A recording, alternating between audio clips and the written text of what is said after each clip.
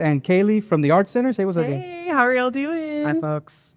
Yeah, so I guess what did we do? Did we correspond through email, or how did we get started on this? Well, I mean, I joined you a long time ago on a podcast and got started here, and we were talking about kind of getting out there a little bit more, and I knew that I had to reach out to you, so I think I just hit you up on Facebook. I was like, hey, how's it going? Yeah, you want to come hang out at the Art Center sometime? Yeah, your 50 States of Terror was the podcast you were on, right? Yeah, my husband and I were doing 50 States of Terror. We talked about cryptids and spooky stories all across the U.S. Super sweet audio, man. When I listened to it, I was like, damn, I could fold clothes and listen to this. It was so cool. Well, aren't you a singer?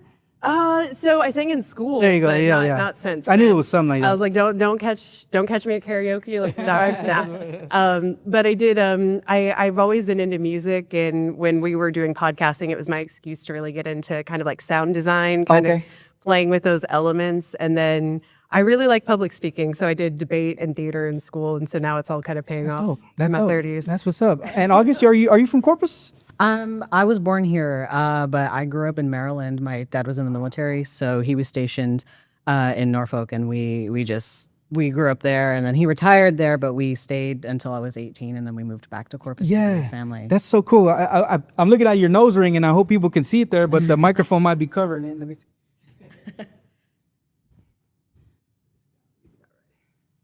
You do have a really cool look. Thanks. Yeah, I try my that's pretty hardest. dope. Fun fact about this nose ring, it's stuck in there. I cannot get it out. Are you serious? Oh, shoot. No. It's the same one I got when I got the piercing. Style is forever. It really is. It really is. Pain is beauty, all of it. Yeah, I had one on my eye. Oh, man, a minute back. Jesus, no. Yeah, I did. I need to see a photo. Right here, I have my graduation photo. I have it on there. Oh my God. And then I had both ears pierced, and I had to take them off because I work in the refineries and stuff like that. Yeah, I lost my facial piercings. I have my septum and like my nose and. Oh yeah, hell yeah! I love Not piercings. anymore, Yeah, not for sure, anymore. I got out of that phase. So we're here at the lovely Art Center, second floor, which is the place that we had our marriage reception up here, my wife and I. I heard how sweet. Yes, it's so awesome up here. The view is nice. And we pass by the Art Center like all the time. A lot of people do and really don't know what's going on here. So that's why you guys are here, so we can understand a little bit more what's going on down here. We have so much going on at the Art Center. I'm excited for the opportunity. So I'm really excited that August is with me because August is in charge of education and we have so many classes. So I think the first thing that's really important to note is that the Art Center is a nonprofit. So we're a 401c3, 501c3. I was like, that's I know numbers. I do. We're a 501c3 and our mission is to promote education and promote like the location for people to be able to, I talk with my hands too much. Yeah. I just noticed. So our mission is to promote local artists, and whether that's with education or whether that is displaying their art, selling their art, providing community, networking. There's so many different ways that we can do that. So our classes, I want to say, is probably the easiest way to really get in here and like find a place and find a way to get involved. So some of the classes we have some coming up that are. Oh yeah, we've got a ton of classes coming up. I think I have a little less than 50 classes on our website right now. If that's wrong, wow, that's cool. No, that's dope. I coordinate with at least 30 instructors to provide a bunch of different art classes. So we've got things like coffee painting, things like ceramics, acrylic painting, oil painting, pretty much almost every medium that I can think of that we have. It's really something truly special getting to coordinate with all these artists who come and teach people their craft, and it's a really good way to get involved and to meet other people with the community. Okay, so the artists that have their stuff displayed here teach those Not classes? every one of them.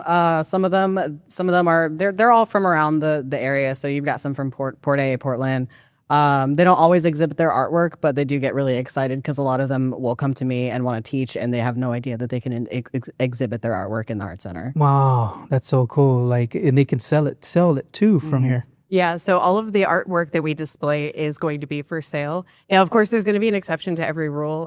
Very recently, we had the dresses, the gowns from Listonia's. Oh, yeah. The public can't buy those. Very sorry. Those have already been purchased. However, we just had a reception for our new exhibits. So we currently have Hermosas here with their mural work downstairs and their Riso prints. And then we also had a call for entry for Coastal Bend community. All of that art is currently for sale. So cool. We have a members gallery. All of that work will always be for sale. As soon as you walk in, you're coming down the halls of the art center. If you're not familiar, you haven't been here before. As you come down the hallway, there's art all down the halls. That's our members gallery. It's always for sale. It's always South Texas local artists. I think it's such a unique opportunity that I wish I would have come down here a lot earlier. I feel like I would have been here a lot more if I'd made a visit earlier on. Yeah, a lot of us don't think about like having local art in our homes. We just go to Hobby Lobby or something like that and buy whatever's there and put it on our walls. You know what I mean? I guess awareness is what I'm thinking, you know. Right. And it's funny because like it is so much easier to go and just buy retail art. And I always think about people who joke about we need weird art. We don't need dentist art. Like we have some weird art here definitely for you. We've got a surrealism exhibit coming up soon. So we're about to get real weird. As exhibit coordinator, I've already seen the art that's going to go out. So I can tell you it's going to be I'm so excited. really good. And I'm not telling anybody what I've seen so far. But yeah, we have all of the art there, but you have to consider that the stores are making things that are inspired by artists. Oh, so trends are happening, and of course trends are going to happen. Yeah, like that's just the way of the world these days. But setting those trends are going to be the real artists that are in shops like this. Those bigger corporations, the companies, like they're seeing what real artists are doing because that's what people want. Oh, right. And they're making it. So if you're seeing it at the store, there's a really good chance that you're going to see something very similar or comparable here. Yeah. And with local artists, we also have a variety of price points as well. Okay, we have a variety of mediums, a variety of expertise levels, a variety of price points. I've not come in here and seen the shelves and been like, I couldn't pick something up and take a gift home of some kind or something for myself every time I'm in here. Yeah, for sure. You bring up a topic that I talk about sometimes on my podcast, AI. August, do you understand? I mean, what's your take on that as far as like you being the educator or that aspect of it and the actual person creating the art as opposed to like a machine creating the art for you? Do you dabble into that type of stuff or? I'm not super supporter of AI. I definitely think that it could be a tool to be used if it were a little bit more ethical as far as data centers and everything like that. But as far as using it as a tool myself, I think I thought it was cool at first, but I think using AI for me personally was something that took away from my own creativity. I think it's wonderful to find inspiration from what other artists do. I don't think that I would be using it in the future. Yeah, for sure. Hey, Kaylee, you got an opinion. We talked about this before. Yeah. I got opinions. I'll keep my opinions tame. I would say that my opinions on AI have to end at a certain point because what I do professionally, I try not to use AI for any of like my creative outlets. Like I try and like echoing what August was saying, I try and find creative inspiration from other people, from other artists. But there is, how do you say, there is a learning curve that has to happen everywhere because just how I practice my art isn't going to be the same way that the next person practices their art. Right. And my opinions cannot invalidate anyone else's art. So I will say that my opinion is ever evolving, but I do think that generative AI doesn't necessarily have a place in original artworks. Okay. Is that fair to say? I would absolutely agree with you, and it's really fair. I think that in such a digital world that we live in today, it is so easy to fall back on creating with generative AI. And I think in that we're losing the connection and the community with local artists. I mean, for the classes that we do here, a huge part of that is connecting with other artists and learning from them. And I think that with the rise of AI, it is just something that we are losing and art, I think, is suffering from it. But I think that also opens up such an awesome opportunity for places like the Art Center because we're a physical place. Yeah. We have this beautiful location. Like, Oh, yeah. I know the camera can't see all the way around, but like there's a vaulted ceiling in here. These aren't the only windows. We have 7 total galleries. If you count them up individually or all the studios and galleries together, we have 7 locations. That's a lot of places to meet people. That's a lot of places to do art together. And I would love to see some new faces down here. I'm the newest face. Like I keep saying I'm the new So kid. cool. But like as the newest face down here, I think it's really exciting to get kind of just like some fresh takes, fresh ideas, because I think when you take the fresh and the new and you pair it with the experienced and like it's like the silver and gold analogies, I think you get some really sparkling results. So I'd love to see some new artists come down here, maybe find some mentorship with our current artists. I know we've got some of our folks like Kenneth Hanna. He does plein air painting, and you'll catch him up and down the seawall all through the week. He's always inviting, like, hey, how's it going? He's always wanting to engage in conversation. He does classes as well. He hasn't done a class yet, but I think he does have a group here. Kenneth, do a class. This is me telling you. If you catch this, Kenneth, I want a class. I want to go do plein air painting outside. This is your guardian angel. This is your You guardian need to angel. listen. So I think going from that discussion automatically takes us into it's community, it's space, it's for sure. reality, it's here and it's engagement. Yeah, I don't think AI is ever going to replace that, like having actual community with person next to you. You know what I mean? The live performance is not going to replace live performance because you have actual humans playing music or performing comedy or whatever that art might be. Was I thinking about? Oh, you saying you wanted different people in here? How do you guys? How do y'all go about doing that? I know a lot of it is word of mouth, especially in our community. Like families know other families and they know of the art center. So how do you think? What's the challenge in like getting those new people eyes over here? You know what I mean? Definitely. I am somebody who struggles talking to people in general, but I think a huge part of what we all do is word of mouth, is greeting guests as they come in and telling them a little bit about what we do, because a lot of them are really curious. They've never been here before. They've never seen this building and they want to know what we do. And they go and they tell their friends everything that we have to offer, because it is really special. And it's something I think that is a hidden gem right now for Corpus. Yeah, for sure. So we have about 200,000 visitors come through our doors every year. That's amazing. That is a wild amount of bodies to come through. You know what? Honestly, it's so shocking that I forgot why I was telling you that statistic. I was just thinking about how many people actually come through here. What was the question? Jesus? Yeah, no. What's the plan in going about getting those new Getting new eyes? faces. Yeah. I talk a lot, and I'll talk to anybody. That's all good.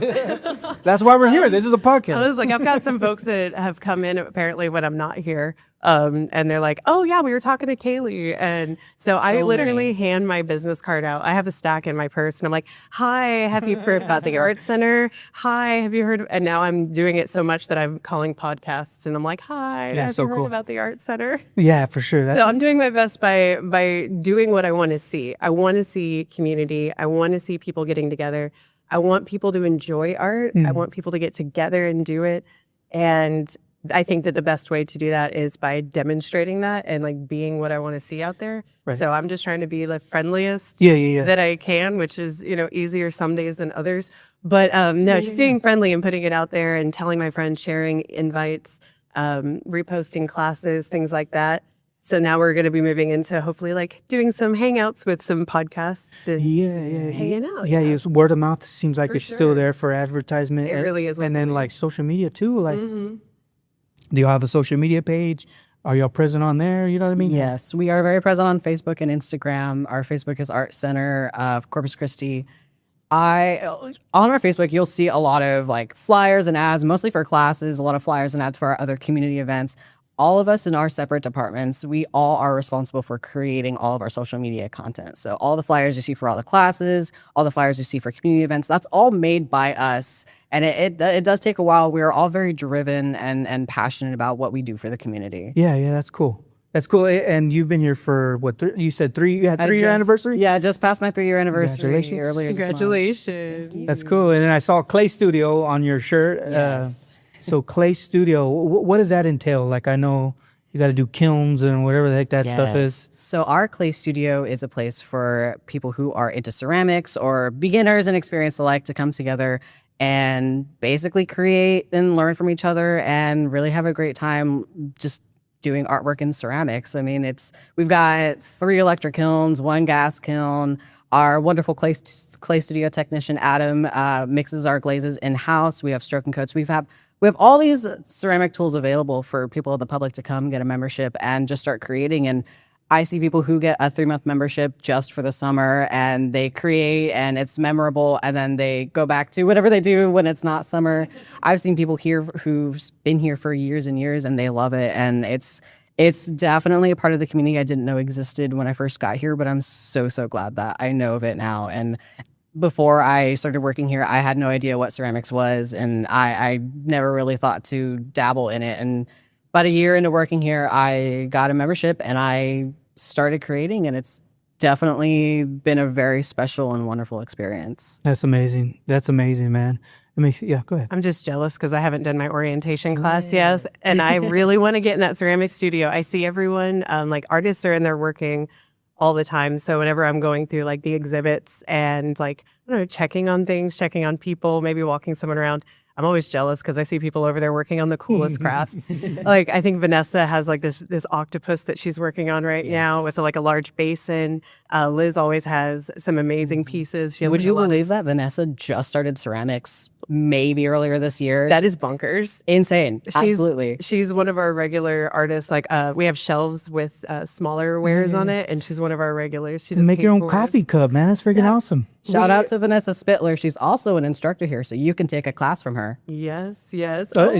She specializes in that. Is that what you're talking about? So right now she specializes in acrylic painting. So she does her acrylic paint pour classes. She makes jewelry. She's starting to ebb into ceramics. So she's going to be teaching a summer camp here where one day is going to be focused on ceramics for the little kids. And I cannot wait to see what they come out. Yeah, that's amazing, man. I got two little kids myself. Yeah, kids are the best at art. Like really, like the ability to play. I think we've discussed a couple times. I feel that anybody can truly be an artist. Like being an artist is the ability to play. And you can look up who said the quote, and I butchered it, but it is a good quote. Yeah. When you become an adult, you kind of forget how to play. Yes. And I think the best artists I know are probably the silliest people in life. Yes. Like they might be really dark art, but so far as like their personalities, they can play. It might be dark, but they play. That makes sense. Like that creativity, that part of your mind that a lot of us forget about as we go to work and have families and stuff. routine. Yeah, exactly. And like, who remembers that like ceramics is a part of art? You just think in paint most of the times or drawing, you know? Oh yeah. It's kind of wild because I've never seen another medium that brings out such unbridled confidence in people. Ceramics is something that brings out just confidence, curiosity, and creativity in everybody. And I'm surprised that it's not more ingrained in our society today. You see what I'm saying? Yeah, exactly. And I wish it was more, but it's just not. It's weird. It's like those things that we want in art to be a part of our lives, they're not.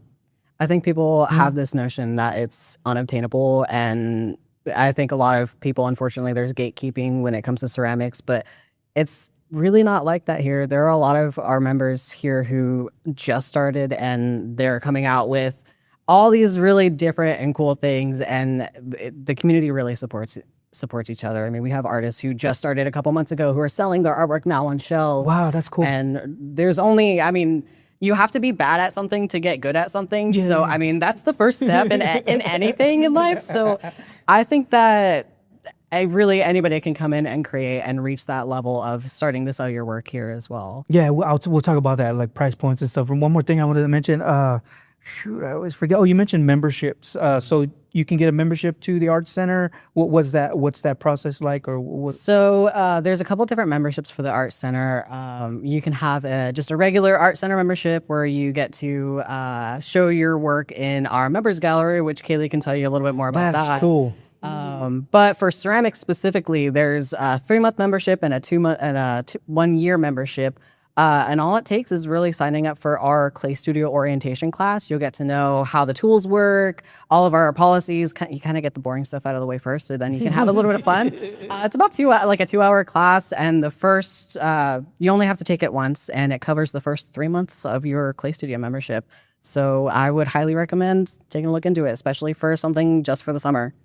That's pretty cool. Yeah, so far as memberships and like what I do as the exhibits coordinator, so I have a members only gallery. So I do rotations for that gallery, and you can make whatever kind of art you want, whether that's painting, whether that is sculpture, I think I have bronze casting right now downstairs. Yes, the buffalo. I have jewelry. I have all sorts of things that can be like restocked. We can do all sorts of maintenance on those items.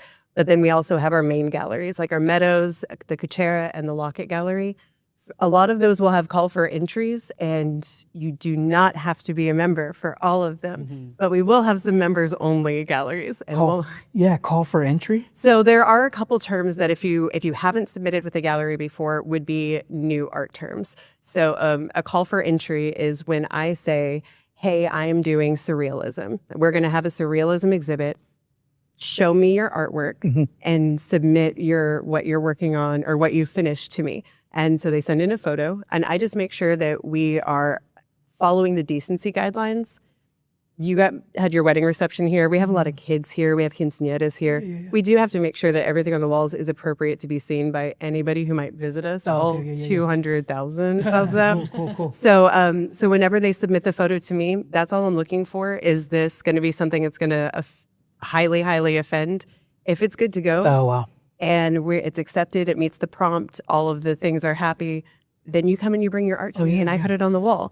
And all of that is, of course, entailed, like whether the membership or submission fee, like that can change from exhibit to exhibit. Wow. But it's a lot more accessible than people think. And I think sometimes, especially as someone who is a full-time artist, it wasn't in the fine art world.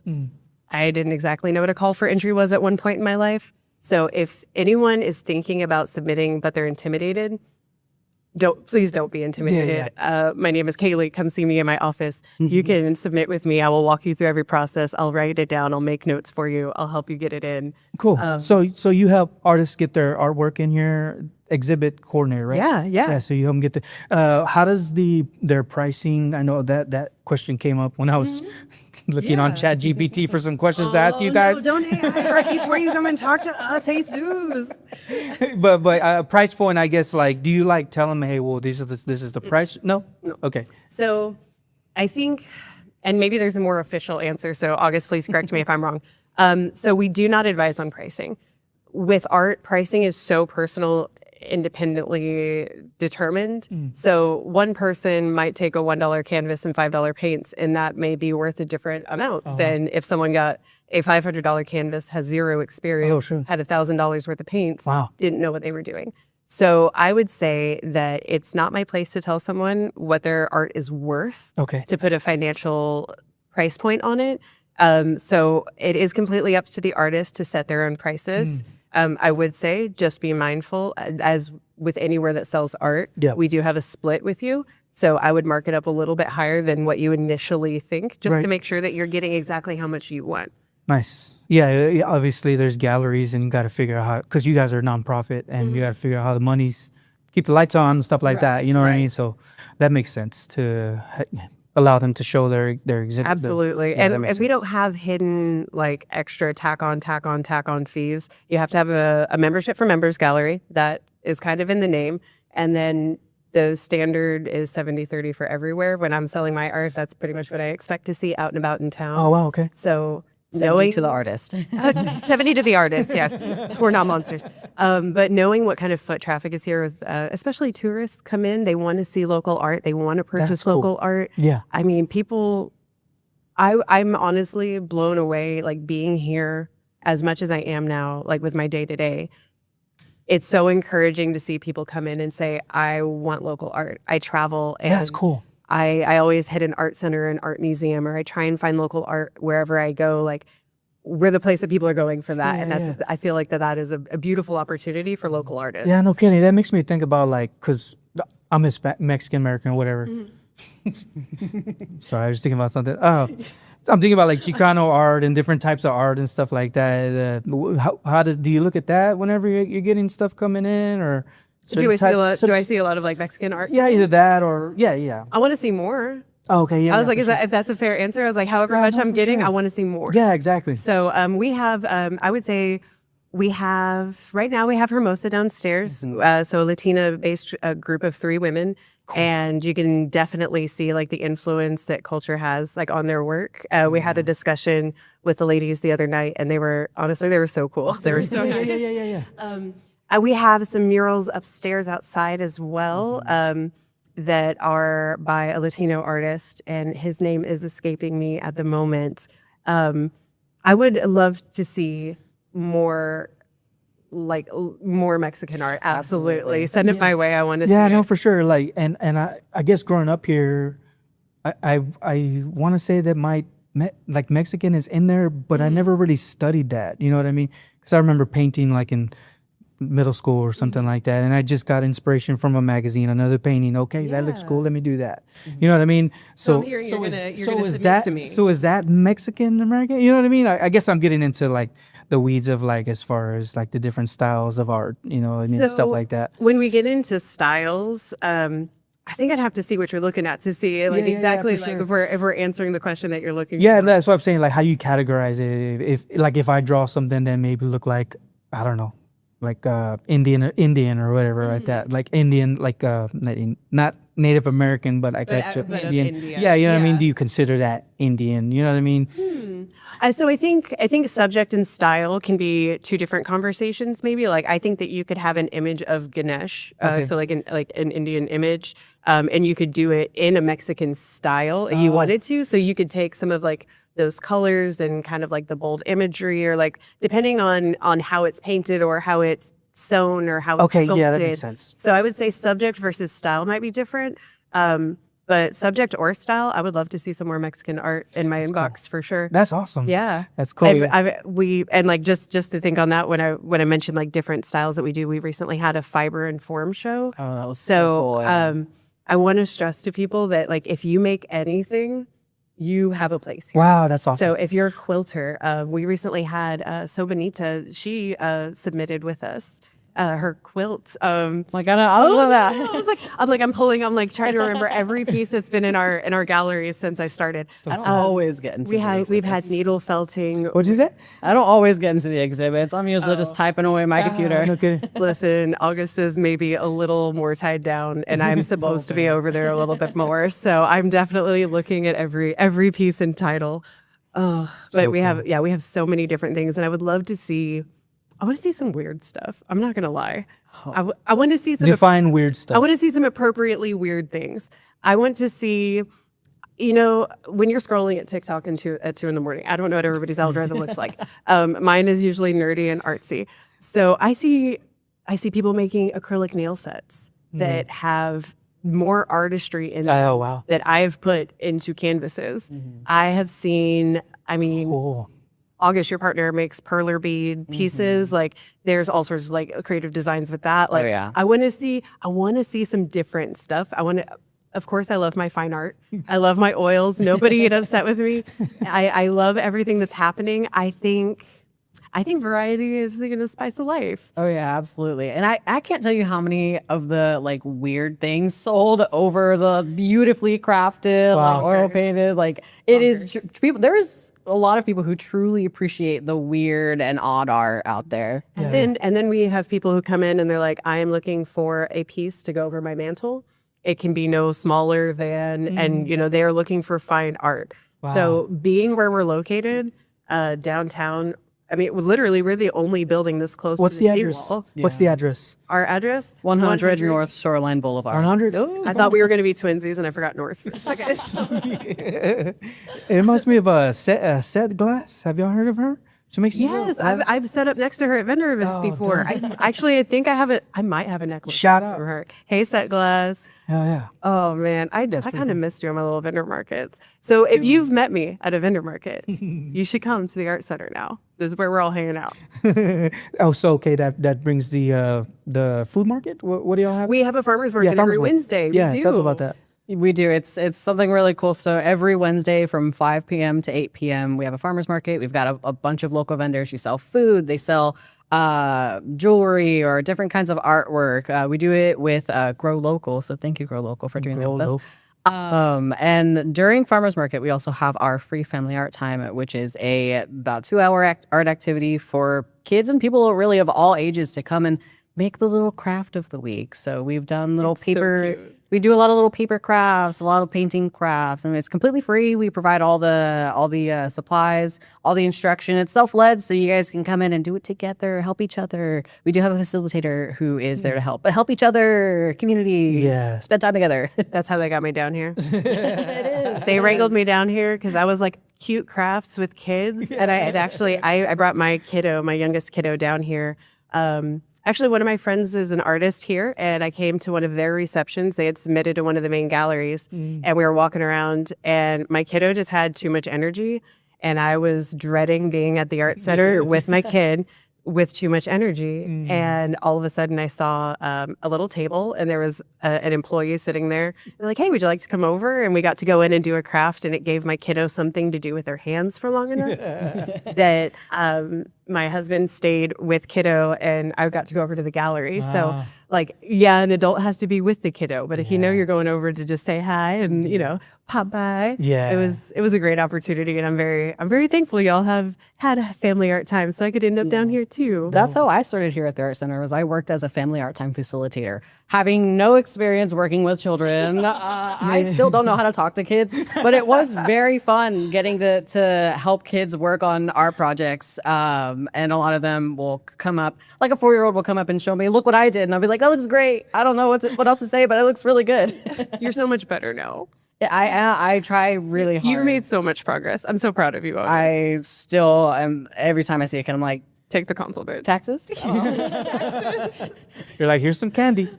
Candy, just candy. That's the love language right there. Yeah. So what's your background in art? Do you have a background in art? I do. So I dabble in a little bit. I draw, I paint. Right now for the past year and a half, I've been really focused on ceramics and polymer clay. A little bit more on the polymer clay aspect because ceramics is a little scary to me. But I make like jewelry. I make sculptures. I really want to dabble more into like the fantasy kind of setting for my polymer clay. I have not always been an artist, but it wasn't until it really was something that was born of fidgeting. I fidget constantly. You probably watch this back. I'm like touching on my pants, touching my ring. Yeah, I feel you. But really, I would just fidget with a bag of clay that my partner had brought home. And I started shaping it into different shapes and just absentmindedly started making little things. And I just do that to this day because it's something to do with my hands and I really enjoy it. So cool. It reminds me of, I'm a freaking nerd. I used to do those little model cars. You glue them together, paint them and stuff like that. It's fun. My husband's shopping for one right now. Oh, you serious? Yeah, him and the older kiddo are about to do a model car. I didn't even know that they still sold those. Oh, it was so cool. No, I'm kidding. Yeah, I used to work at the Islander Art Gallery when I went to TAMU CC, probably like 2011 or something like that, or 2010. Anyway, and then I was invited to one of the art shows, like to help out over there at the island. And you can if you go to those galleries and you just look at, you can just zone out on one painting for like minutes at a time. Mm-hmm. It's amazing that the culture, you know, you know what I mean? Like art culture, just the people around it is amazing, you know? Yeah, I feel like we're all like we have our own little groups and stuff like that. It seems like y'all are like inviting, like, hey, come check out our group, come check this out, you know what I mean? I feel like we're all different we're all artists, but we're all just different flavors. Yeah. You know, like same product, different flavor. It's just like once we get in somewhere, we just start bringing the other artists in, start bringing in the other friends. That's so cool. You were mentioning the university. Were those exhibits at the library? Oh, okay.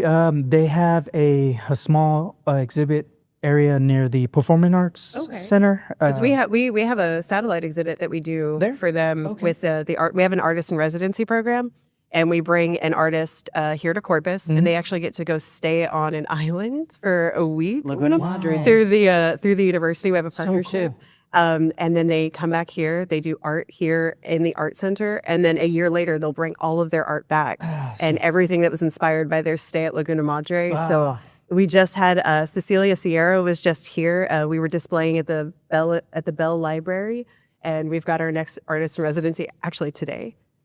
Oh my gosh, she's going to the island today. That's so exciting. Yeah, so she's on her way right now. Hope the weather's great for you.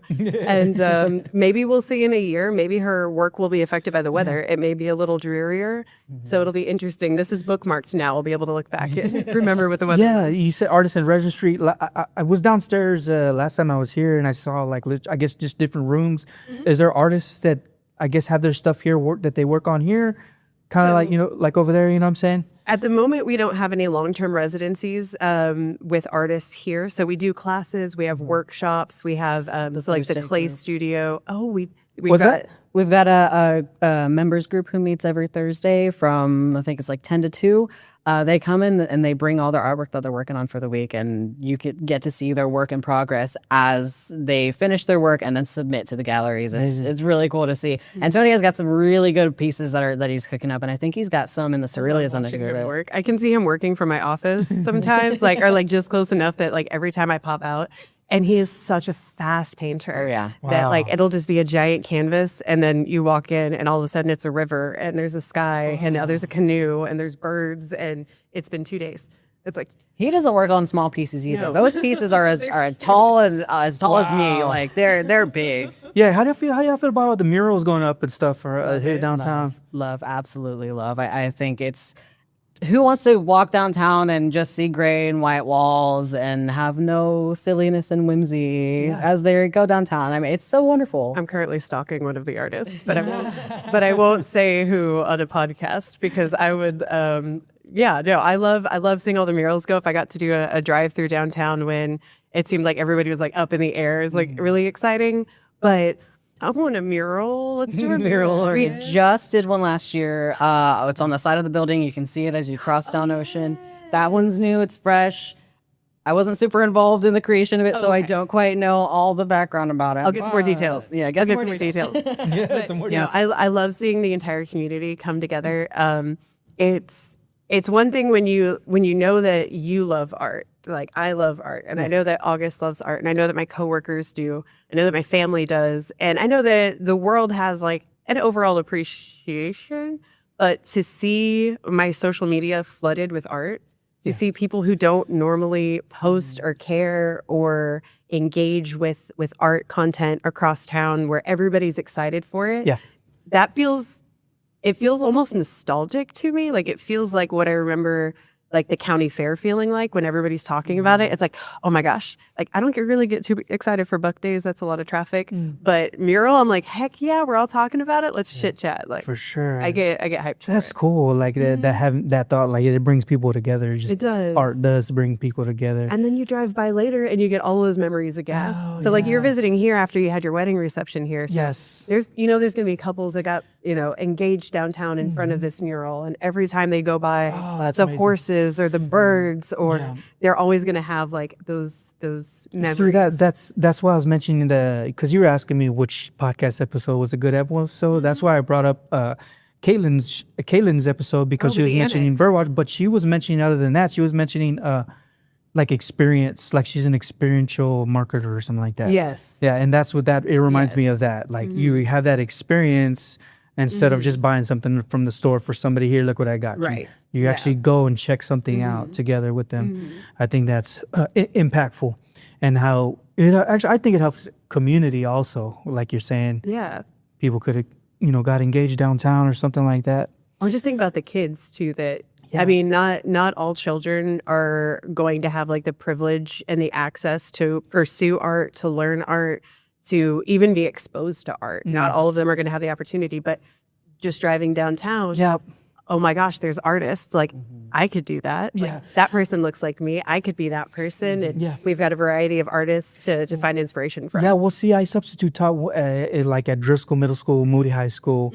And those kids, they're into graffiti and stuff. They would pass around these books and write graffiti. Amazing work. You know what I mean? And even that is art. I think too, to me, there's actually if someone wants to submit graffiti on a canvas, I will take it. Bring me some graffiti. Oh yeah. I was submit it. I was that's amazing. Make sure it's on topic. Does the art walk reach you guys out here? So we actually have Kids Walk. Oh, okay. So we are a part of Art Walk. Do you want to jump off with Kids Walk? We are a part of Art Walk. We do Kids Walk for the first Friday for every month. Kids Walk is this huge event we put on, and kids can come. We usually have a theme for each Art Walk. I was dressed like a pirate recently. We were dressed like pirates. This last one was Lemonade Day, where a bunch of vendors who were children got to learn about entrepreneurship and really sell their lemonade, which was really really cool to see. We do family art time, a special family art time that is themed. We do, I think it's also our opening for new shows for the exhibits. I was like, then it bounces back to me. So while everything is going on outside, because we are, so the Art Center not the art museum, just to make it clear, because a lot of people do get us confused. We're the ones with the courtyard. Okay. We're the ones that we have a big fancy Mediterranean courtyard. I only say fancy just to paint the picture. But a lot of our kids' activities, weather permitting, are going to happen out there. And while that's happening, we've got adults inside mingling in our galleries. So we'll do our openings right now are set to happen around at the same time as Kids Walk. So how synonymous is it to like drink wine? Because there's a place down House 41. we do have Gallery 41 in our facility. So Gallery 41 is named Gallery 41 because the building was built in 1941, just as a fun little fact. But yeah, if you wanted to pop up and grab a glass of wine, Then you walk I'm to the looking at- galleries. I mean, that's hang out right there. That's for sure. Yeah, that's totally fine. So I think the only time we would really have no drinks, no pets, because we are also dog friendly. The only time we have no to that is going to be when we have those dresses in there. So the dresses, the Listonius dresses they are beautiful, but they do touch the ground. So we do not allow anything that could spill or make a mess for that. But yeah, we've got vendors out sometimes, and so you can pick up drinks. That's and cool. Things out in the courtyard as well, drinks and snacks. We also got local artist demonstrations. Vanessa Spittler, who we mentioned earlier, did a paper demonstration for kids and people of all ages. Last month, we had the coffee painting, the fantasy map making with Sam Derleth. So you're talking like people can actually watch them making. Oh wow, that's People can watch them make art, and they can even join in depending on what the artist is doing. I mean, we've had a sewing demonstration. We've had a Sorry, I'm gonna butcher it, but it's a synth demonstration. So we did it in coincide with Family Art Time. I think that was the first month that you worked here. That was like my first week. That was so cool. We collaborated with Matt Eller, who also teaches at Del Mar. He has a synthesizer machine that basically makes music using sound waves. It's really technologically sounding, but we bought plants and we were able to have the kids paint little plant pots, and then they took their plants over to Matt, who then hooked it up to his machine, and they were able to make music using their plants. So I just hooked it up to my arm, and I made the weirdest techno ever. I wasn't sure how weird I thought it was going to be, but it was a little bit weirder. Yeah. yeah, that's so cool. Is there anything you guys would like to share or mention? I would like to throw out that we have a super cool veterans program. I wasn't sure where to squeeze it in earlier, but you know my husband, Anthony, he's joined you here. Anthony is a Marine veteran. We actually got him signed up for a membership. So cool. And he's already done clay. He's done some clay stuff going on. But our heart program is Heroes Engaging Through Art. I want to say that's correct. I was like, I think I got it right. Hey, so it's Heroes Engaging Through Art, and we are reaching out. We are providing memberships for veterans. We are trying to really just like reach out to folks that, I keep saying community to the point where it's going to sound cliche and like super silly, but we see younger couples come in. We'll see younger enlisted or officers come in. And we're one of the places that people visit. But when they realize that they can do things here and that they can engage with people here, it becomes a really easy, an easy yes. We're right down the street from the base. You pop out right by TAMU. We're right down the road.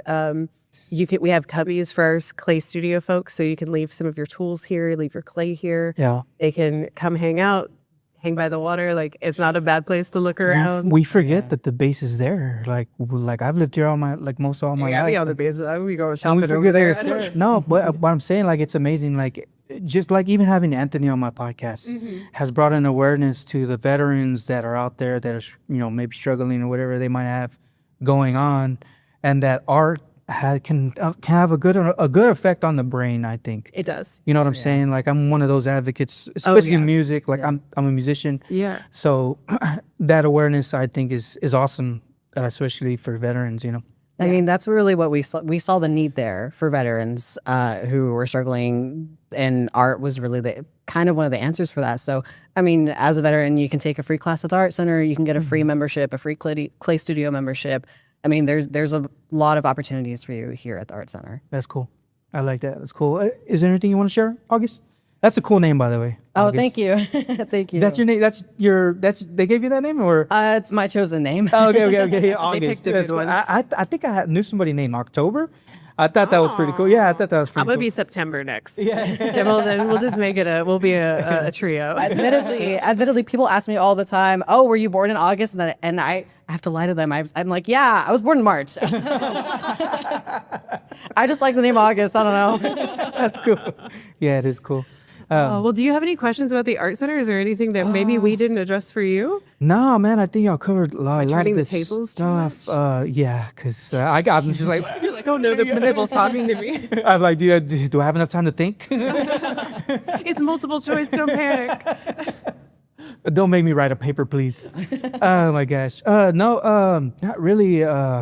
Is there a fee to come in? No admission. Okay, no admission. No, I want people to come in. Well, All year I didn't round. set the admission, so don't let me take credit. But we want people to come in. We want people to come look at the art. We want artists to come in and learn what we're about. So Yeah. it's never going to be an admission.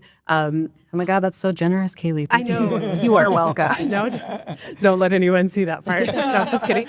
But we do. I will say that we do have a couple of events that will be ticketed events. So the one that really comes to mind is that we have Super Bowl, and Super Bowl is it comes from Clay Studio. It's our biggest It is our biggest fundraiser event. of the year. We work with the food bank here in Corpus, and it is basically all of our members get to come together and they get to join leagues and compete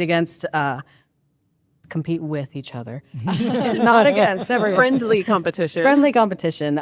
They get to make all these handmade bowls. I think this past year we made a little over 1,000 bowls, and people who buy tickets can come and get a bowl for free and try different soups from local food vendors here in the area. And they get to vote on their favorite soup at the end of the night, and it's something. I think who won this year? You weren't here for that, were you? It was the cheese soup that was served in the bread in the crisp. I thought it was a tomato soup.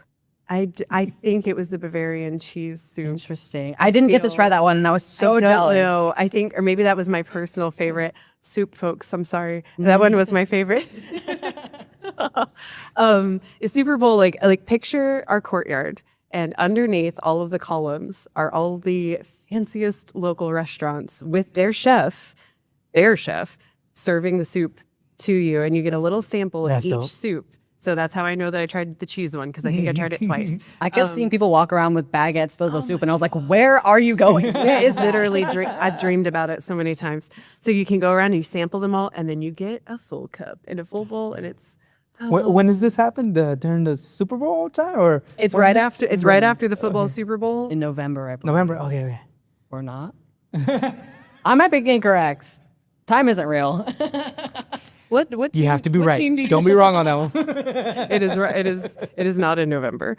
It I is don't right know after the the Super Super Bowl. Bowl. Yeah. I worked the Super Bowl, and I've been here not very long. I don't know when the Super Bowl is, but I'm not a sports. I'm not a sports person either. I don't so you like, probably you know, like- soup. It's going to be like Yeah. March? March. That doesn't sound right. February. That doesn't. It literally, Okay, you know, I was like, it has to be February. It has to be one of those two. This past one was February 19th. Probably during the cold Jogs season. my memory. Yes, cold season. You know what? You're onto something. Full season, February. We'll get the date for you. Do you want to come? Do you want to come to Super Bowl? Maybe, yeah. I get you a ticket. Okay, Jesus. I will get Jesus a ticket. Put it on. I'll take care of it. You come see us. As much get as you a new I do a wifey. podcast for the community and stuff like that, I do not like to get out of the community. Oh my goodness. I feel sad to Okay. say that, but I mean, If you but yeah, change your no, minds, yeah, you let me know. yeah. Send me an invite, And Tell me about it. I'll get you and the wifey set up so you can come have a date night where you had your wedding reception. Oh hell yeah, Yeah? yeah, See? yeah. That's a good idea. Uh-huh. Yeah, that is a good idea. I'm trying to play wingman for you, Yes, friend. yes. Thank you. Hell yeah. I need all the help I can get. Well, like, right when you need to win. Oh. That's cool. Yeah. So there's no fee to come in here. No. I'm trying to. You guys are all closed on Monday. Closed on Mondays. So Tuesday through Sunday, you guys are open. What times are y'all 10 open? to 7? So 10 to 7, except Wednesdays we're open 10 to 8 for farmers market. And then Saturdays we're open 10 to 4. And then Sundays we're open 11 to 2. Hey, yeah. Yeah. I oversimplified it in my head. and I'm Can you glad I believe looked it? It took me a full year to get those right. That's funny. Yeah, Sunday's got to be the shortest. You guys got to be home for the family or whatever. Yeah, I will say Sundays I do intake as well though. So Sundays when all the art comes in at once. It's a lot of bodies. It's a lot of artwork. Cool. It is a well-oiled machine. We have a whole system. But yeah, Sundays, they might be shorter hours, but they make up for each and every shortened minute. Yeah, what I like about it, y'all, is that it's local artists. Our local artist pieces are here. When I came here the first time when I met y'all here, I was like, wow, this is local stuff. You got little trinkets and right there in that little hallway there. And then the dresses were here at that time. Yeah. And I was just like, wow, this is local stuff. So that's what I really like about it. That it's local art. I love being able to tell. Oh, I'm so sorry. No, go ahead. For people that are around us. Yeah, I love being able to tell customers that come through or like guests that come through when they ask about a painting, being able to say like, yeah, I saw them working on that. Well, you know, too, it makes me think about like not a lot of us know that it's for sale. We just think, oh, it's there for display. We do. I would say that is a common thing that I hear from folks. Like number one is how much does it cost to come in here? They're already in the gallery usually at this point, and they're like, how much does it cost? It's like, well, you've already crossed the threshold, so it's just as much as it was when you walked in. It's still free. But yeah, a lot of folks think that we are more like a museum and less like a gallery. Yeah. So we don't have traveling exhibits that are going to be archival, historical. We are going to have active artists, living artists, working artists. Do you have a price tag, or does the person have to ask, hey, how much does this cost? Everything will have a set price. So honestly, thank you, because all you've just done is confirm to me that my tags are the right color. Okay. Because each piece down there has a tag right next to it, and it has the title, the medium, and the price. Okay. So title, medium, artist price. But we've got them right next to it, and they're the same color as the wall, so they blend in. Nice. So if you see a piece that you're interested in, just kind of slow down, take a look to the right, towards the bottom of the frame, and you'll see it posted right on the wall. Yeah. If there's a red sticker on it, that means it's sold. And so sorry for you. So You happy said that medium. you're- There's Whataburger. I'm thinking medium cup for tea. I'm like, what the? But that's like the acrylic or whatever. Yeah. So it'd be oil or clay or Yeah, for sure. But Cool. that's a good point to say though. We're right next to the Whataburger by the bay. So if you get confused, right across the street. that is how you find us. Go to the Whataburger. If you're standing on the balcony, you can see in the second floor. of us. Everybody passes by here. It's Ocean Drive, whatever. Is this Ocean or Shoreline? Right here. Everybody passes by here. You know what I mean? To go to the Bank Center or, the seawall or whatever. Yeah. It's here. And I know that we know that it's here. It's just like Gotta come in parking and see us. coming in. Yes. You know what I'm saying? That's cool. You guys check out the art center, you guys. Is there anything else you would like to share? Thanks for coming on the That's show. everything. Thank you so much for having us. Thank you. Yeah, this has been wonderful. Yes, it's awesome. It's awesome. Well, you guys, August, Kaylee, thanks for coming in. We'll see you guys next time on the Corpus Christi Originals Podcast. Next episode, I can't tell you what it was, but somebody will be on next episode. We'll see you guys next time. Y'all have a good one. Bye. Bye. What's going on, yeah? Susilario Hernandez back at it again. Corpus Christi Originals Podcast. Today we got Wendell Williams. What's up, Wendell? How we doing? What's going on, Jesus? How you doing, brother? Appreciate you, man. This is really cool. I'm so it was really laid back, not crazy wild. I like this atmosphere. That's cool. Yeah. Shout out to the Artisan. We're here at the Artisan. I'm not sure the address, but I'll put it on somewhere on the page or 218 North Chaparral. There we go. That's what's up. 218 North Chaparral. Wendell Williams. Caught the pass on that one. Appreciate you, bro. So we obviously have know you through the comedy scene. Right.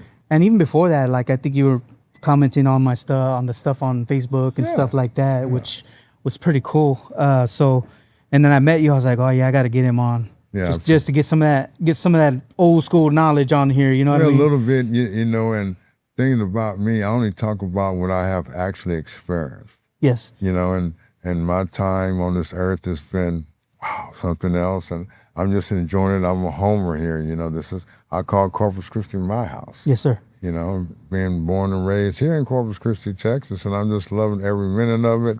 And I appreciate you, man. Yeah, you're welcome. Putting me on. I'm enjoying this right now because it's really laid back. I'm in a good mood. No, really cool. Yeah. Nice, man. I wish I would have got us a drink before we started, man. Well, that's all right. I had one at the Lazy Beach. That's what's up, bro. And then obviously when I think of you now at this moment, I'm thinking of Hillcrest because you told me you grew up in that neighborhood. Yeah.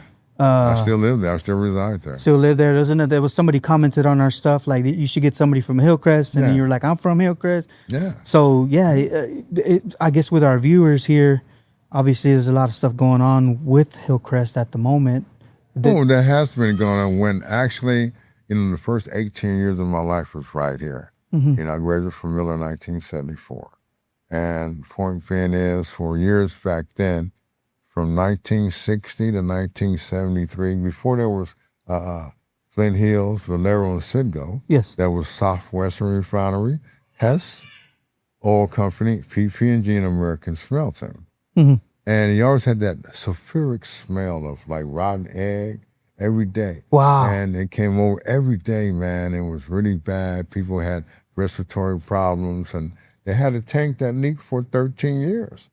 And they really didn't tell anybody. And right now with the water crisis, how they in the desal plant, they tell me, oh, we don't want to kill the fish and the brine, it's going to mess up.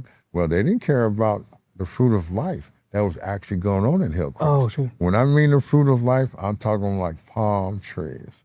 In my own backyard, I had an orange tree, grapefruit tree, tangerine tree, Wow. pomegranate tree, peach tree, loquat tree.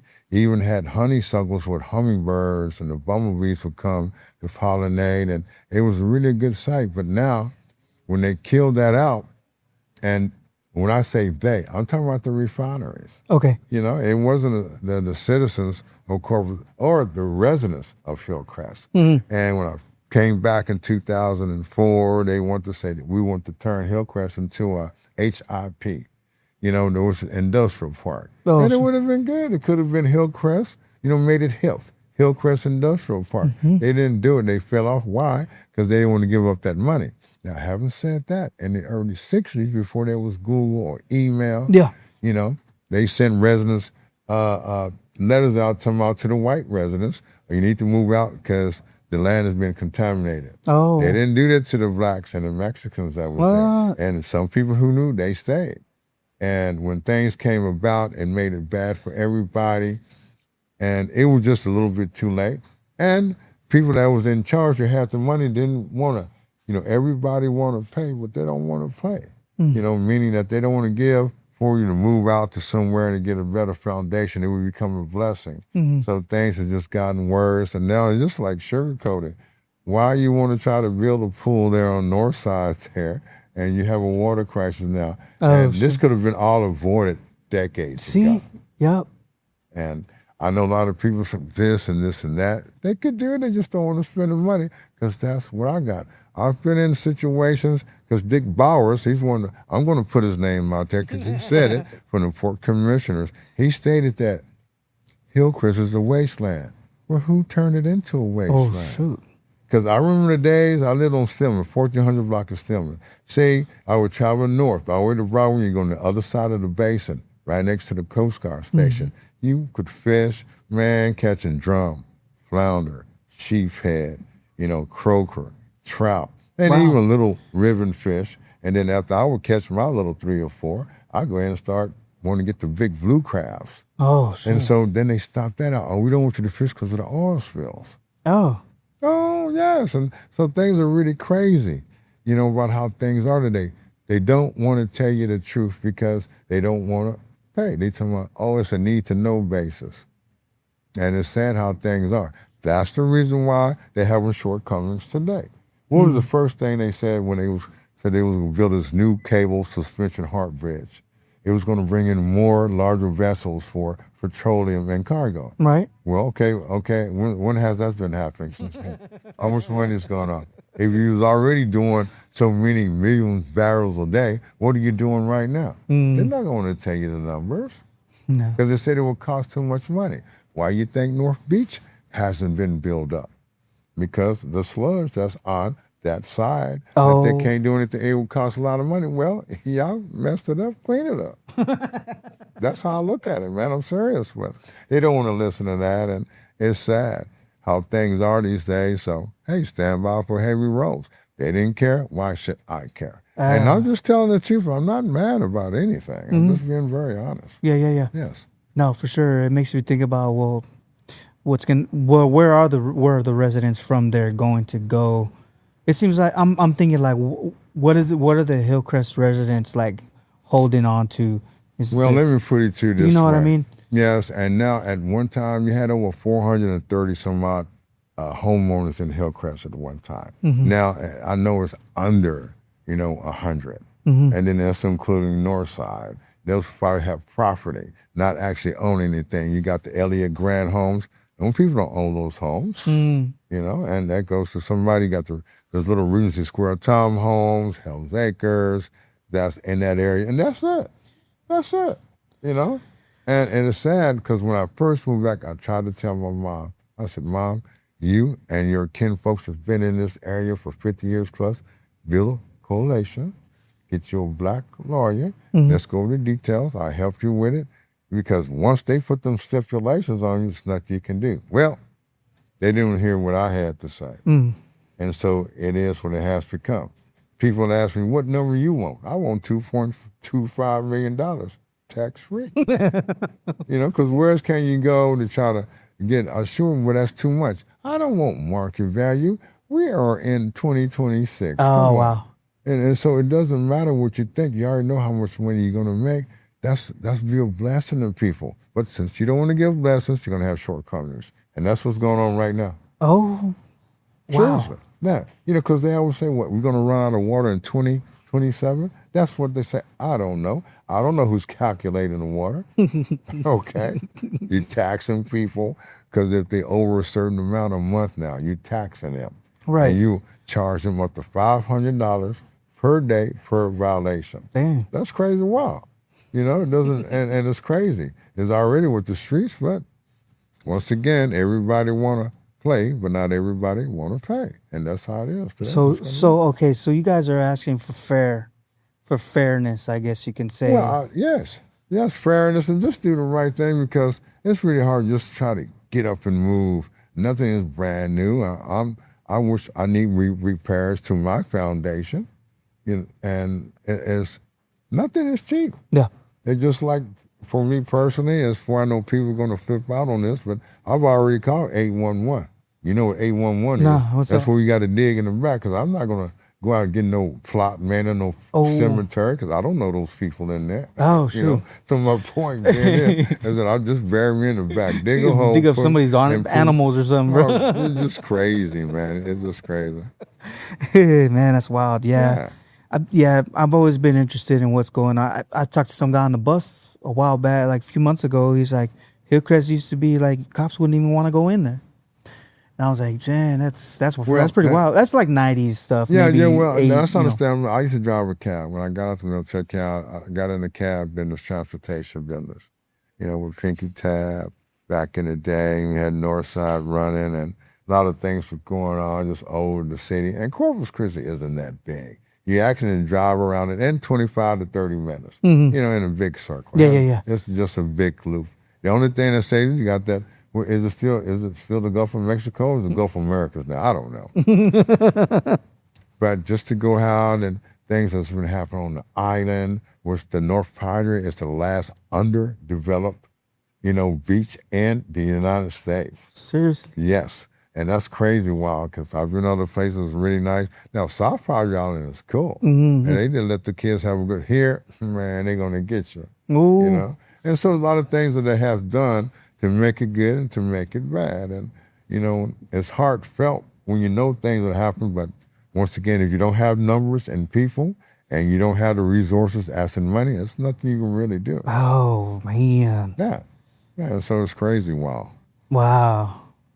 So I'm just thinking, like, where are you guys gonna go? Like, do you think they're actually gonna build stuff out there, and eventually y'all will be out of there? Only thing they're trying to build now is that little softball field that they're trying to do right before you get to it's on the west side of the new bridge, and they're trying to put like bring back the T-Series pool, because Maine. Actually, they had the little projects which molded and things that they had in lead that was bad. They knew these things, man. You can knock it down and build it back up. They want to try to call Texas, which you're going to Texas Riviera. You not see that little river? There's nothing that's going to go on there. Yeah. They're not doing anything really. They said it's for the community. What community? Go ahead and say you want to build your 170-room hotel there and put some nice little restaurants, because what they call the area downtown, the C District, Sports, Entertainment, and Arts District. Right. But It's to me like sugarcoating, and y'all just screwing off money, man. You could have put that money in, gave the people, and let us all move out, graciously. Yeah. It was a buyout thing, but it was more like voluntary. Unless you was in intimate domain where the bridge was coming right over your property, what they had to do, then you had to go. Other than that, no. Because HUD, the city of Corpus Christi, Port of Corpus Christi, and they all made money. And the state, they all made money. Not everybody made money. People who did voluntary move out, they didn't get the deal that they thought they was going to get. Oh, shoot, And man. it's sad. It's sad. So people are upset, and all these meetings, to me, it's like protocol. We have these meetings and say, well, we did let them know. But they don't have the numbers to offset anything. And that's it. Because somebody's been pocketing money. Because if a company that's been paying that make billions of dollars or hundreds and millions of dollars, and they don't pay any taxes for 10 to 15 or 20 years, where's that money going? That's a kickback. More offshore bank accounts have risen dramatically within the last 3 years than anything. Think about that. Wow. We gotta put 5 bands, which is $5,000 minimum, into an offshore bank account. So I know it's some people, even in Corpus Christi, that got them an offshore bank account. So please, I'm trying to be disrespectful. I'm just telling the truth. Yeah, man. Yeah, it's crazy, man. Yeah, it is. And you grew up like in what'd you say, the 60s? Like even I was born in before that. 55. I was born in 55, so things come up. I've seen a lot of things that accumulate to, and at level 5, level 2 is age. That's when I started, like people say, woke, started experiencing things that's going on. Okay. What was going on, what was happening, and I would ask questions. My dad was an Army Korean War veteran. He was a Mason. He was not a steel worker, union working guy. Yeah. And his side hustle was upholstery. Oh. He did upholstery. Some people that's there on Ocean Drive sitting on my dad's stuff right now. Oh, wow. Yeah, and so that's a good thing. My mom was a seamstress. And so I come from that family because I was adopted. I wasn't, I never met my biological parents or mom, what have you, but the people that God put in my life helped me. That's the reason why I am the way today. But I didn't find out till in 2012, man, and that I was adopted. Wow. My mother told me, and my dad took it to his grave in 99. He took it to his grave. I know he wanted to tell me sometimes. My mom told me in 2018. 2012, excuse me. She passed in 2018. Yeah. And so I just took it as a grain of salt, man. And it's really crazy. And see, people who knew back then, I had a friend of mine, a classmate. He says, man, I knew, but if I had to tell you, I would have got a whooping. I said, well, that's one whooping you should have took.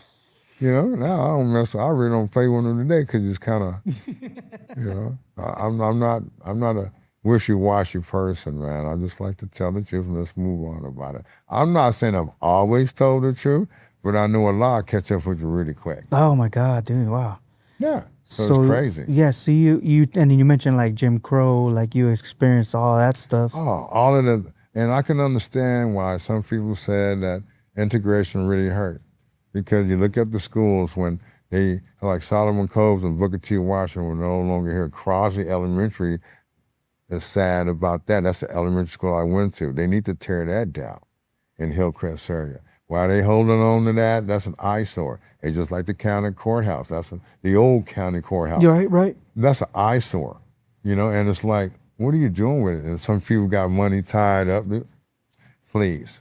Please. It's just too much of the rhetoric of putting the blame game on somebody else. Damn. You know how things are. So it's really sad, man. It's nothing I can really do but speak my voice and opinion about it. And just like now, Mary, I ain't got nothing against you, but you just stated that, you're trying to get back federal dollars. What happened to the federal dollars you had?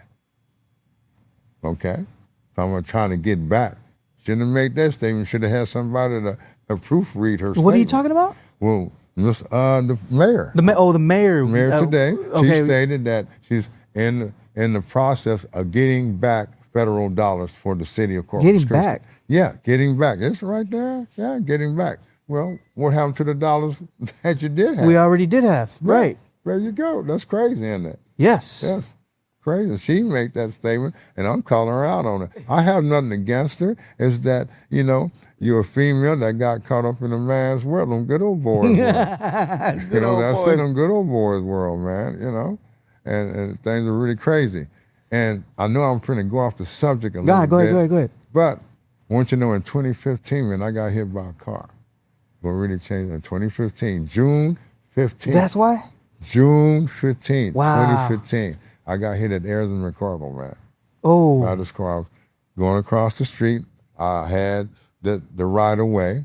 This guy was traveling southbound on Ayers, went in the northbound lane, missed all those cars at the light, and right there, Rosie Tamales right there. Ayers and McCardle tattooed me, man.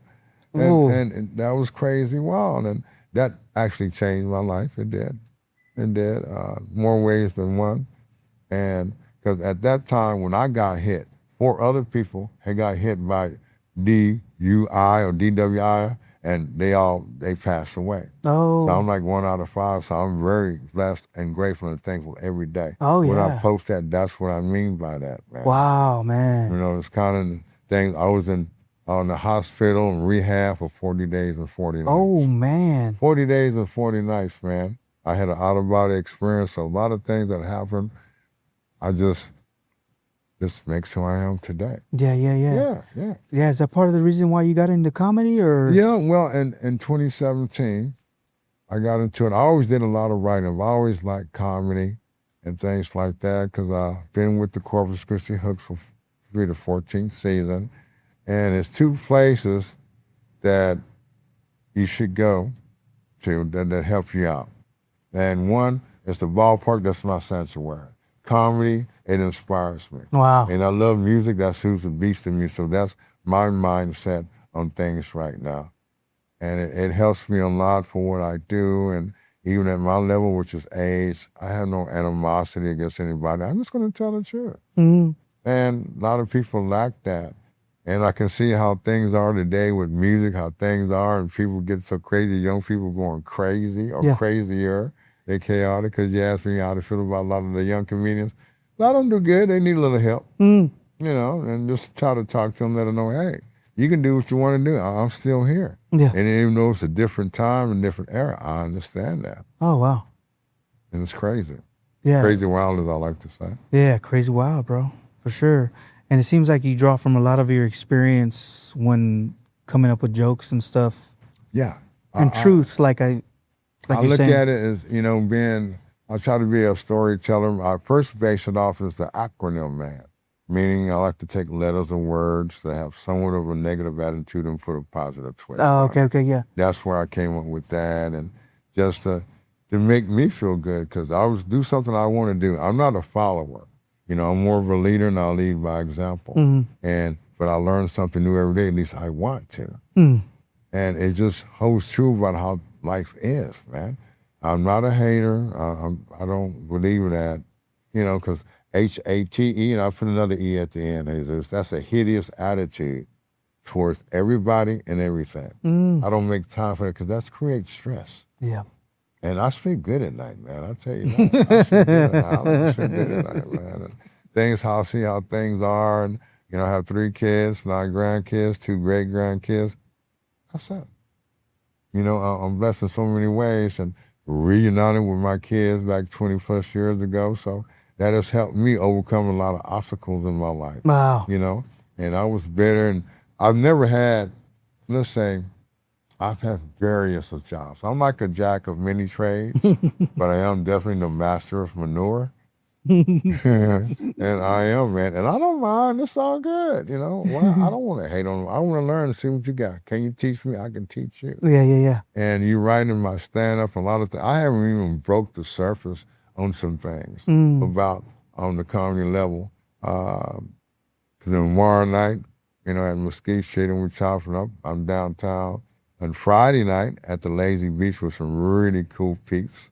Bobby Pena, Mark Bettis, Tim Boudreau, Skip Pettit, Ana J. Ramirez. You talking about DEI. That's all of that's going to be right there Friday night, man. Yeah, for sure. And there's a lot of other things that's going on. Ralph Barbosa will be in town Friday night. The Willow venue out in Portland, with Shaky Jag and at the Nino, they kicking it off. So it's all about doing what We're you doing need our to thing do. down here, bro. Yeah, the comedy in the 361 is bumping, man. Oh, dope, for Tina sure. LaQuachina has Hell yeah. been bossing it up, and people been feeding off to that, and that's just the way it is. Yeah. And I love it. And I give a lot of shout out. I want to give a shout out to Javi Luna, man. He's the Shout one. out. You know, I really like his game. Him, Sean Miller, Andy Gomez are probably my favorite comedians that I like. Wow. You know, because really, if you make me laugh, you're funny. That's how I look at it. Of course. You know, and I look at the other things going on, and the females, I encourage more females to come out and chop it up. You know? Yeah. You know, Rafa the Barbara, Anna J, Corinne the Artist, Mm-hmm. Mary the Gamer, and it holds Jen Del Rio. So just come out and do you. And the people that are starting in the game, just slow your roll, though. Don't expect nothing overnight. You know, and, Yeah. and if you can stick your hand in your toilet and turn it into gold or whatever it is, you know, and drink from that, then you're good. Other than that, don't worry about so much. Oh, woe is me. Woe is you. Yeah, bro. Wow, that's good You know, advice. 'cause Yeah. you look at a lot of things, especially your family, man. You have kids, right? Yes, sir. And you want to try to do the best you can for them and your wife, you know, because a lot of times I talk on that process about family and religion, how things are. It's what you deal with every day. What you deal with every day, and that's what's going to make you become a better person. Always have that open mind, being humble, realizing you can learn something new every day, man. Yes, sir. And if you think you know it all, okay, then go change that light bulb there on the Harvard Bridge. Let me know how that turns out. Or better yet, this is my favorite saying now. Go ahead and suck a doorknob and use it for a butt plug. Some people, hey man, it's kind of, hey, I just. Hey, yeah. How do you feel about clean comedy? Because I know a lot of stuff. Your stuff is your stuff. You know what I mean? Yeah. Well, I like clean. I can do clean. I've done clean. You know, I can do it. Just let me know what the atmosphere, the way, whatever you want. I just go read the room.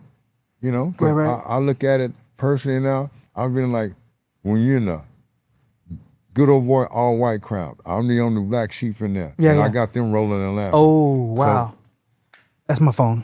It's all right. Yeah, that's how I look at it. You know, you just do you, man. I got clean if you want clean. And people say, like anything else, well, it's going to cost you. Yeah. I got clean, and people that do really good. Nate Bargatze is really clean. Lito Cortez here, Trey Amigos, the guys that got that clean. Yes, sir. You know, whatever the room calls for, I got you. Nice. And, you know, like I tell, I'm not from Missouri, but I can show you what I can tell you, given that chance. People ask how much time you got, how much time you want to give me. Oh, wow. Okay? Yeah, and and that's it. You know, I am a confident person. I'm an older guy, man, and I try my best not to sweat the load. I stay in my lane on cruise control, and my turn signals do work. You know, you asked me earlier if I'm in the dating scene. No, I do interviews now. I do interviews, man. What's the difference with them? The difference is I can't go down there and get you out of our spot. We go hang out on shoreline and have that, or get a cold winter, or dressed up Corona and have a good conversation. Why I want to take you to the Texas Republic for it, you know? You know, I can cook. Can you cook? Oh, 'Cause shoot. now, it's a lot of things I love and need and want from a woman, but cooking is not one of them. You know, it's an added plus. You know, just be I'm very respectful of women. You know, I ain't no simp. I can tell I'm not a simp. No, I'm a soul. I'm not a simp, man. It's just about respect, man, personally to me. And then if women, you know, kind of, you know, red flags, if you talking about red flags, green flags, well, don't bring no flags, man. Just come be yourself. When I don't want you to do is lie to me. Because when I peak game on that, I'm gone. Because to me, if you do something once, you will not hesitate to do it again. So why should I take that chance? Take the chance. Take that chance, man. It's up to you. Life is full of chances, bro. Wow, bro. Man, that's a lot of wisdom right there, Wendell. Well, you know, I look at it that at times my dad really helped me because when I was growing up, he always told me you have one strike against you, and that was the color of your skin. Oh. I didn't know what he meant until I got in the real world and saw how people that were non-black, but they wouldn't even call my name. They wouldn't use the N-word. And so I'm not a big fan of the N-word. You see me, I don't use the N-word when I stand up, but I got an acronym for it, though. And I try to take that negative vibe. It's just like the VITCH. I know women. Yeah. And when I ran this by my mom the first time, I ran it by there. She's like, her eyes were like, because that means a female dog on the course. No, that's beautiful, intelligent, tenacious, charming, and fearless woman. Take that and flip that negative stuff.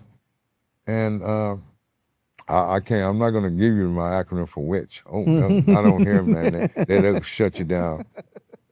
But think about that for a minute, y'all, if y'all ever hear that, WITCH.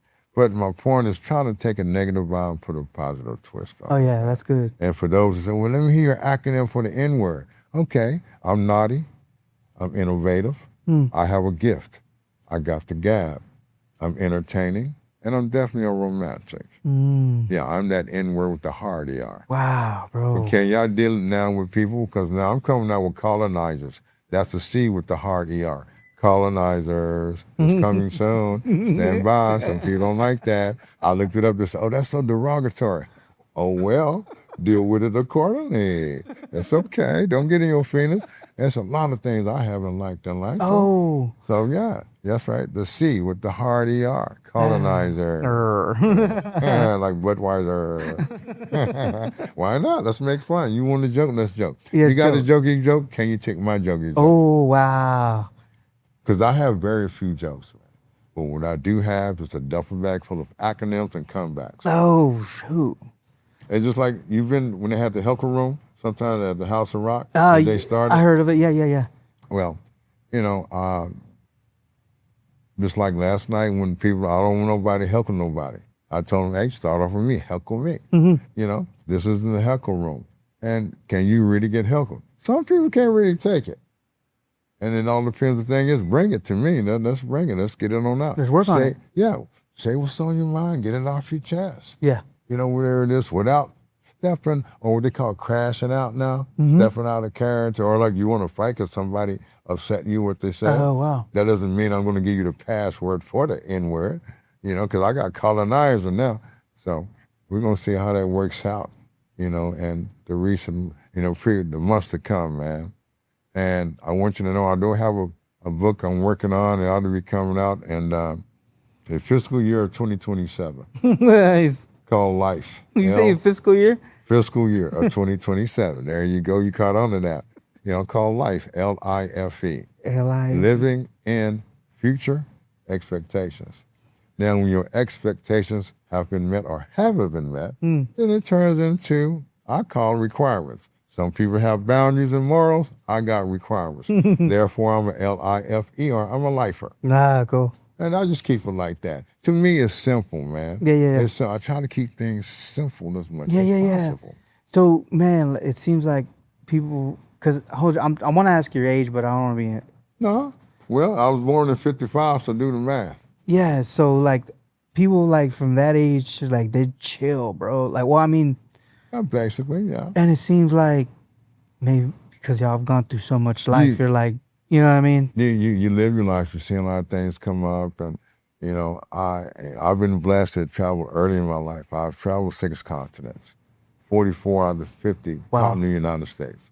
Some places I've been to more than 3 times, and some places I never, ever want to go back to again. I got reasons for that, and I'm gonna leave it at that. You're gonna have to buy and read my book when it comes out in the 5th year of 2027. Ready to see what happens. Bye, folks. 2027 fiscal year. Don't forget that one. The fiscal year. Yeah, that's right. That's What what's does he up. mean by that? Google it. Google that. I'm wanting to Google it right now, try to figure out. That's cool. Yeah, man. Thanks for coming on the show. So you have, you did a couple of things at like shows at Mesquite. Like you opened up for Nate Jackson, right? Yeah, Nate Jackson. I hosted that's that. dope. Nate Jackson. I've been a couple of times, and I just like he works the crowd fantastic, and people that come there has Trenton Cotton, who does really good for him. That is his feature or opener, and he's a really good young man. You know, out of Seattle, man, and I like his presence. I like his art. He's doing really good, and I like comedians, man. Like I say, he know how to, rip people up, man. And there's a thing too. When they have some shows, I don't want to sit close to the stage. Well, when your ticket says, you got to sit here. I don't know what to tell you. Because he's going to pick on you. You know, he's going to get you. He's going to look at you. Be careful what you wear. Yeah. Anytime you hear Nate Jackson come to town, and you better make sure you zooted and booted or looking really good, because he going to get you. He's going to get you. Ali Shadig will be here, I think, on the 23rd, Wow. if I'm not mistaken. Cool. You know, he's really cool. I like him. I like a lot of Brad Williams is coming through here, the little person. Man, that's my little cousin, man. My little white cousin being hooked up. Yeah, I like him. I notice you bring your camera sometimes and videotape it. Yeah, I do. And I have Jeremy Wells. He's breaking down a lot of for me, and I posted some. Cool. Oh, yeah. I've seen it. That. More for my clips. And that really has helped me because I get to watch myself. And I'm my own, oh, wow. If I don't like it, I'll delete it, you know, because not. So you're using it mostly for content? I use it for content, and I put out there how I feel, okay, that's a good one. I'll leave it. I'll let it run with. You know, I just have a little bit of Instagram, a lot of Facebook, and so man, you ought to get on TikTok, and I'm old, man. All the excess and time, the things you got to do. That's just me. I'm good in my place. Yes. And that's how I look at it. And other young people that constantly own it, you know, and that's good. That's what social media is, because to me, social media is the gateway to feedback. What you post just might get spit on, whether it's good, bad, or ugly. People are going to let you know. To make you feel happy, mad, or sad. Deal with it accordingly, man. Don't get into your feelings, man. You know, or try not to anyway. I know some people can't help it, but yeah, that's understandable. Yeah, that's what's up. That's pretty cool. I was thinking about something, recording your set and then putting it out there. Oh, yeah, you're comfortable where you're at. You don't have to start a TikTok. And some people, Facebook is fine. Some people don't even have social media. Yeah. You feel like they don't need it, you know? Yeah, and that's good. And that's some people. Now, I don't have social media, and some people probably have it, but they don't like it, because you hear some people attack people on there, and it's really bad when they got cyberbullying. And I've had where I make a comment on something that might be a little tension, and people, they say things. I just go ahead and delete it. Don't worry about that. You ain't got to worry about it. Then I go to their profile who make that, and I look at it. Man, you don't have a picture. You don't have not saying anything. Delete, block. Why block. Not? Well, why I got to have you on here talking about stuff and you don't even have your face on it? Yeah. Okay, so that's kind of lame to me, but you got to, like I say, deal with it accordingly, man. Yeah. Get into your feelings. It's okay. Yeah. So being that you're born in the 50s, man, how do you look at, you know what I mean? Like later on, do you do that, or you just? I see your posts, like you put like today's the Lord made. And I'm like, damn, that's. I look at it. This is not a drill. Yeah. Thank you, Lord, for another truly blessed, grateful, thankful day. That comes when I got hit 10 years ago with the car, because I could have been gone, man. I could have been in a wheelchair. I could have been a paraplegic. A worst case scenario death. So I look at that as you got to stay humble for what it's worth. Then all the effort, I'm going through a lot of pain, and God told me it was going to happen. And he said, you're going to go through this, but you get over it. He said, I got faith in you. And so that's how my faith is very strong about a lot of things. It's not negative. It's always positive. And I understand nothing's going to go your way. Yeah. Just got to have patience. As young people, you got to have patience. Like I take that as like it's not always gonna go your way. Sometimes it will. But you have to be prepared either way. Yeah, either way. You think it's going good, and bam. Yeah. Yep. Something can come up. It doesn't matter what it is, man. It could be something that you think is very minute, but it has happened. Or it can trigger people, or people have something to say. Everybody, look at it. Jesus, as human beings, we all have a opinion, and we all have a butthole, and at times it's gonna stink, man. So we're gonna have to deal with that too, Yeah. So it's really crazy wild right now. Yeah, for sure, man. It makes you think about humanity. Yeah, community and humanity. Like we're having community right now, just talking, and just the importance of having that in wherever you're at. You know what I mean? Yes. Because it could not be there, or like we can be on this so much. Yes. Where we're not doing this. Yeah. And the thing about it is when you come with things, how you feel honestly about anything. Because to me, as a person, you feel it's worthwhile to bring somebody on your podcast to talk about how they feel. And then you reef off of that into whatever things that you do in your everyday life with your family, with your co-workers, and anything here at the Artisan for things that you're doing, people you go out and about, things you got to do. And that's just how it is, right? Yeah. For sure, Wendell. Man, is there anything you would like to share before we wrap it up in a few minutes? Well, all I want is just for people to be themselves. Be true and real with yourself, man. I like for people to be more understanding. You can't help everybody. Everybody is not your friend either, okay? You got to really squeeze it over, because the way I look at it, I think it's safe to say that we all have family, friends, and loved ones that have passed away. And in my personal experience, they haven't came back to tell me anything different about anything. No. So you got to keep doing what you're doing without disrespecting people. Now, if somebody disrespect you, disrespect them back. Mm-hmm. Or walk away. Sometimes it's best just to leave things alone. Because I'm a firm believer, man, that, karma is a bitch. Death is her sister. And I found out over about a decade ago, I'm their adopted brother. So I put things in perspective. I'm not going to hate on you unless you try to hate on me. Damn. That's it, man. And I just appreciate this time and effort, and I'm really good with this. And I hope people that listen to your podcast and feel about a lot of things, because at this point, I tell my kids and grandkids, I don't have your DNA, you have mine. And they tell me, there's nothing they could say. They can't say anything. And as in retrospect, I don't have any aunts or uncles, blood, I have people that are like family, friends, you put in your life and stuff like that, but no blood. And I just leave it at that. I'm not bitter about it, just telling the truth. Yeah. I try to be, but hey, some things you gotta let go, man. Yes, sir. You gotta let it go. Yeah. Gotta live life, man. It's gonna go on. It's like it'll go whether you like it or not. Yeah, that's it. It's gonna continue to go whether you or not, brother. So, well, why you want to try to be mean and hateful because somebody did? I grant if somebody did you wrong, you want to do somebody wrong, but in the long run, it's not going to benefit you because it's always in the back of your mind, messing with you. You have all that sense and that bitterness in yourself, and it builds up, which in turn it causes stress with blood pressure. I'm thinking like you can't take that on stage, can you? Or can you? You can, but be ready for the repercussions. But you can do that. You can take that out, but it's how you put it out. It's how you put it out and how people perceive you. Because, if people don't relate to what you're saying or they're not feeling you, then you're going to get a very negative response. And that's the thing about it. Because to me, you want people to laugh, you want them to understand. That's it, or make them think. I want you to laugh and think about what I said.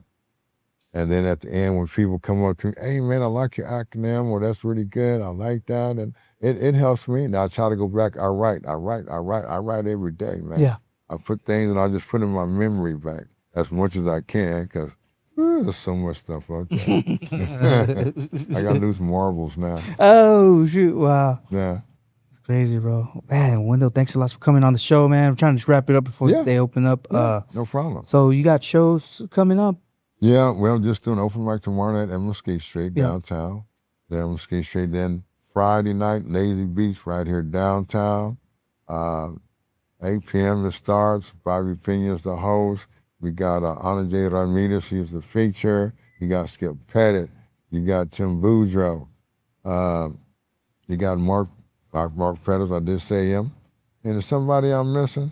Oh, no, that's it. All of them. Yeah, it's a good DEI, diverse, equity, and inclusion. And we'll have a good time, nice cold beers. And people will say, oh, I'm come see you. Well, I'll see you when I'm looking at you. Yeah, I like when you say that, bro. It's awesome, man. Yeah, it's a good vibe out there. I went out there. It's a nice vibe. I really like it out there. It is. Anyways, thanks a lot, you guys. Thanks to the Artisan for letting us use their joint for this recording here. But yeah, go follow Wendell. How do you follow you, Wendell? On just on Facebook, Instagram. Just Facebook, little Instagram, Wendell Williams 13 on Instagram, and just Facebook. You just see my face, and Mr. Wendell. That's my handle on stage, and just go from there. Much love. I'll see you when I'm looking at you. Yes, sir. Shout out. See y'all later. Y'all have a good one. Peace. What's going on, y'all? Jesus Hilario Hernandez back at it again. Corpus Christi Originals Podcast. Today we have actors creating together. Go ahead and introduce yourselves. I'm Mario Aguilar. Jessica Chang. Cameron Spencer. I'm Jesus Hilario. Already just said that. So what's up, you guys? How y'all doing? Good. How you doing? We're here at Aurora Arts Theater. Yes. Thank you, Aurora Arts, for letting us use this beautiful place. I've never been here before. So you guys are talking to different actors. Congrats on getting to episode 10. Yes. Thank you. Thank you. Very excited. Y'all are like past like the 90% that stop at the 10th episode. So that's amazing. So why did you guys start the podcast, or what's going on there? Yes. Am I taking this You one? can take this Okay, one. I'm going to take this one. I think it led from we were standing in a huddle at the concession stand here at Aurora, just shooting the shit. Can I say shooting the shit? Yeah. Okay, shooting the shit, and talking about ways to really emphasize actors and creatives and how we can really support those in the Corpus Christi area. And so one of us, I don't remember which one. Was it you? It was my fault. I started this. Blame Cam. Totally his fault. So then podcast was mentioned. I was talking to Mary because I love her stories and they're always fun and interesting. Mhm. And I told her she should be on a podcast. And then Jessica that's mentioned right. that I should start it. And I was like, you know what? This is an idea. And then Mario, he put all three of us in a group chat and said, like, if we actually wanted to do this, he would go out and get the equipment. And Jessica lent us her place to start our first episode. Right. Nice. Yep. That's And pretty cool. that's what happened. So we did. And so here we are 10 episodes later, outreaching to all the community around here, all the theater community. It's very important. I think that what's lacking, and at least here locally, is somebody that speaks for everybody kind of neutrally. My heart belongs to Aurora because I've done most of my stuff here at Aurora. So I'm favor them. It's not that I don't like everybody else. It's just that this is where I do all my stuff. But there's so many other places and outlets, not just in the community theater, but in high school theater now. It's branched out so much. So there's so much to do in Corpus area that we thought that it'd be okay that we put a podcast together that we could mention all these things when they happen, so we can mention when auditions happen, so people can go.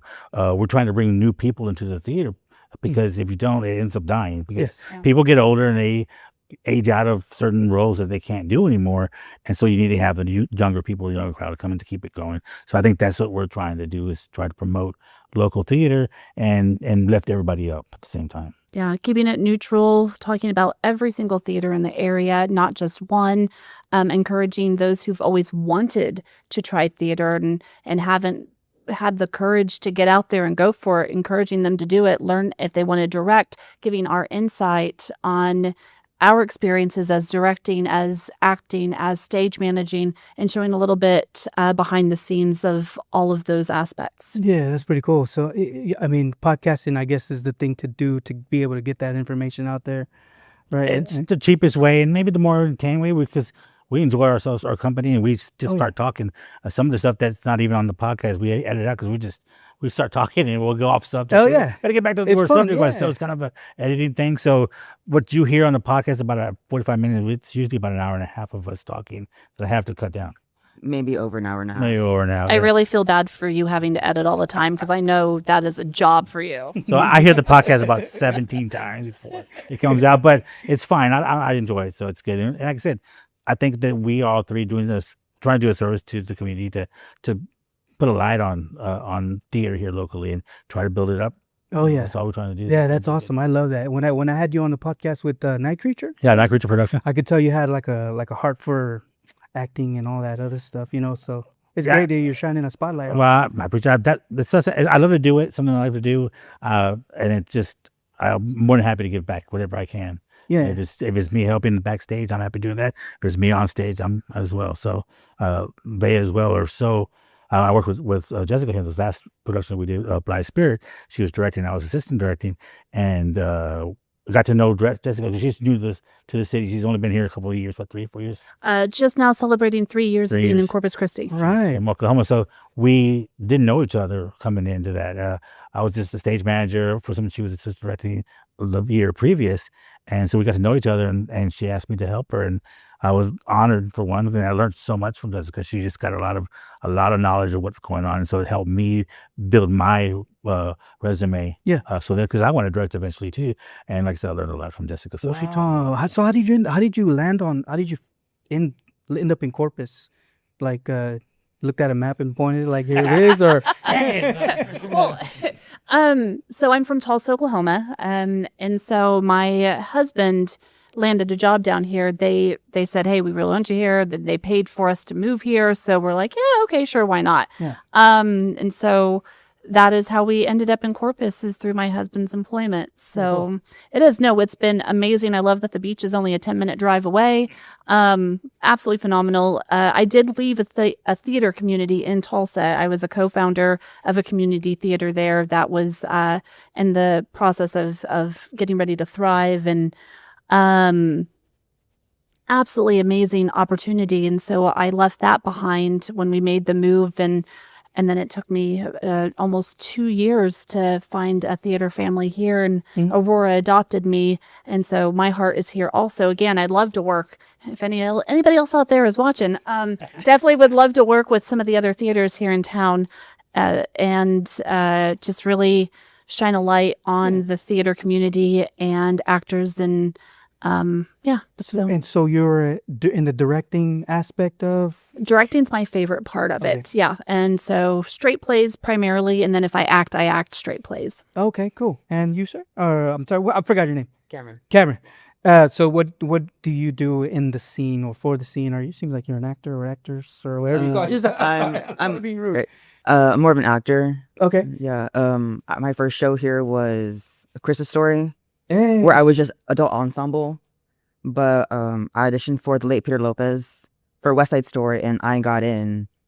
And it was just so much fun. When I'm not on the stage, I would help out with concessions. Wow. Yeah. Oh man, what's that feeling like when you're on stage and you see the crowd like captivated the crowd? Like, is that why you keep coming back, or?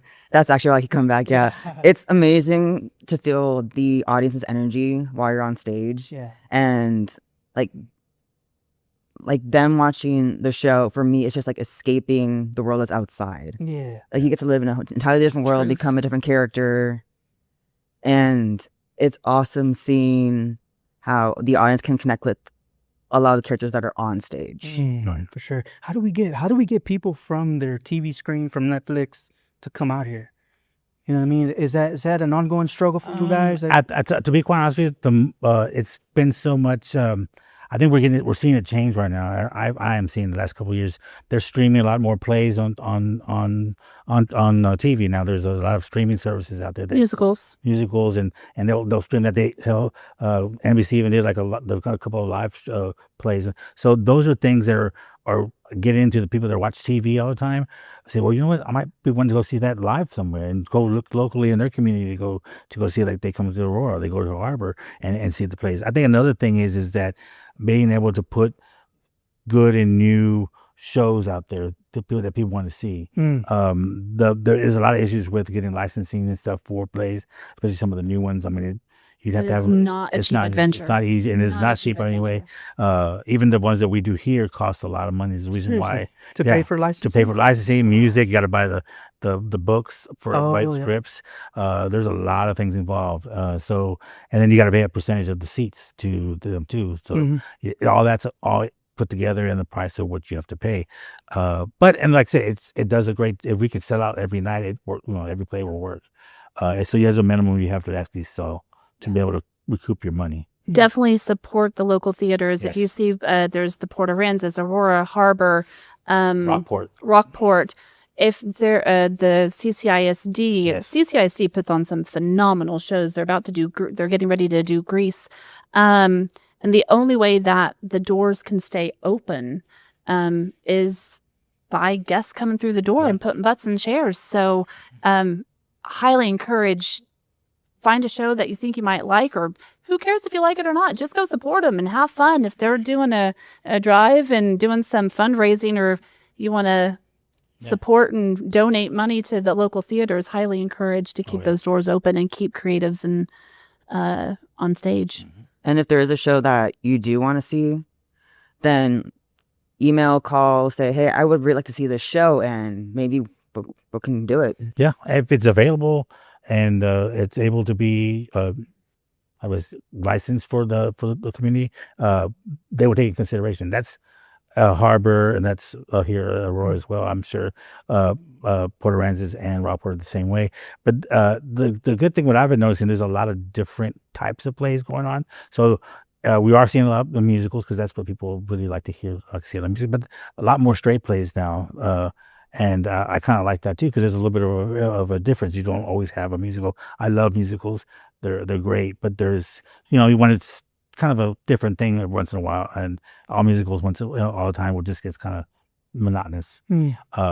So like I said, it's just something that we want to try to push for.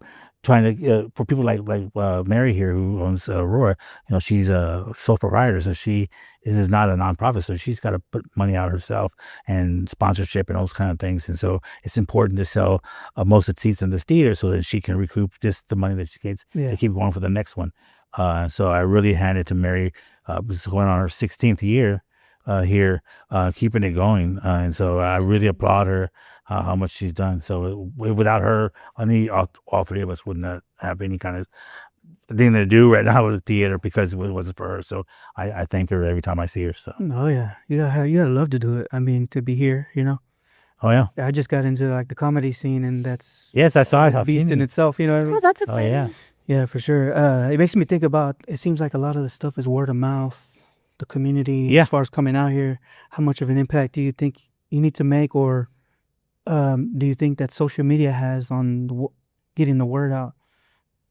Social media, I think, in this day and age is everything. Mhm. It's absolutely everything. As far as affordability as well for advertising and getting your word out.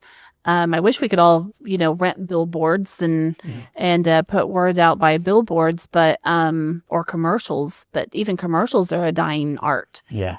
with streaming services nowadays. So social media is extremely important.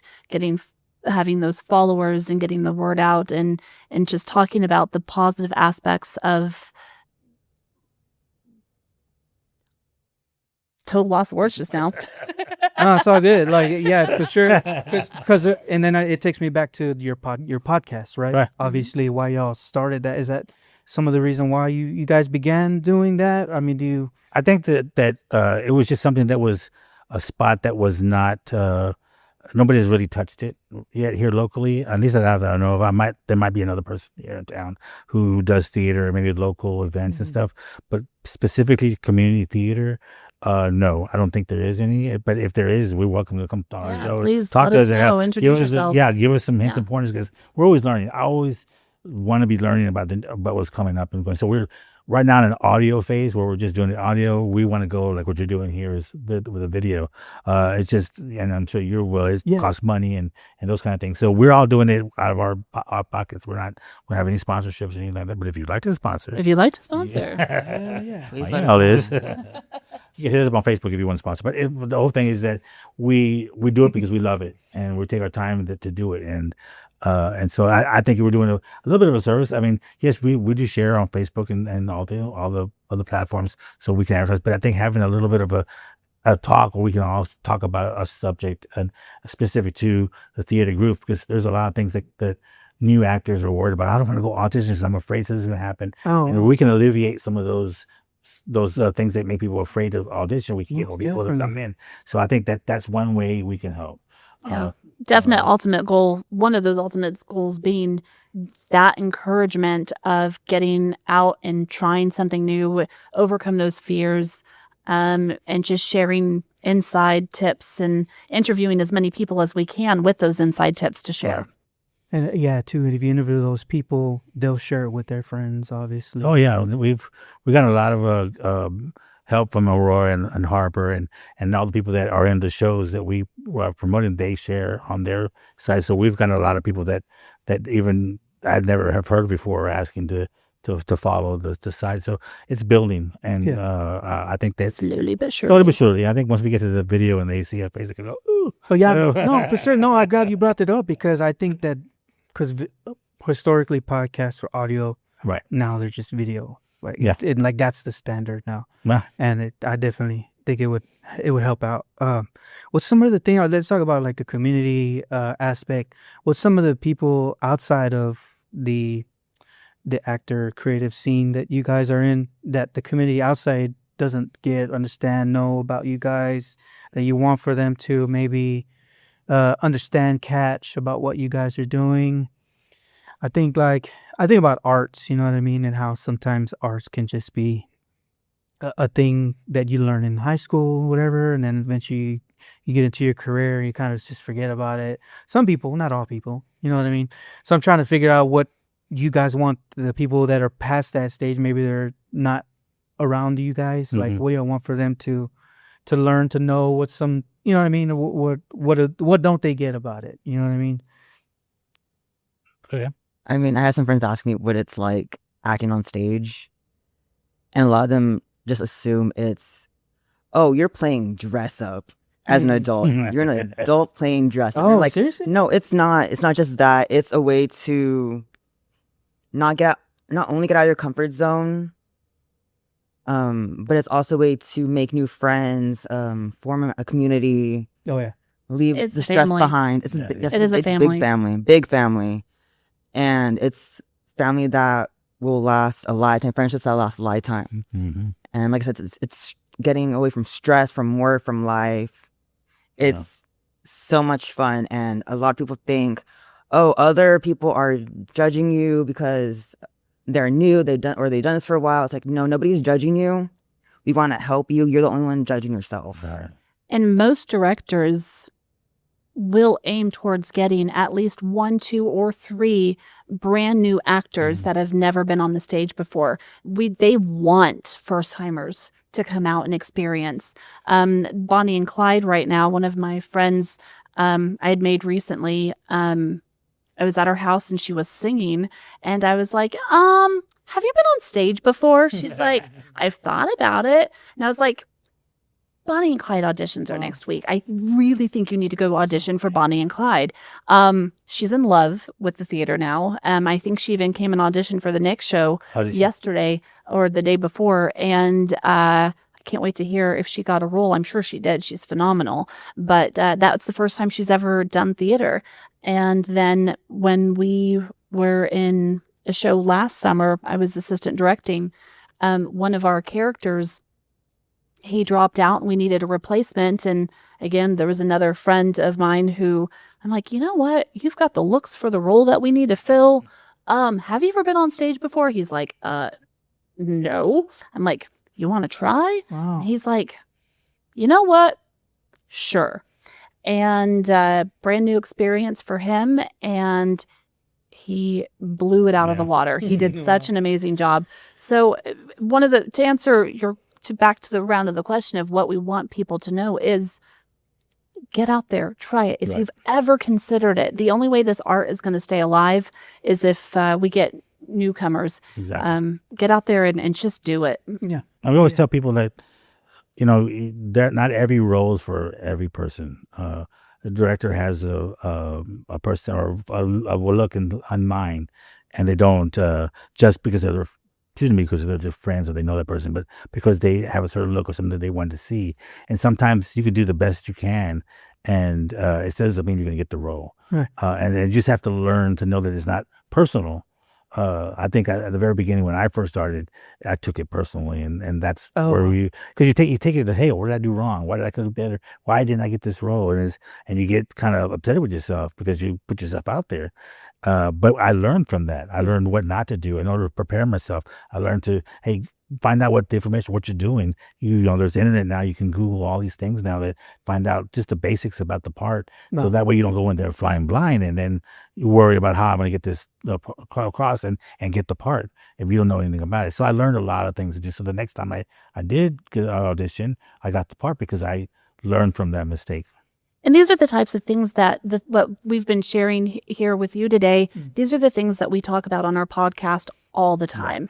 And so if it's something you're interested in, follow us, come listen to our podcasts as we make them, because this is the way our conversations are consistently, just talking about firsthand experience, interviewing those that have had the experience. If you would if you're in the theater community here and you would like to be a guest on our show, reach out. We would love to have you if you've got a specialty. Yeah, exactly. Yeah, for sure. And like my podcast is about shedding light on different aspects of the community, obviously. And I like that you guys are here talking about this. And of course, my mind goes into different things of like your scene and how it is and what the audience is like and stuff like that. Because it seems like maybe the audience could be just your fellow actors or directors and stuff like that. And then it's like, how do you get more people that are not in that circle to come and enjoy? You know what I'm saying? And like what you mentioned about your friends thinking that, oh, it's like this, therefore I'm not going to go because they have a preconceived notion about it. You know what I'm saying? But it's, definitely. So what makes your podcast different from other creative interviews? We're idiots. We don't know everything, and We don't know everything, We and we don't admit claim that to we don't know everything. Yeah, We don't claim to know it I all. think our first episode was the first thing that we don't claim to be professionals and be critics and know everything about everything to do with theater. But I think as a community, we get in as we go on. Hopefully, we'll take more questions from the audiences about what they want to talk about, and then and speak about those things, because there's a lot of things to go along with acting that people are afraid of when to start. You know, the audition is a big hill to climb to get past. To not being afraid to do it. Sometimes it's a 3-part thing. We have to learn to sing, dance, and act. Oh, sure. And so it's a triple thing. Like if for the show that's coming up right now, Frankenstein. You have to know all those 3 things as opposed to a straight play, just acting, right? Yeah, memorize your lines. And memorize your lines and sing and move, and it's not easy. That's an understatement. It is not easy at all. Well, this last play, she's laughing because the last play we had was a lot of dialogue. I'm glad she's like coming out being herself. Well, that's what I'm looking at. she understands what I'm saying, because the last play we did was a lot of dialogue. Oh, sure. A lot. And it wasn't a musical, so there's no music in it. It's just dialogue. Oh, man. So and it was fun because it was up and down with laughter and stuff. But it's just a lot to memorize, and I really do respect anybody who can sit there and memorize 130 some pages. Oh, for sure. Of a play. It's not easy at all. So kudos to anybody who can do it. Yeah. So how do you decide what belongs in an episode? Well, Vote. we vote. We kind we of talk do about vote. it beforehand too.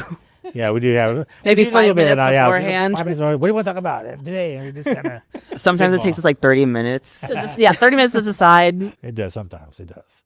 We'll start recording and then go off and then let's just start again, because we're into a totally different subject. But it's good that we all have ideas that we want to bring to the show and talk about, because we all are in different things that we do. Cameron's an actor, director. I'm an actor, and I did some stuff in the back of stage management stuff too. So those are all things I could bring if anybody has questions for stage management things. We want people to want to go volunteer, even if it's not acting. They need a lot of people to work behind the scenes.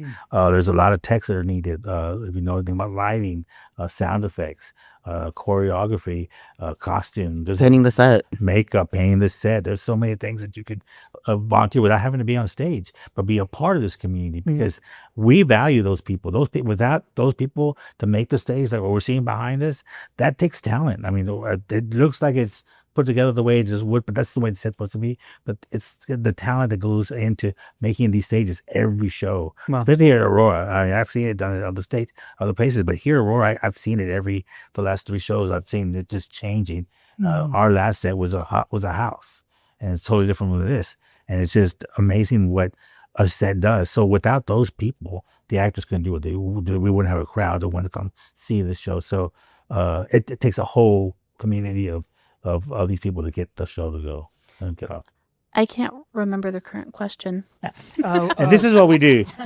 We just keep talking until the No, it's all good. Yeah, if y'all are gonna keep talking, if y'all go a whole hour, I'll sit here and not say nothing. That's fine with me. I'm just trying to make an hour with you guys. Please remind me what the question was. Yeah, I know. I'm like, I'm sorry. You'll have plenty to edit, I promise. Plenty. Oh, shoot. What makes us successful collaboration? Oh, that's what I was going to say. Okay, because I had an answer, but I forgot what the question was. So then I couldn't remember my answer. One of the things that we do want to do as frequently as possible is interview the directors of the current show. We try to do that as much as possible in the area. So if you're going to be directing a show, hit us up. We'd love to interview you. Yes. And like I said, Aurora and Border Answers and Harper have been very accommodating with their marketing people contacting me and letting me know, hey, so and so can be interviewed, and they're let us go and watch the preview so that I can review it. The show I trying to review every show that I go see here in town, and I'm trying to make it to all the shows. So even if it's out there in Port Aransas or in Rockport, I try to get out there to watch it so that I can put a review out there. It's just like I said, the last couple of months was kind of slow because we were doing Glass Spirit. And so we took a little bit of a hiatus of the podcast between episode 9 and 10. Wow. But we're back. We're going to do it regularly. Little hiatus. Just a little. Hiatus. Just a little. 2 to 3 months, you know. It's not like we sat down and went to the beach and drank margaritas. We were working. We were doing. We don't know that. I don't know about you, but I did we that a were- couple of times. But I did not. No. no, we were busy. It was, Do y'all it was record in great. the same place every time, or We've recorded here sometimes in the lobby, and most times it's at the. Most of the Jessica's time, house. it's in my dining room. Yes. At least Because the it's where you follow-up get down. stuff. The interview we try to do at the theater. Yeah, we'll go to Harbor and do the interview over there. Yeah. And then the rest of it, like Yeah.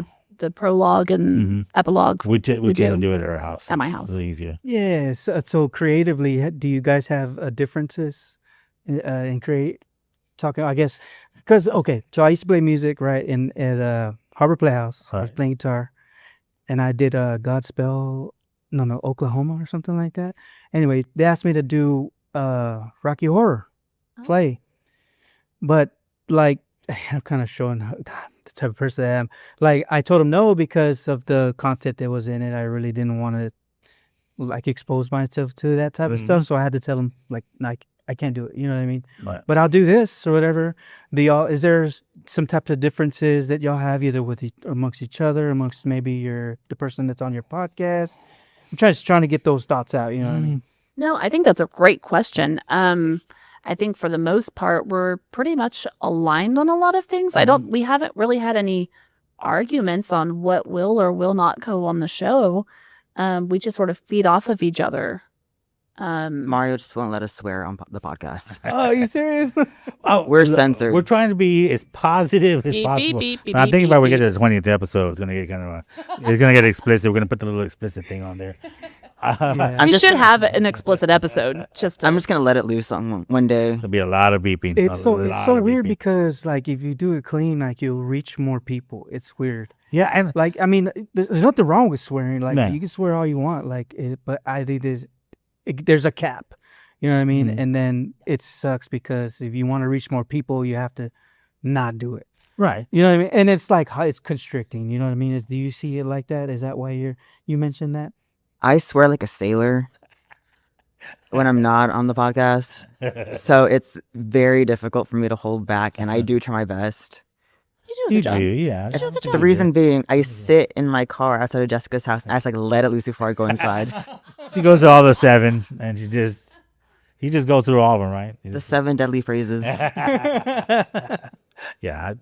The only reason why is because that way, like I said, so we can reach more people.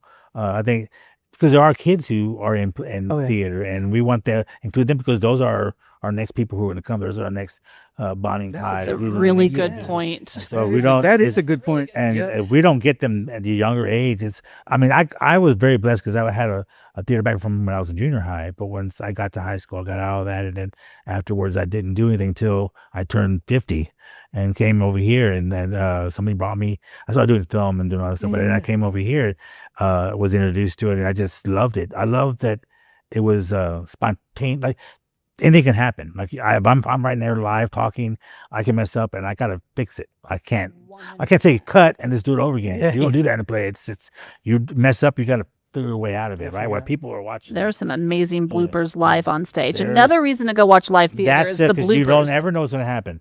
Each night is completely different. Yeah, so It's that's amazing. a movie is edited so it looks pretty and nice and perfect, right? This is not that. And I learned that really fast. And I think that was really what attracts me to this part is the adrenaline rush. When you come out here and it's like, and when I first started, I was doing Rocky, and that was not until I was not coming out with Dr. Scott, trying to come out to the second half. So I'm on the back there anticipating. So it's this kind of a adrenaline going, and finally you get to go out there, and it's like, boom. Wow. So to me, I just love it. I love that. I think my favorite part about being on stage is a lot of the actors will try to make other actors break on stage. Oh, shoot. That's when you know people are your friends, because they try to get I was randomly laughing just now when you were talking about this because I cannot not laugh when I think about it. And this recent show, one of the characters throws a cucumber sandwich behind her. She has this epiphany and she throws the cucumber sandwich. Well, one night, one of the other actors was walking behind her. It actually happened like almost right here in the spot. Actors walking behind her as she throws the sandwich and gets him right in the face. That was nice. Cucumber sandwich just like smeared, and for the cast to What's a cucumber sandwich, bro? That's weird. Well, that was part of it. have you never had a cucumber sandwich? No, I haven't. Yeah, I don't like them. I don't think I've ever heard of one. What? So just cucumber and slice of bread? I'm not saying that. No. Oh, okay. No, it's like you do like a chivy, creamy If I filled it up with cream cheese, dill, I see. like a With dill in dill, there. like a dill cream cheese spread with that on cucumbers there. on Okay. bread, and then you cut off the edges. You can't eat it. but you also have to there has slice to be the no cucumber. crust. Yeah, you have to slice the cucumber Then really you slice thin. the cucumbers Let 'em dry. really thin. They can't be wet. You let them sit Sorry. out there. Yeah, my inner big boy just came out right now, so I'm getting hungry. I'm like, I need to try that out. I'll send you the recipe after this. Well, it's kind of funny because one of the actors were like, she'd eat She has five to of eat them like at it. 5 of them And through the per whole show. through the per show, she's eating them, and so she eats them all. So it's kind of funny. But Yeah. So she threw it in the back, hit the person. hits the guy, Hit the guy in the face. It's supposed to like go all the way back and like hit the wall, and he walked right by. So yeah, bloopers happen, and to keep a straight face did not happen that night. So It was they got kind Well, of. I guess that becomes a part of your resume too, like learning how to move on if something messes up. You know what I mean? Yeah, you just kind of talk. Yeah, for sure. You just have to talk your way into where you. And this is why it's very important to know where you're going. And the scene is that know what your character's got to do next. The way if you do lose your space, you can find your way back, knowing what the story is. Sometimes the problem that I have run into is sometimes when people do that, they forget that the last line is a cue for the next person to speak, and they're waiting for that cue line to be said a certain way, and you don't say it right. And you're like, then you get lost. So you got to worry. You got to really pay attention. So it's very important. It's something you've done a million times, especially that first night when you go out there. It's really, you got to know where you're going, what you're doing, because somebody else depends on you to do the right thing, to say those words that they need so they can do their Yeah, I job. find it interesting. So there's a like- lot of Yeah, I find it interesting if you have like 3 shows in a day or in a weekend or whatever. Like each one is different. Yeah, Like that's very interesting. to yeah. me. Just because of it could be the crowd not into it. Yeah. They're not laughing, and so you feed off of that. It could oh be yeah, an the empty crowd energy makes a world of difference on how the actors do during that set for sure. Pretty cool. So, do you guys prepare for? How do y'all prepare for interviews with people they do? Do y'all interview somebody every episode or? Yeah, every episode there's somebody. Chat GPT question recommendations. Yes, for sure. Yeah. Yes, I'm thank with you with that ChatGPT. one. Yeah, thank you, Chat Because GPT. you kind of, you put all the information what you want them to do, and you, but it's because if not, I'm gonna miss a question that I want to ask. And we usually get a bunch of them. We don't usually ask every Yes. question, but it's good to have a Like good amount to be able to over-prepare, over prepare, than under prepare. So We also like to try to do a variety and not make it the same questions for every director, for every show, because there's different perspectives. And if we know that director is known for a certain style, then focus those questions on that style of their thought process and what their background is. So we do mix it up for whoever it is that we're interviewing. But yeah, mostly Chat GPT. yeah. Yeah. So, when you're talking to and interviewing those people, obviously you do try to do, like you just said, a different interview style, I guess, interviews, questions, whatever. What's something that you want to get from them, like every time? Like, do you want them to talk about just the show that they're putting on, or do like, you know what I mean? What? No, never just the show. Yeah, because that's we do. That's why they're there, is to promote the show. But it also be able to keep people listening, is to get more in depth with what their knowledge is a little deeper than just the surface. Yes, of that makes what sense. we know. And so, like even like this last with Brian Davis, we interviewed the director from Hunchback of Notre Dame, they're doing that at Harbor. I think it's the last week, but they're doing it at Harbor, and he sat down and yeah, we get to those top questions, the basic, how is it to direct, but then you start asking about like questions like auditions, and he started getting more into depth on what his process is, what he's thinking about. And every director has a process that they use to be able to see the show that they wanted to do. And with him, he was telling us that he had an issue because it was a show he's never done before, and it's a big show with a lot of music, two different styles of music kind of going over each other. And I was very impressed. I mean, I saw the show. If you haven't seen it, y'all go see it. It's really good. That he could bring all these people together and do that. And that's the power of a director, and be able to interview them and get that out of them in the 20 minutes that we have. Oh, wow. So we go back and look at some of our archive stuff. We just kind of like ask the questions, and some we'll go. We'll just, pretty cool. Lori Hoffenmeyer. Yeah, I remember that one. We asked her a question. I think I asked her 3 or 4 questions, but she took off into all these things talking about, which was great information because she gave Amazing. us so much detail and stuff. She also she's about to have her master's. Hold on. Yeah, I got a question. Do they talk most over you? I'm sorry, Cameron. Cameron has Yes, his they do. own subject. But Cameron has one of the most important things on every show that we have to have on every show. Right. And that is Cameron is our jokester. And I'm the biggest jokester. and Cameron provides The comedy at the end. the dad joke. Yes. The dad joke of the day. The dad joke of the day. Yeah. So It's a joke. The most important. The joke at the end of the podcast. Like every single one. Wow, that's so cool. So- Like a ritual type thing. Cameron pretty got cool. that. So we don't have that. Yeah, duh. Well, okay, We just so- talk all the time. so- okay, I'm so- going to say, I talk all the time. Yeah. Jessica does its answers, and then Cameron does the Here- joke. here's Nod That's my all I head, nod basically- my head. Here's my ritual. I guess one that I try to do every episode. Which HEB is your favorite HEB, or which is your least favorite HEB Ooh. in Corpus? I actually worked at an HEB for a while. So here's Until some bad recently, stuff yeah. coming right now. IGB. I can't talk bad about the managers I've had because they were amazing. Just the stores. Nice. But I think the And of course, you don't have Which to one's your answer. Like favorite? sometimes I'm like, dude, I don't know if they have to answer or if they're expecting me to answer or whatever. But I can't say the store I worked at was my favorite. It's the South Alameda one, the medical district. Oh yeah. Yes. That's the one I worked at. oh yeah, I like that one because it's cozy to me, but sometimes that HEB doesn't have what I'm looking for, so I have to go to a different one. yeah, wow. I was in a smaller one. Somewhat, yes. Okay. See, being new to Texas, HEB, brand new to me 3 years ago, and I'm in love with HEB. And my favorite is Saratoga and Staples, Oh yeah. for Yeah, sure. Mine too, actually. But I did grow up at the Costores one. Oh. Before they built the new building, now it was the old one on Costores. We used to always walk there Wow. to go get stuff at HEB from there. And Was it in the same location? it was in the same. It was kind of turned the other way it was facing the Costores instead Oh, of yeah, facing yeah. the Galahar Street, and it was just one strip. And they had like their training thing there. And they also had their credit union was there. They had a HEB credit union there. So I'd always go over there. I think I worked at HEB a long time ago, but it was the video store, Video Central. So I did work for them. So I would have had an account at the HEB. So I would go there all the time. So that's kind of why it was one of my favorite. As I said, when I grew up around that area, that was the one we'd go to and stuff. So love HEB. Yeah. So regarding y'all's podcast, sorry, I always my ADD is showing, man. I switch directions like so crazy. So when y'all are, so what happens when a conversation goes where you don't expect it to go? What do you do? Yeah, what do you do when a conversation goes in an unexpected direction? Edit. A lot of editing. Sometimes you try to find a Good way job, to bring it Mario. back. Yeah, we never hear that part. It gets chopped and goes away.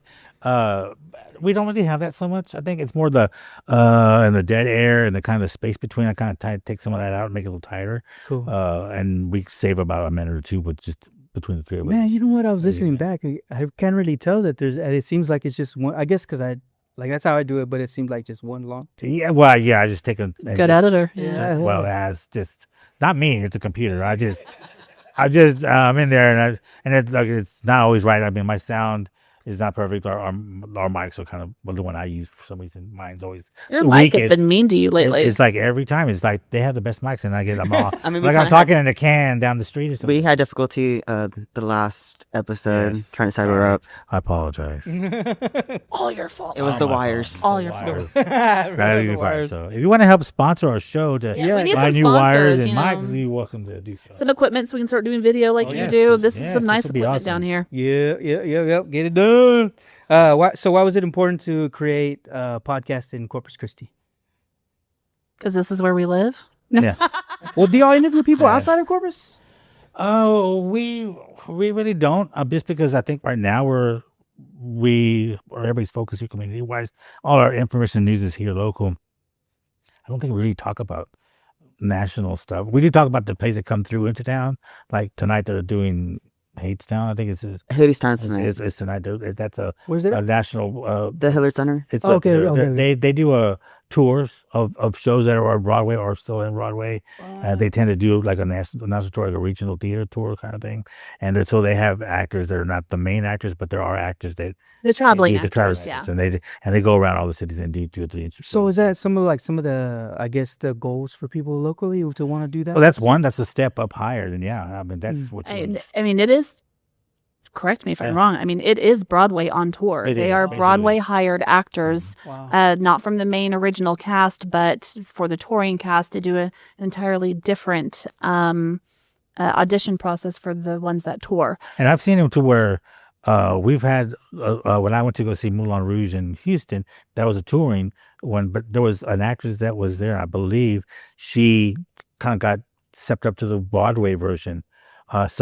Sometimes when they go on tour, they just to work out all the stuff that there. It's kind of like minor league baseball, Wow. where they do all like they get the hooks, but then they can get pushed up to the Astros. Kind of same thing with That's this. so cool. They will do this national tour, get it down, and then if they need a person up there to fill in for someone who might be sick or might be gone for a few days, they go on to fill the place. So they always have understudies to be able to do all that. The show has to go on, and so there's a lot of money at stake. So they don't. If somebody's not gonna be able to do it, they find somebody to replace them. They have everybody has a backup. baby.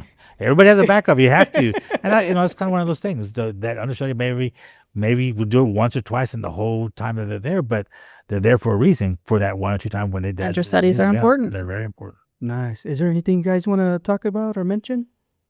We're still doing the podcast. We're gonna start doing 11 here pretty soon. I think we're gonna try to base it on the Bonnie and Clyde show that's going on here at Aurora. It's got a few more weeks to go on it as well. And then what else are we doing? You have anything to promote personally? The Shark is Broken at Pact. Oh, that's right. That's another thing. That's Pact Port Aransas Community Theater. Oh, okay. Yes. And then Raza Noise is going to have a performance going on soon. in July the 11th. Absolutely and 12th. hilarious. 2 shows here, the Aurora, July 11th and 12th. I saw the last show and I It's fun. laughed the entire time. It was so good. And I will be in it this time around. So I have a couple of scenes in there. And so we're going to work on it. Starting to work actually after this. We're starting to work on it. So it's going to be Yeah. And you guys, I watch y'all on YouTube. Is that the primary place that we can watch or listen? That's why I found that was easier for me to do just because I didn't have all the software and stuff. And I was trying to figure out what's the cheapest way to go about doing it. And that's the most inexpensive Until way. we have sponsors. Okay. Until we have sponsors that want to pay for it. Please sponsor us. Subscription, that'd be fine. I will know, pay. right? It costs money to subscribe, do all this, YouTube. right? I mean, it's not Yeah. free. No. Well, see, yeah, I use Castos. It's like $21 a month, and I can have like unlimited podcasts on there. But it's basically a hosting Mhm. where they push it to Spotify, Apple, all these. Oh, other see, places. that's what I need. So I'm gonna give it. Yeah. I'm gonna get with you after this so you can. Yeah, give no, me Yeah. that. See, actors creating together. You know? That's the whole point. Learning from each other and making it work. That's pretty cool. Well, if you guys have nothing else to mention, we've got a good 45 minutes going here. See, I got a movie coming out. We spoke about it with Night Creature Productions last year. Evil Inheritance is finally done. It's in the can. Nice. And so it's been filmed. They're still going to finish all the CGI and the music and all that stuff. So hopefully beginning next year sometime it should come out. We're trying to shoot for October this year, but it's just too much stuff going on. So we're trying to make it really good. Cool. And so we want to take a little more time with it. But Chris and them say hi and they want to Oh, yeah. let us know that Shout out it's coming out. Night And Creature it's Productions. came out really good. So it was that's the thing. It's that took about 2 years to do, right? That was like a year and a half ago that we did the episode. Yeah. So I think Chris has been wanting to come back on the podcast. Yes, when He's overdue, so yeah, he's overdue. gotta get him back on here. So doing that, and then again here in Aurora, come to see the shows that are coming. The new one's coming is Young Frankenstein. That's they auditioned the last couple of days, and so they got a cast now. The audition dance was brutal. It was brutal. Oh, was it? Oh, did you? How so? What do you mean? The song goes pretty quickly, and also we had to learn a small tap sequence by Alex Shaw, Oh. and that was also a little bit brutal. I imagine. Brutal in a Because nice there's way. only 'cause one person- Cameron is not trying to discourage you. There is only one person she gave a pass to. That's because he learned a tap sequence from a chorus line, Yeah. and that was Jonathan. He was the only one that got the pass. Oh, yeah. She taught him that. So Yeah. So yeah. So other than that, our podcast will be up. Again, appreciate you taking the time to have. Yeah, us thank you here. for having us. You're welcome. Thank you. There it is, you guys. Actors Creating Together, ACT. You can follow them on Facebook. I have them on Facebook. I'm not sure if you guys are anywhere else. I'm trying to get an Instagram together. It doesn't So wanna work Facebook, right. check them out. Facebook, YouTube. We'll leave links on the bottom. This is a little taste of their part of Corpus Christi, what they're doing here in the city. And but yeah, thanks a lot, you guys, for coming on the show. Thank you, man. We Thank appreciate you. it. Thank you. Y'all have a good one. See y'all later. Bye. What's going on, y'all? Welcome back to the Corpus Christi Originals Podcast. Today I have Laura Commons with us. Hey there, Laura Flores Commons, right? Laura Flores Commons. Okay, yeah. cool. Welcome back to the show. So we linked up through John Hanselick, Yes. District 5, right? Yes, yeah, he's running for District 5. Okay. Nice guy, great guy. Yeah, for sure. Yeah. And so you're doing District 2. I am running in District 2, which is where we're sitting. Yes. This is District 2. Cool. Yeah. Cool. Basically, if you think about like Spawn Shoreline, Yes. all the way to Tamu CC, and then it widens almost all the way to SPID. Yeah. That's all of District 2. Yeah, it's So- the smallest district. I looked it up on the graph or whatever it is. I know it's kind of interesting because, like, to me, it feels like it's huge, but it is. It's actually one of the smaller districts. You're right. That's interesting. You Yeah. cover Tamu CC. Yeah, all Or the way District to Tamu CC. 2 does. Yes. Wow, that's interesting. It's Yeah. like, what kind of problems they got out there? I'm just thinking of that. You know what I mean? Wise, but so we mentioned some stuff. Volunteer. I guess. Do you want to maybe introduce yourself? Yeah, I would love to. I have lived in Corpus Christi my whole life. I've lived in District 2 actually my whole life. Really? I grew up on 17th Street. And then we bought our first house in Lindale subdivision. Yes. That's Vakey, Lindale. Yeah. DeForest, all those streets over I there. grew up near Ralston, so kind of in Actually, yeah. Ralston is Lindale. Yeah, Lindale. Yeah, for sure. So then we bought our first house there, and then of course we bought this house, and we've been in this house for more than 20 years. So Wow, that's cool. Yeah, This is a nice house. and this is Pope Place, and so we've been in District 2 our whole lives. Like, thanks for welcoming me in your house. Yeah, no, sure. absolutely. And of course, I think I told you, Jesus, I have 2 kids. I have a son. He lives in the Fort Worth area, Mm-hmm. and he's an Arlington firefighter. And my daughter lives here, and she's a CC PD police officer. Yeah. That's cool. Yeah. It's so like, have you ran for city council before? Oh no. Okay, why no. not? Yeah, this is new to me. This is new to you. Okay. Yeah. Do you feel like you have to like mention like your I guess show your resume to people?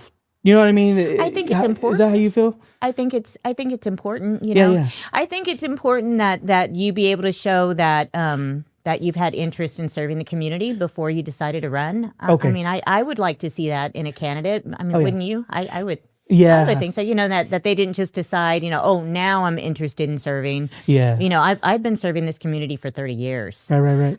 In one way or another, I have served this community for over 30 years. Oh, wow. And in what capacity? I've had a lot of appointments. Mm-hmm. I've never run for an elected position, but most recently I sat on the Water Conservation Committee. Okay. And that was to rewrite the water conservation plan for this city. Okay. So I sat on that. And then I was also appointed to the Ethics Commission, which Wow. is a really important one. I was an ethics commissioner. That's been in the news. I think you and John actually even talked about Okay, that. what is Ethics Commission? So for those of us who don't know. Yeah, absolutely. So the Ethics Commission was put together. Its only function is to make sure that appointed officials and elected officials are acting in an ethical manner. Okay. That's their whole function. Oh, wow. You know, so it's very important. And so like any concern that comes before the city, it goes to the city attorney first.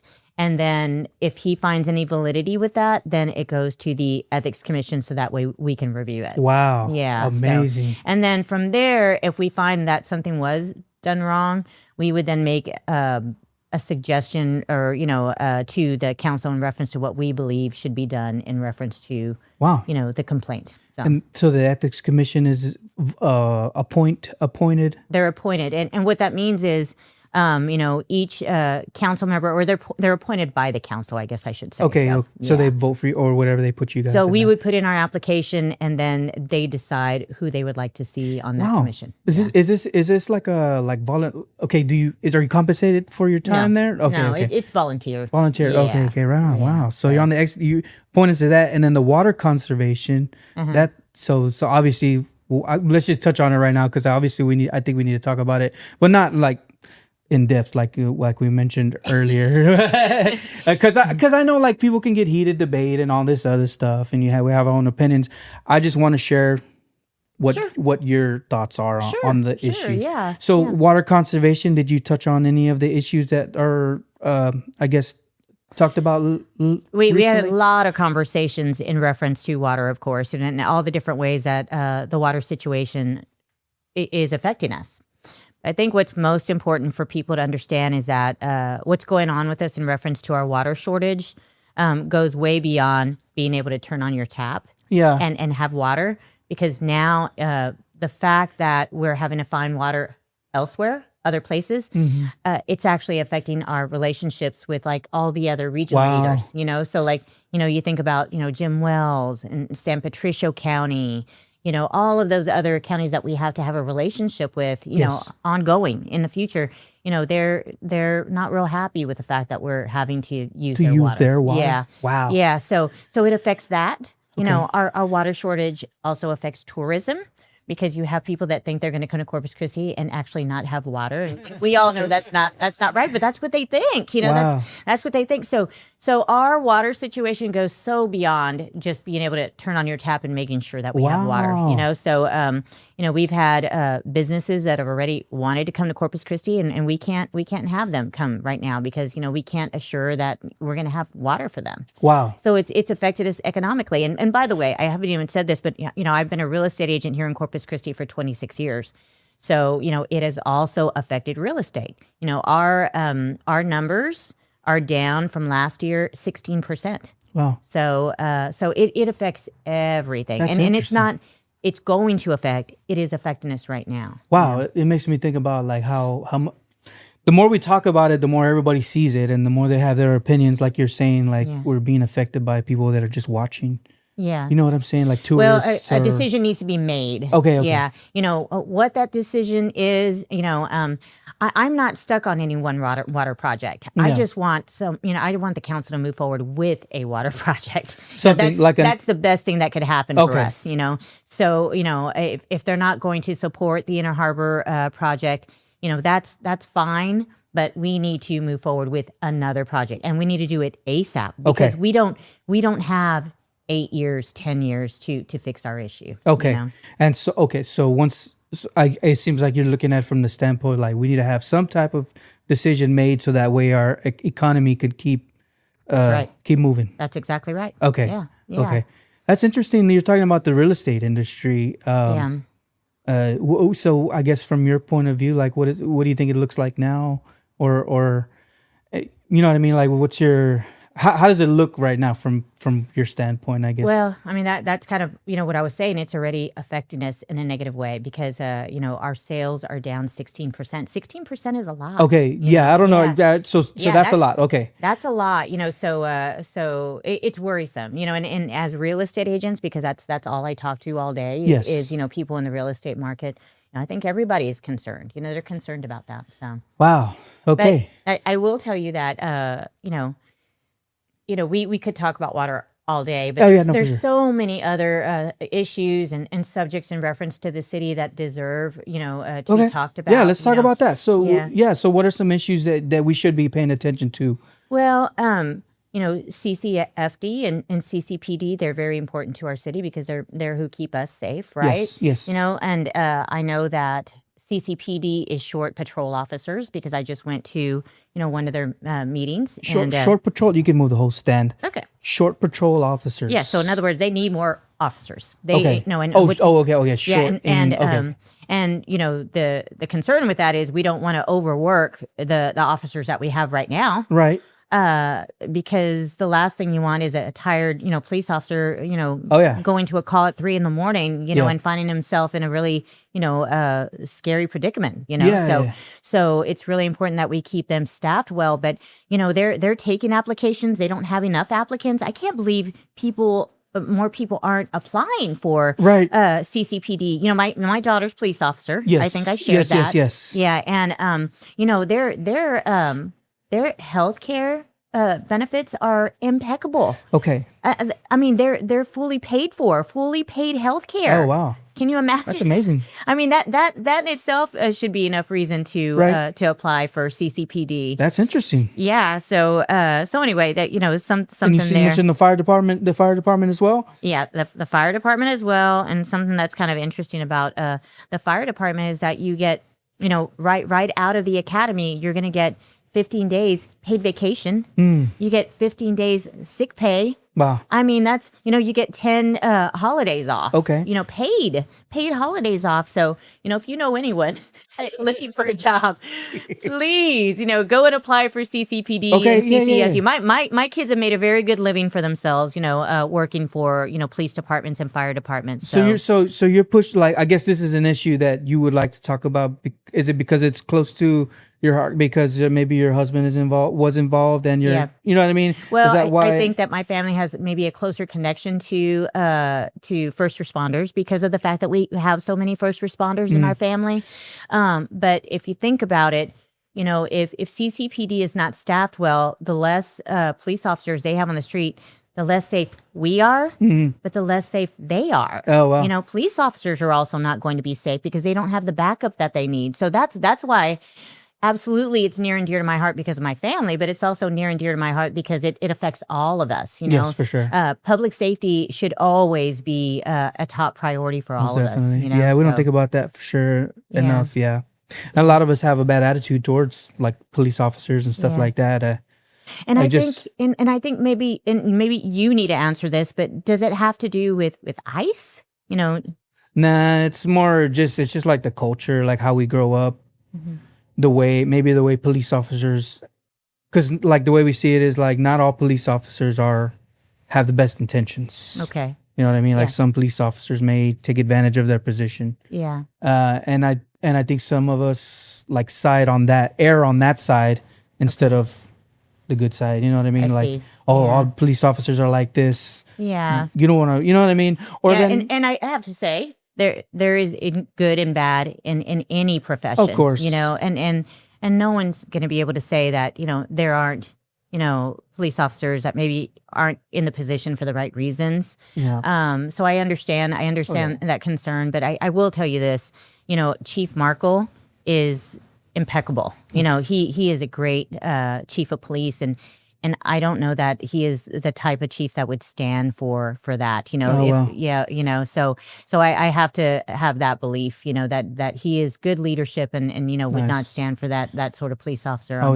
on his staff. Yeah, of course. And like you're right. Like it's in every industry. It's everywhere. Yeah.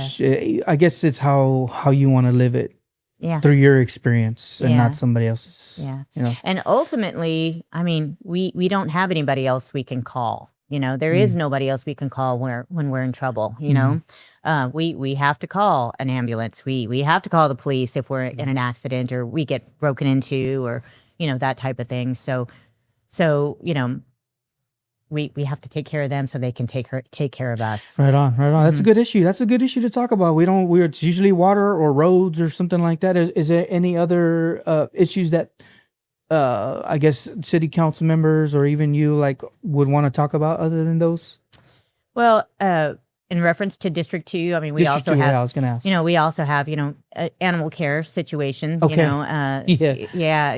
because we have a lot of stray animals in District There's 2. a lot of you're right. Yeah, see, you already know. Everybody already knows know. that. Everybody knows that, Well, see, I'm in District 1, which is kind of butted up to District 2, I guess. Yes, yeah. You know what I mean? So Yeah. there's an animal problem on that side of town Yes, too. yes, there is. I mean, there's cats everywhere, There is.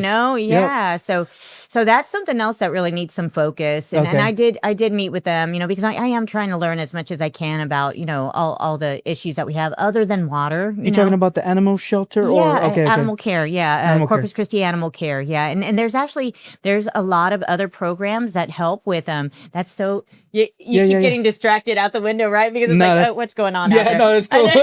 You got a cool view. But anyway, but I did meet with them because I wanted to kind of learn a little bit about what's going on with them and Okay. maybe what we could do differently to fix the problem that we have. Oh, yeah. Because we definitely have a problem, and these are living beings. I Well, mean, we okay, need so what are the problems? Well, it's just because they're out there, they're in people's yards. Like, I think it's we have maybe owners who allow their pets outside and they're reproducing and then we have all these stray animals. stray animals. Yeah, or there's actually a city ordinance, and a lot of people don't know this, Jesus, but there's a city ordinance that says that if your pet is older than 6 months, you're supposed to get it spayed or neutered. Wow. And the reason for that is so that way we don't have a lot of litters of puppies and kittens that we can't take care of. So crazy. Because what happens is somebody will have a cat and let the cat out, and all of a sudden they have 8 kittens. Yeah. and they're having to give these kittens away. Well, number one, who are these kittens going to? And we don't ever want cats and dogs going to people who are not going to take care of them, who are not going to be good to them. So what the city did is, in hopes of eliminating the number of stray animals we have, they did this city ordinance. Wow. And so the idea is that if you have an animal, you have to have it spayed and neutered. And by the way, you can get it spayed and neutered, I think, through animal care. I don't remember what the price is, but it's very minimal. It's not for very sure. much. Yeah. And by the way, because they have so many animals, and it's worth knowing, right now through July 25th, if you adopt an animal from animal care, they don't even have an adoption fee. Wow. And they do everything for you. They microchip the animal. They treat it for fleas.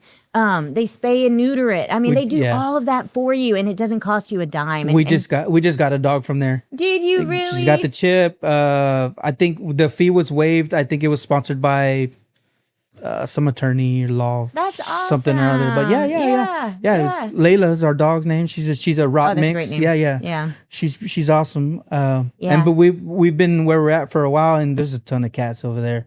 I know. And we even took a couple of them in. We would feed them and stuff. We got them neutered and just let them stay there at the house. They passed away already. Yeah. And but yeah, we love animals and stuff like that. I just didn't Yes. realize how much of an issue or that it is an and issue. you and I know know what I that mean? just by going outside and, Oh, and yeah. just seeing all the animals that are out there. It makes me think of the raccoons. Have you seen the raccoons out there? There's we just have like raccoons. yes, we do. If you go, We have okay, raccoons? we do. Oh my gosh! I know about the possums. I didn't know Let about me the tell you a story. raccoons. My grandmother lives in the Cuarenta neighborhood Yeah. on Mohawk, Yeah. and there was a dead raccoon. Oh my Lord. And my cousin was like, "Yeah, when you start seeing raccoons in the hood, That is there's not a good something right there." Yeah. No, but they're out there. Like it's. I mean, Yeah. I was on a recent interview. The lady was talking about birds. You know what Yeah. I mean? Okay, That well, this can I is the tell you- birdiest city. Oh yeah. Yeah, the birdiest city. It is Yeah, the yeah. birdiest city. But I didn't know this. Did you know that animal care actually takes in all kinds of animals? Are you serious? It's not just about dogs and cats. They told me while we were there, they've taken in pigs. What? They've taken in goats. They've taken in birds. That's what reminded me. You said birds, and they've had to take in birds too. That's funny. So I didn't know that, but They are going to rescue all kinds of animals, not just cats and dogs. I mean, the raccoons, it doesn't seem like they're like the cats, like where they're everywhere you can see them. They're only in like certain areas. Like that's interesting. Yeah, like if you okay, on the way to Portland, there's a pier. Indian Point, I think it's called. Yes. Well, in that area, they're like in the trap. People feed them. Like there's videos on TikTok of people feeding them. Like they're like, hey, check out these not pandas. Okay, they can be mean. Raccoons and stuff. Yeah, I'm surprised that people are feeding them. I mean, they can be. Yeah, they're out there. You know what I mean? We've seen them a couple times, and they're out there. It's funny. Yeah. Even like at the plant, I work at the plant. You see skunks sometimes at the plant. Oh yeah, skunks I've heard about. Yeah, actually, I got to say, block walking has been pretty interesting. Oh yeah, I'll tell you a little story there. Oh yeah. I've been block walking for months now, and I went with a friend of mine to a house, and we walked away from the house, and I was like, man, it smells like a skunk around here. There's a skunk somewhere, and my friend was like, Laura, that's no skunk. That's not skunk. That's funny. He was like, that's not a skunk. I was like, okay, well, I didn't know. What's up? Man. So why'd you decide to run for City Council District 2? Well, I think I might have already mentioned this, but I've been volunteering for the city for a really long time. So you were working for CASA for. You spent 9 years on the board of CASA of the Coastal Bend. Yes, yeah. And then I'm on the Ronald McDonald House board right now. I sit as secretary. I'm the secretary for Ronald McDonald House. And then I also sit on American Heart Association board. That's because of my husband. Smokes. Why are you doing all this stuff? How come? Well, that's what I was going to tell you. Like, the American Heart Association, Jesus, that's because, my husband passed away from a heart attack, you know?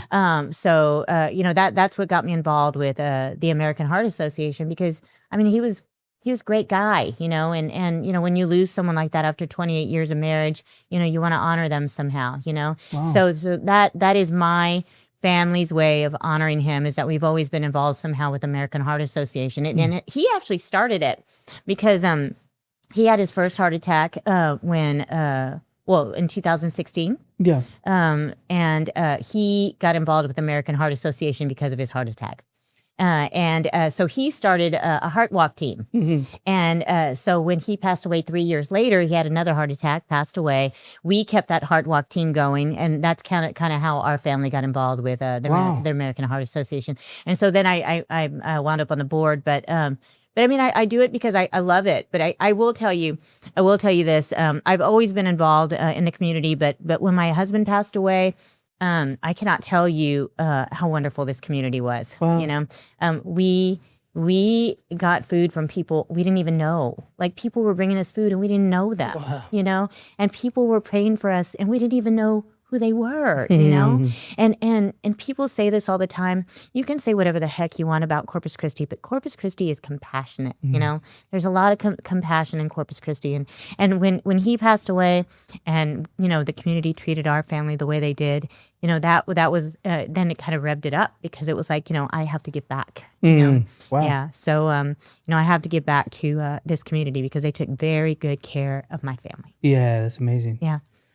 So you ask why, why I'm so involved, and that is a lot of it, and plus I love this place, I don't care what kind of problems we're having. This place is phenomenal. Yeah. I mean, how many other places can you think of that have beaches like we do? Yeah. And we have CCAD, the Corpus Christi Army Depot, and the NAS, I mean, we have a lot to be proud of here. Our port, is huge. Mm-hmm. It's the third largest in the world, if I remember correctly. Yeah. I mean, whoa, Yeah. So sure. we have a lot to be proud of. Ocean Drive, alone. I mean, who doesn't like driving down Ocean Drive? Yeah. So I've always been involved that way. But, I think that there are a lot of concerns, with the council right now. We want to mention that. Yeah. I mean, I know it just doesn't feel like it's functioning in a way that is working in our best interest as, as citizens anymore. Mm-hmm. And I think that, was kind of the catalyst to move me forward in reference to this position. So if you were to get elected or people were to say it changed out, we got new people in there. Yeah. Do you think that it would actually make a difference and we would actually get stuff done? Well, yeah, because part of the reason that we're not getting anything done right now is because no one can get along on the council. Well, those are personality issues, you know? So, I mean, absolutely, we would most likely be able to get more done because right now what we're seeing is, we're seeing 2 teams on a council that should only be 1 team. Wow. There should only be 1 team on that council, and they should all be working in our best interest, as citizens. But right now it's 2 teams, and they're at each other's throats. Yeah. And how does that work in our best interest? How it can work? Yeah. Yeah. So do I think that it would probably move in a more positive direction? 100%. I mean, there at this point, Jesus, there is no place to go but up. So you're talking teamwork, like actually just being part of a team and yes, we need to collaborate together, and actually that's a really good message for your viewers right now is, there's this thing, not even just in Corpus Christi, but in the state and nationally, where everybody wants to be like on a team, right? Like, and it's your team against my team, and everybody's, you actually talked about it, I think, before we even went on the air. That's not your thing. You just want info. You just want to learn, and I love that, by the way. But that's the way it should be. We should all be working together. We don't have anything to gain by being at each other's throats or tearing each other down.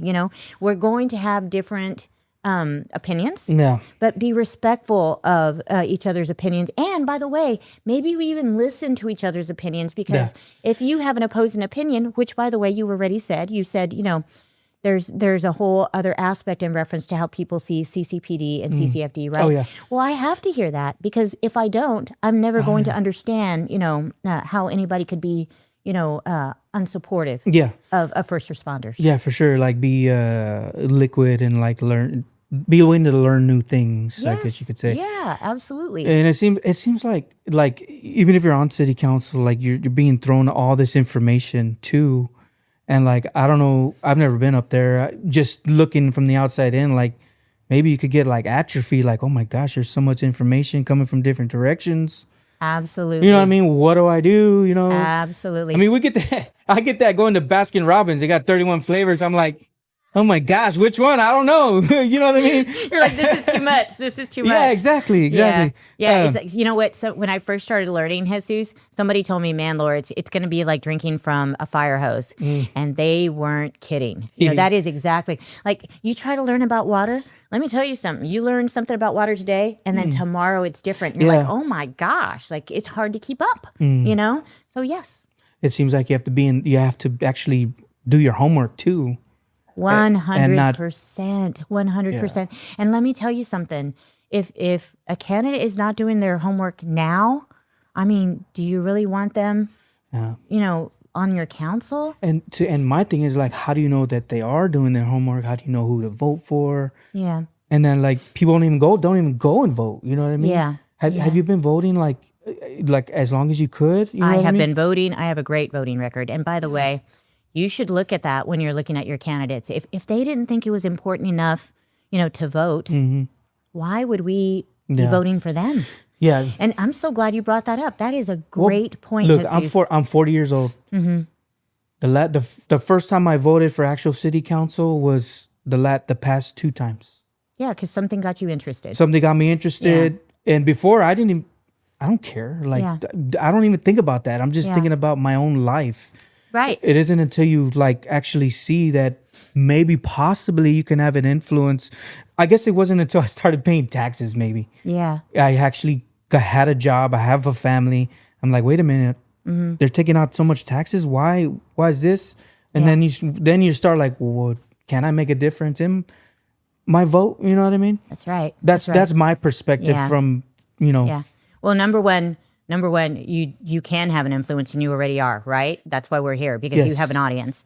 But the other thing is you said something very interesting. What you said is, what do I care about the council? I'm just worried about my own life. Yes. Well, let me tell you something. Everything the council does is affecting your life every day. You think the president's election is important? Let me tell you something. The council's votes and how what they're voting on and stuff is actually affecting you every single day. Yeah, and every single day.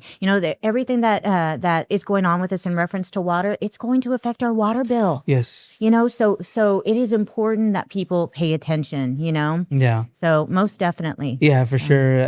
As much, I guess, attention that we put on the big elections, like the president, we should put that much on our local. 100%. Because it's here, like you're saying, and it does affect us. The housing prices are going up. Like you could talk about that issue. Yeah. Like we were looking at a house, and my wife's like, "Dang, that house, it shouldn't even be worth that much. Like, why is it going up? You know what I mean? Economy gets in the conversation as well. Yeah.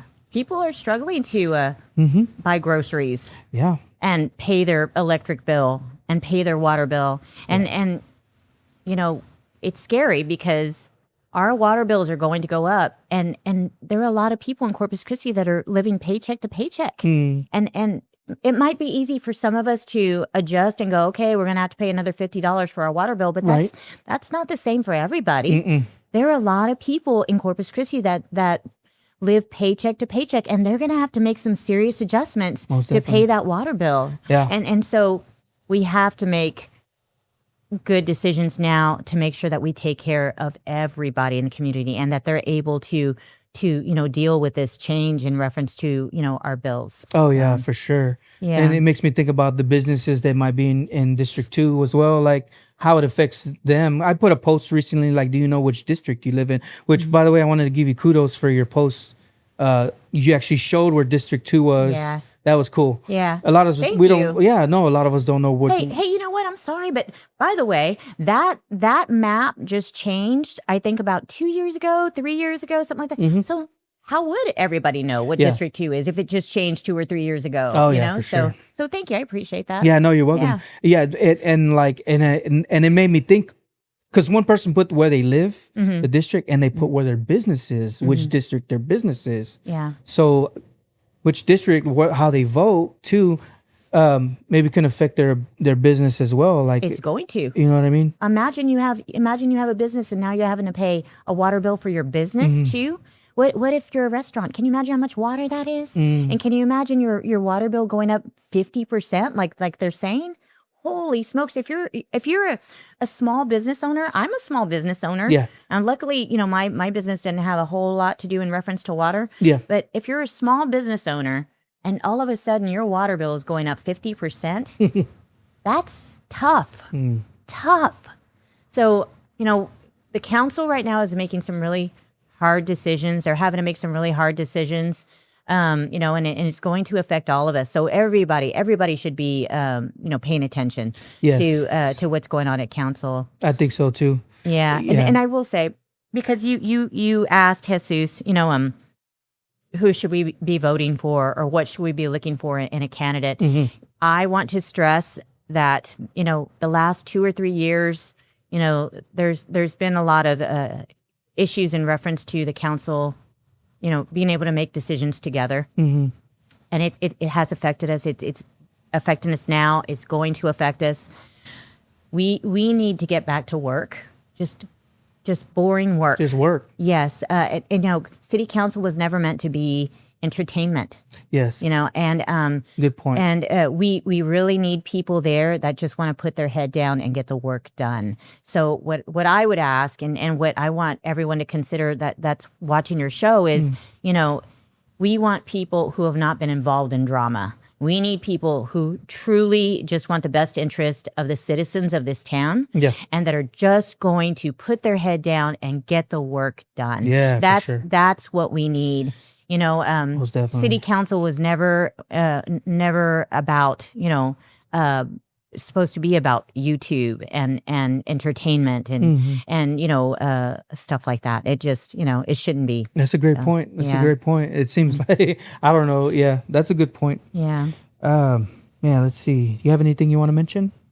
I guess the other thing that we haven't talked about is parks and recreation. Okay. Yes.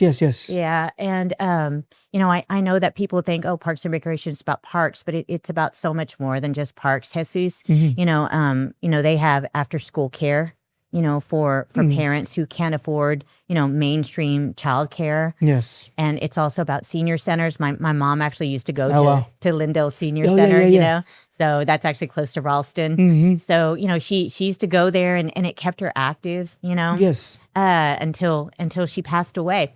She used to play chair volleyball. Yeah, cool. We used to go and watch her play chair volleyball. So, but So cool. So Parks and Rec is important for so many different reasons, and another is it keeps children, our kids, involved in positive activities. Okay. Instead of being on the streets doing things Yes. that maybe they shouldn't. So, that's something else that we don't talk about enough. Parks and Rec. I cannot tell you how many things they do in this town. They're everything. Like every time you see an event, Parks and Rec is involved in that. Amazing. So that's another reason Parks and Recreation is very important. It really affects public safety and keeping not only our children but also the adults in this town involved in positive activities. Yeah, I take my kids to Collier Pool often. That's actually, a great pool. I was Parks and Rec. Yeah. They would hold contests. I won like the backstroke, and I learned how to swim. At Collier? No, actually through Del Mar, I took a class. My parents put me in all kinds of sports. Awesome. But like Collier Pool, learn how to. I mean, we would compete there. Tennis, like that's on the money right there because kids are just if they're left by themselves. Yeah. You know what I mean? The internet will raise them. What? Yeah. The internet will raise them. That's right. That's right. Yeah. So we want them involved with as many activities as we can get them involved in, and Parks and Rec is part of that. Okay. For sure. So what are some of the things? I guess what I'm trying to figure out what to ask as far as Parks and Recs goes. Like keep with the park, or like more programs, or more money going into it, or like I think it's making sure that the programs that they have are funded. For instance, that after school care program that they have, dear Lord, we don't want that to ever go away because that really helps our parents here in Corpus Christi. But it actually does go back to making sure that, like, for instance, the parks that do get used, Jesus, that they have safe equipment. Cole Park. I was just at Cole Park yesterday. That's a perfect example. Who hasn't spent time at Cole Park? Right. I was a kid there. I've taken my grandkids there. I was just there yesterday, So we have to make sure that those parks are welcoming, not only for our citizens, although they're priority, but also tourism, We want, people to come here and go, oh, look at this beautiful park. Let's take our kids there, Yeah. So like, I don't think we talk about this. I don't, at least in the circles that I'm around. Tourism, like how important is that? Because it seems like, and I was just recently talking to someone from Visit Corpus Christi. She was saying like a huge percentage of people come to visit Corpus. I think in 2025, I'm scared to even say this, but if I remember the number correctly, I think in 2025, tourism brought in 1.2 billion. I think it was 1.2 billion. So It's huge. So we're talking the economy. It's helping the economy, the people that come and visit. Yeah, and when we say that, what we mean is, every time somebody decides to come here for a vacation, they are spending money at our restaurants, our restaurants that are owned by small businesses, small business owners, okay? Yes. So they're spending money at our restaurants, they're spending money at our bars, they're spending money at hotels, and that brings money into our community, and that's money that we can put back into our community. Right. So, okay. I'll tell you something that I would really like to see, and Visit Corpus Christi says this all the time, but man, I wish we had more for our Selena fans, because we have a lot of people that come to this town because Selena lived here. Wouldn't it be nice to just have a little bit more to share with them, I know we have our Selena statue, at the seawall. Yes. But it would be great if we had a little bit more for them, and luckily we have the Selena Museum. Yeah, so what part does the city play in maybe having I guess more things for tourists to do, or do they have enough to do already? You know what I mean? Oh no, there's probably never enough for them to do. I mean, I have to say, I think we are all very proud, and I know you've already been, but the Texas State Aquarium, it's gorgeous. Yeah. It's beautiful. I mean, I've been to other aquariums, and I will go to our aquarium over and over again with my grandkids because it's fun, Yeah. and it's beautiful. So that's something for us to be proud of. But can we still have other things to offer tourists? yeah. Absolutely. Maybe people talk about cruise ships all the time, but that's pretty far down the road, especially since we have our water issues right now. But would it be great to have cruise ships? Well, heck yeah, it'd be great to have cruise ships here. But I think that we can still build on what we've done. But shaded areas on the seawall, shaded areas for our beaches. Wouldn't that be great? Yeah. Because it gets hot out there. Yeah. So just to be able to go somewhere that's a little bit more shaded and sit there for a bit, or take our parents out there that can't handle the heat, and maybe have a shaded area for them. So Cool. there's still things that we can do for Parks and Rec that would make Right on. our community even better. Cool. Yeah. If elected, what's the first thing you would work on? You'd have to fix water. Water. Yeah, you would have to, if that's not already, in the works by the time, I get on the council, that has to be the first thing that we fix. I'm just realizing how important that is because there's so much entertainment around it, like you say. It but affects now- everything. Yeah, see? Everything. Think about our parks that we were just talking about. Well, we have to have water Yes. to water those parks. We have to have water fountains at those parks. It affects. There is nothing that water does not affect. So Yeah, so it's amazing. way beyond just tap water. Yes. Yeah. Yes. So- Wow. Yeah. That's perspective right there. We Yeah. don't, and I don't think we think that far down I the know. road. We just think, we need our tap to turn on and there's got to be water there. It's not just that. It's way beyond that. Yeah. And people think, what do we care about real estate? No, everybody should care about, stuff like that because what that says is we don't have people moving to Corpus Christi. Yeah. And it says maybe we have people that are moving out of Corpus Christi.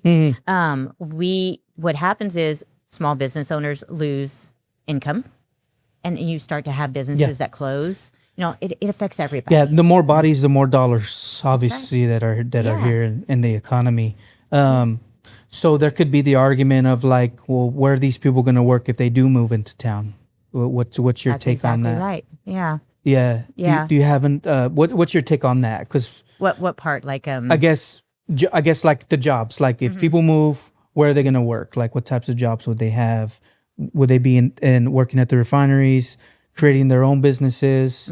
You mean if they move here? Yes. Oh, well, right now, I mean, we have, luckily we do have industry and we do have CCAD, but I have to say, the water concern is a concern to all business owners, but I will touch on something that we really kind of haven't talked about, Jesus, but, I met with the Machinist Union, and what who they represent is your electricians, your plumbers, your welders. Oh, yeah. That is who they represent. And, there is a concern that the Corpus Christi Army Depot, CCAD, could close. Wow. Because they, in the last few years, went from having 6,000 employees to now only having 1,000 employees. Oh, wow. Right? So that number keeps getting smaller and smaller, and there's concern there. And their concern, is, we need to make sure that we have all these great trade schools, right? And we have been very good at promoting those trade schools. We've been a lot better about that, and which is a good thing because not everybody's path is college after high school. I mean, it wasn't mine, unfortunately. I didn't graduate college, But the great thing about Corpus Christi is if you go to a trade school and you learn a trade, you can make really good money here. Yeah. But we have to have jobs for them, so it's very important that we, support keeping CCAD open, for instance, the Corpus Christi Army Depot, the Naval Air Station, because those are their jobs. Yes. Those are their jobs. Yeah, for So, sure. Well, yeah. No, I'm a truck driver, and it seems like I guess I'm thinking like welders Mhm. or even electricians. A lot of them, maybe they have to work out of town, but then they drive back. You know what I mean? Oh. So that's kind of maybe the train of thought that I'm taking. Like, is people do move to town? Yeah. Where would they work? Would they work out of town? Because there's a lot of stuff involved in that, anyways. Yeah. And I just Well, maybe okay. just wanted your take on it. You know what I mean? Yeah. That's cool. So I will say that I just sold a house to a trucker. Okay. And he bought a $400,000 house. You guys are doing pretty well. Yeah, you know? yeah. So thank God for those jobs. Oh yeah, So, yeah, for sure. Yeah, Yeah. definitely. Man, was good conversation. Laura, is there anything you want to mention?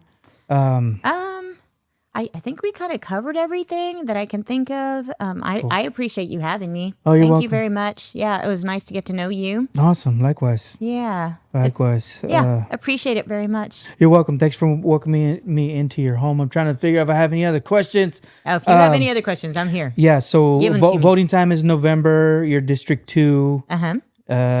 What else do I got? Oh, if anybody wants to sign, I mean, please let me know. You know, you can email me at lauraforddistrict2@gmail.com, or you can go to my website, lauraforddistrict2.com. Either way, but I would love to get you a sign. So Yes, excellent. So that's how we find you. Laura, what was the website? the website is lauraforddistrict2.com, or you can email me at lauraforddistrict2@gmail.com. LauraForDistrict2.com. You guys give them a follow. I'll leave a link in the description. Thanks a lot for joining the Corpus Christi Originals Podcast. Stay tuned for some more candidate interviews. We'll see you guys later. Thanks. See you later, Laura. Tony, what's up, dude? How you doing, bro? Pretty nice good. to meet you. Likewise, I'm Jesus Hernandez, man. How Man, you doing? Very good, man. I saw your post, and I was like, man, I like this guy. I've seen your podcast before many, many times with so many great guys from around here, and good time. So I figured, hey, why not chime in and say what's up? That's what's up, bro. Yeah, how long have you been doing your podcast? I'm in my fourth year. Tell us about you real quick. You know, I'm definitely a lifer, man. I started out back in I guess you could say the thing that got me going was watching Kiss back in 1979. I took the C101 party bus up there with my two aunts, and we went to check out Kiss on the Dynasty tour, the last tour with their makeup. And I just was I became a Kiss fanatic, and when I saw Gene Simmons, that's all I wanted to do for the rest of my life. So after that, I got into drums, and there were just better drummers around than I was, so I needed to find a better gig to be in the bands I wanted. And the bands I wanted didn't have a singer, so I started growling and doing what I had to do for the metal bands that I wanted to be a part of. And anyway, I was in the first metal band called Malignancy back in 1990, and then that jumped into a band called Sintegrity for about 10 years between 1991 to about 2000. And then I had another band called Killamora from about. I never stopped playing. It was just from one thing to the next. I had Killamore from about 12,000 to maybe 2015. So it's been a good run, but I got a couple of tribute bands that I sing for. A Pantera tribute band called Vulgar Display of Power. An AC/DC tribute band called Mighty Unclean. Got a couple of cover bands called Fistful of Metal and Faster Disco. And a couple of original bands called War Cult and Annihilator. And then I got the podcast too. So I've been really, I'm a big lover of music. I can't get enough. And I really liked starting the podcast because I wanted to talk to, a lot of musicians and kind of get some history behind, get their story and hear what their journey and their experiences were. And just enjoy, building those kind of relationships and enjoying the chat along the way. And it's been nothing but a great time. Yeah, dude, that's what's up, man. Golly, I had a band in 98, maybe early 2000s called Wicked Red. Hey, I know Wicked Red. Yes, bro. Yeah, That was you. Well, I helped start Wicked Red, and then they kicked me out of the band a while. I kind of toward the end of their stint or whatever. But yeah, I think Killamora. I think it was Killamora at that time, or Sintegrity. Yeah. I can't. Okay, That was like the beginning of Killamora. Yeah. Yeah, that's cool, bro. Man, that's awesome. And I remember playing at the. Yeah, go ahead. At that same time, Excrete was also around, right? And if I remember correctly, you guys had a big gig at the Center Theater downtown. Is that right? Well, I remember winning Battle of the Bands at the Center Theater, and we played on the bill with the Misfits. Killer, yes, bro. Which Y'all was created a big stir back in the day. Y'all had a nice crazy following, bro. Yeah, that's interesting, man, to know. And then Excrete, man, those guys came on like it's a dude. Yeah. It's cool to it's cool to me that the scene has changed, like it's changing and evolving, and you're in the mix of it, bro. It's pretty cool. Yeah, you know, I started the original band thing with War Cult, man, probably about 3 years ago, with my guitar player David Reed, and that's because I just had the urge again, man. I'd been doing tributes and cover bands for a good maybe 6-7 years without doing anything original, and man, I just got the bug and started the band thing again. But this time around with War Cult, it was not an easy ride, man. Getting the right guys together and the chemistry. There was a lot of butting heads, from just coming up with a band name to deciding on guitar parts. And it became really so complicated that it wasn't any fun. So mixing it up with different musicians, man. And finally it came right. And, you know, that's where the lineup is that we got now. Me on vocals, David Reed guitar. We are also using our former guitar player, Brandon Salinas, who is helping us out because we had another guitar player filling in, but he dropped out of the band. And then, of course, my bass player, Brian Canales. And on drums, we got Eric Maiden, who also jams with Gutter Gospels. And so this is a good mix that we got going on. So War Cult is doing some great things, as well as my original band, Annihilator. We got a gig coming up in Houston, and we'll be playing in the Valley here pretty soon. And Annihilator's old school Corpus Christi thrash. These guys are the thrash pioneers from the back in the days where I was still in a punk band called Aggravated Assault. And I guess it was probably 84, 85. And these guys were from Moody and Ray High School. And I was like, man, these guys are getting a fucking badass metal band together. They had an Annihilator self-titled cassette that was out and floating around locally. And it sounded cool. I was like, fuck yeah, we got some guys that are doing it like Metallica, like the Big Four.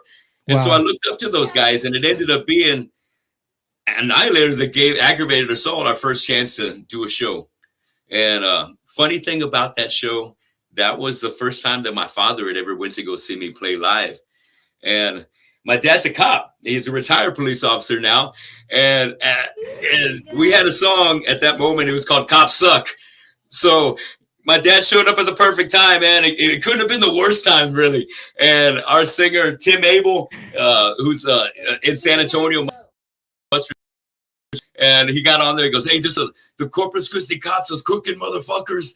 This is called Cops Suck. And I swear, man, my dad, he was staring at me like he couldn't, like he hated me. Like he was so embarrassed. And I was fucking tripping because I didn't think Tim was going to go off like that.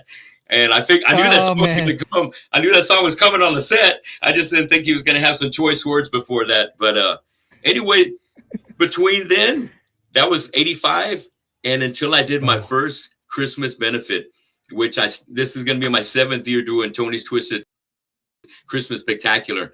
And I've been doing that, raising money for the Coastal Bend Food Bank for the past 6 years.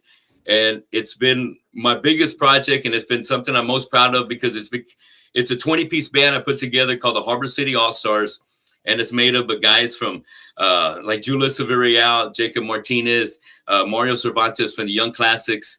I got like Adan Peña from Zombie King. I got guys from last year I had Louis Mandel from Heavy Soul. I had Celeste Torres from Chain Links. I had so many. I got Ralph Davila from Cat House, Oscar Mendez, their singer, playing with us. My guys from War Cult. Everybody's in such a Christmas spirit. It's a 20-piece band. Yeah. And it's the best thing out of the whole year, but it's such a big project. Wow. Because rounding up everybody for that is some work, and everybody's already got their own bands going on, and they're real busy because it's Christmas time. Wow. So getting together for 1 or 2 practices during the week just really shows the dedication that all these musicians have and their generosity to put the show together with me and to, always raise. I mean, we've done over $10,000, man, for the Coastal Bend. About maybe golly, maybe 100 pounds worth of food donated. So between What's it for? What is it for again? the Coastal Bend Food Bank. Okay. I couldn't hear you it chopped up, but I couldn't hear what you said. Oh yeah, and we got to help out our community, and that's what it's always been about.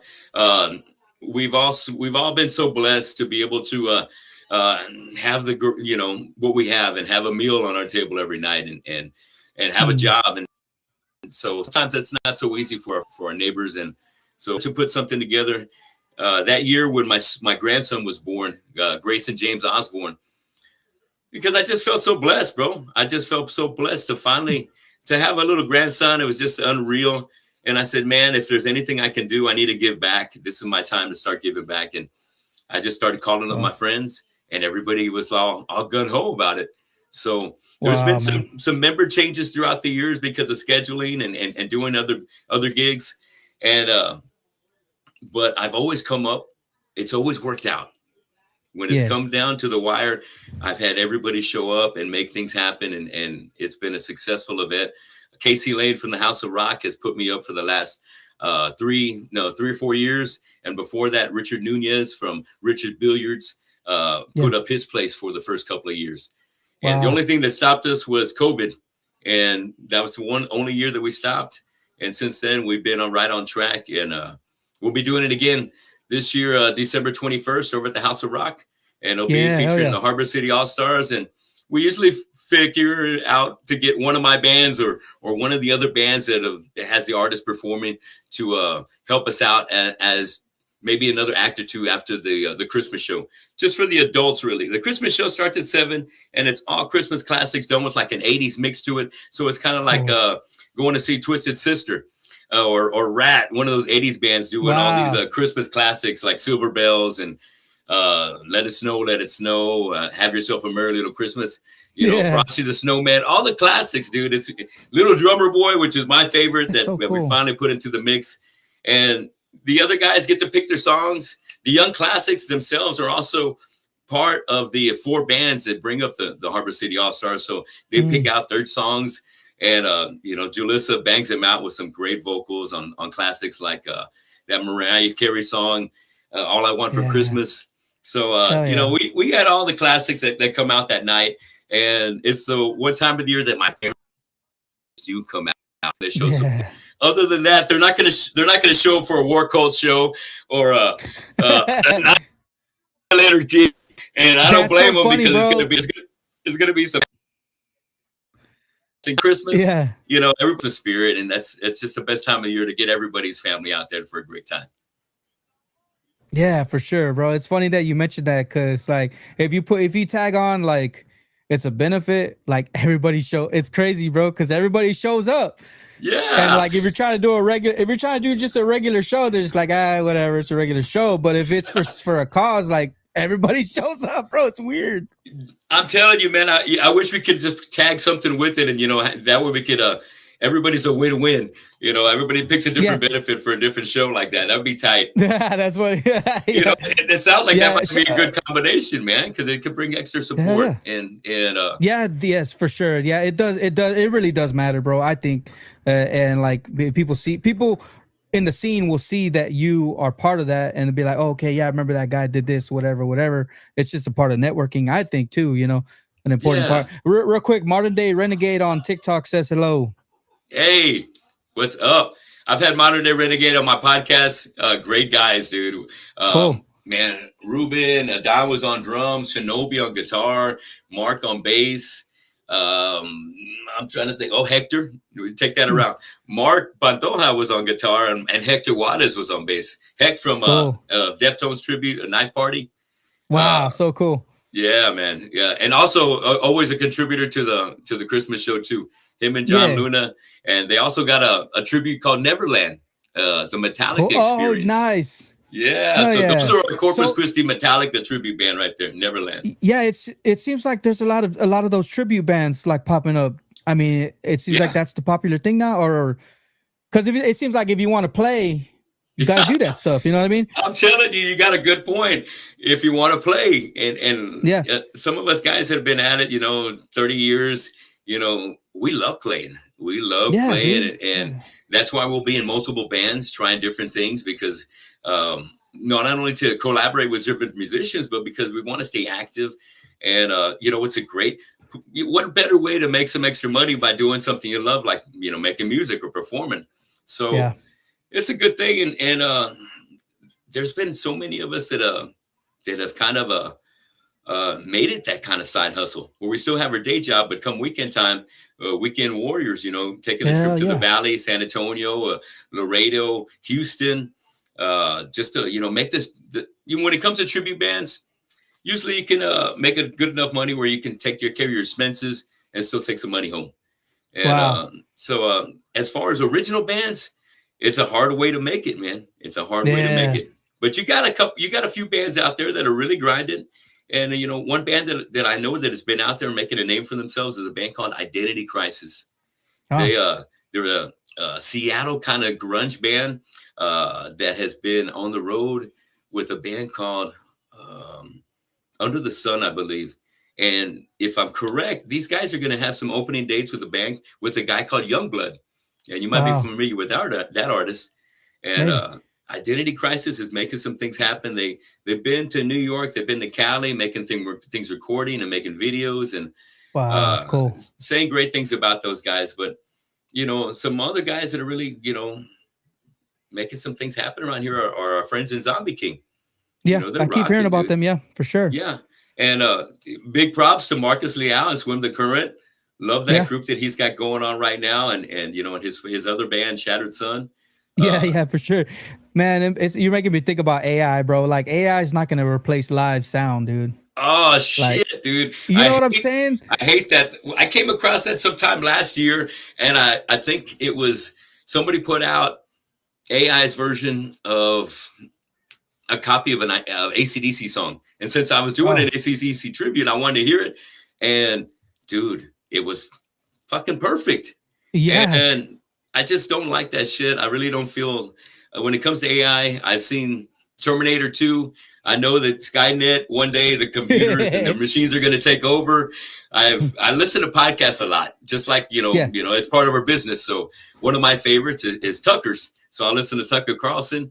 And the other day he had a guy on there that was an ex-Freemason and talking about how rituals and possession and spiritual good and bad is so much a part in everyday life around us in politics and the guys that are running things, and how so many things are going on behind the scenes that that a lot of people that are subliminal and are under people's consciousness, and they don't really want people to notice, but the signs are there. And if you really pay attention, you can kind of find that kind of stuff. And I hate to go down a conspiracy kind of rabbit hole, but I myself feel like there is a battle between good and evil going on. And I want to just know the truth as well as the next person, and finding the truth and hearing from different sources. You got to make your mind up for yourself. And I'm still trying to figure out all the shit out on a day-to-day basis. That's pretty cool, man. That's cool, man. So you came up in like the 80s era of metal in Corpus. Yeah. What were some of the bands that were out before that you were like, oh shoot, check it out? You know what I mean? Like locally. Yeah, the guys that I would go check out were like Final Assault. Those are the guys that were opening up for like Metal Church that would go play at the Ritz. Then Devastation came up from like the ashes of Final Assault. From seeing those guys, Devastation came up, and Devastation was opening up for anybody that would come by. Celtic Frost, Exodus, Yngwie Malmsteen. They would do these shows at the Ritz. They started teaming up with one of my favorite bands, Anchor Watt. What's the name? Anchor Watt. And I love that name. And when I looked it up, it's some kind of island in the middle of nowhere. And I think maybe one of the Galapagos Islands, particularly named Anchor Watt. And kick-ass band. And their guitar player, Danny Lohner, went on to play with Trent Reznor in Nine Inch Nails. And he's in the fucking Rock and Roll Hall of Fame, man. So big props to Danny Lohner and, the beginnings of Anchor Watt, who ended up turning into Screw, which was like a Nine Inch Nails version kind of band, which was the reason he got hooked up with Trent, was because him and Adam Grossman had made a 2-man band called Screw that was working kind of at the same time that Al Jorgensen was working in Austin. And they were kind of like on two sides of town working the same kind of stuff, caught up in that industrial metal sound that Trent had going on in Chicago. So, Anchor Watt was a big deal back then. And they had a deal called the End of Summer Slam Session. They had 1, 2, and 3. So they had 3 years of them. And they would have them at places like the Stardust Ballroom, which was right off of the access road between Castoras and Ayers. And back in the day, right in that same area, there used to be a little miniature golf park. And there was a big ass dinosaur that would kind of loom over the access road facing the freeway. So as a kid, I was born in 1970, and this was born, it was always there. So I was like, wow, it was always a treat to go play miniature golf there. Crazy, Eventually, bro. they tore it down and they made it into a ballroom for quinceañeras. And when local shows started coming out and becoming popular, guys like Phil Salazar, who ran Nighthawk Entertainment, started renting out the Stardust to put on these kind of local shows together because he saw that there was a need for it. And before you know it, they had 500-600 kids showing up, paying $10-12 a head. And we loved it. It was the shit. So big props to Phil. Thanks for taking a chance on these local bands, and the local bands just coming together to merge. Because Anchor Watt was like one of the best first crossover hardcore metal bands. Devastation was a pioneer thrash band, and Rotting Corpse was definitely a thrash band out of Austin. So whether they were skinheads, punk rockers, metalheads, or just kids that just try to find some rock and roll, it brought these crowds together for those events. And there was called the SummerSlam, fucking classics. That's amazing, man. Wow. Bro, I'm sorry. I change gears like crazy, bro. My ADHD mind gets crazy. I was talking with a hip hop artist. We were talking about how they think of them like as the Mexican rappers or whatever, that there's a certain sound associated with it. And like when I look at us, bro, I'm like, we're just a bunch of Hispanics that freaking love heavy music, bro. And it's like, you know what I'm saying? Like, do you think there's like I don't know, maybe for you growing up like in the 70s, was there like a stigma like to where like, oh yeah, the Mexican dudes are into that type of music or whatever? You know what I mean? Did you experience that type of stuff growing up? That's a good point that you bring up there, because, growing up, I always saw white guys. Those are the guys that always had the rock and roll bands. And you didn't see black guys. You didn't see Hispanic guys doing it. It was always Motley Crue, Rat, Twisted Sister. They were all Anglo guys. Even like in the earlier round, Led Zeppelin, Black Sabbath, Leonard Skinner. Everybody they were all Anglos. But that didn't discourage me. And since you brought that up, there was an 8-track that my dad had in his garage, and I must have been maybe 8 or 9. And it was a band called Santa Esmeralda. And they did a track. It was a cover of a song that we all know, and it's a badass 70s song called Don't Let Me Be Misunderstood. Please don't let me be misunderstood. Yeah. That one. And on the 8-track, it said Santa Esmeralda featuring Roland Gomez. And I was told my dad, are we related to this guy? And he goes, yeah, man, that's one of our cousins right there, dude. He's crazy. He made it. That's one of our cousins. And so he got me inspired. Later on, I'm talking to my dad, maybe 2 decades later, talking about that moment. And him and my uncle were there, and they started saying, that ain't your cousin. We don't know that. It's pulling your leg, man. I said, really? Oh, man, he had me hook, line, and sinker. I was like, dude, there's one Gomez that made it. Now I'm going to be the next. I'm going to be the next. So that was inspiring. So Santa Esmeralda did a super cover of that, and I think it comes out on the Pulp Fiction soundtrack. Yeah, dude, that's awesome, man. That's great. That's great. Going as the years went by, they, guys from Moody, guys from Ray, my scene later on, we were, like my guys in Aggravated Assault, it was me and Albert De Leon. We were the 2 Hispanic guys, and then we had 2 white guys, Tim Abel and Matt McLean. And then after that, it was the guys in Malignancy. We were all Hispanic. The guys in Integrity, we were all Hispanic. Guys in Killamora, we were all Hispanic. And around us too, like the guys from Excrete, they were all Hispanic. Yeah. But then you had some of the guys from King High School that had like Joy Wax, Crayons, Poetic Noise. And they were all Anglo, but a couple of the guys were Hispanic, but they were all Anglo. They were real light skinned. Yeah, for sure. You know, and so, but regardless, a lot of those gigs started coming together. Like Brutal Poverty was in the mix back then, of course. And, you know, that was all Cuarenta right there. Everybody from the West Side. You had like Brewish from Miller. That was all Cuarenta crowd right there. You had Hypnotic State, which was just kind of a mix because you had David Lozano on drums and went to Carroll, but the rest of the guys went to Miller and Moody, and they were a great metal band, Hypnotic State. And that was my kind of tag-along band that I kind of was a roadie for during high school while I had Aggravated Assault, because these guys are a great metal band. I was like, man, when I get good, I want to be like these guys. So it's very inspiring to kind of have our buds, you know, making something happen. And so big props to Hypnotic State. And the guitar player is Michael Perez, who has the Latin Cats. Yeah, Latin Talk. And so Mike's been doing it for so long, man. He's such a shredder. And so cool. Love, big props to Mike, man. Love Mike. Yeah. Yeah, no, he was my guitar teacher at Del Mar. Oh, hell yes. Oh, hell yeah. I would have loved to have been one of his students. That'd be so cool. Yeah, so cool. Yeah. Man, it makes you think about like Zeros. We used to play at Zeros, the Zone, the Underground. Yeah. I can't think of too many other ones, but there's been so many clubs that have let us play in their spot, bro. It's insane, man. Like, is there any memorable places that you played before that you can think of now? Like, dang, that was pretty cool. They let us do that. You know what I mean? Yes, man. Some of my favorite places to go was the Elks Lodge. The Elks Lodge downtown. That was a particular place where I remember watching CBS from San Antonio, was called short for Crippled by Society, Anchor Watt, and then Fearless Iranians from Hell, FIFH. And they're from San Antonio.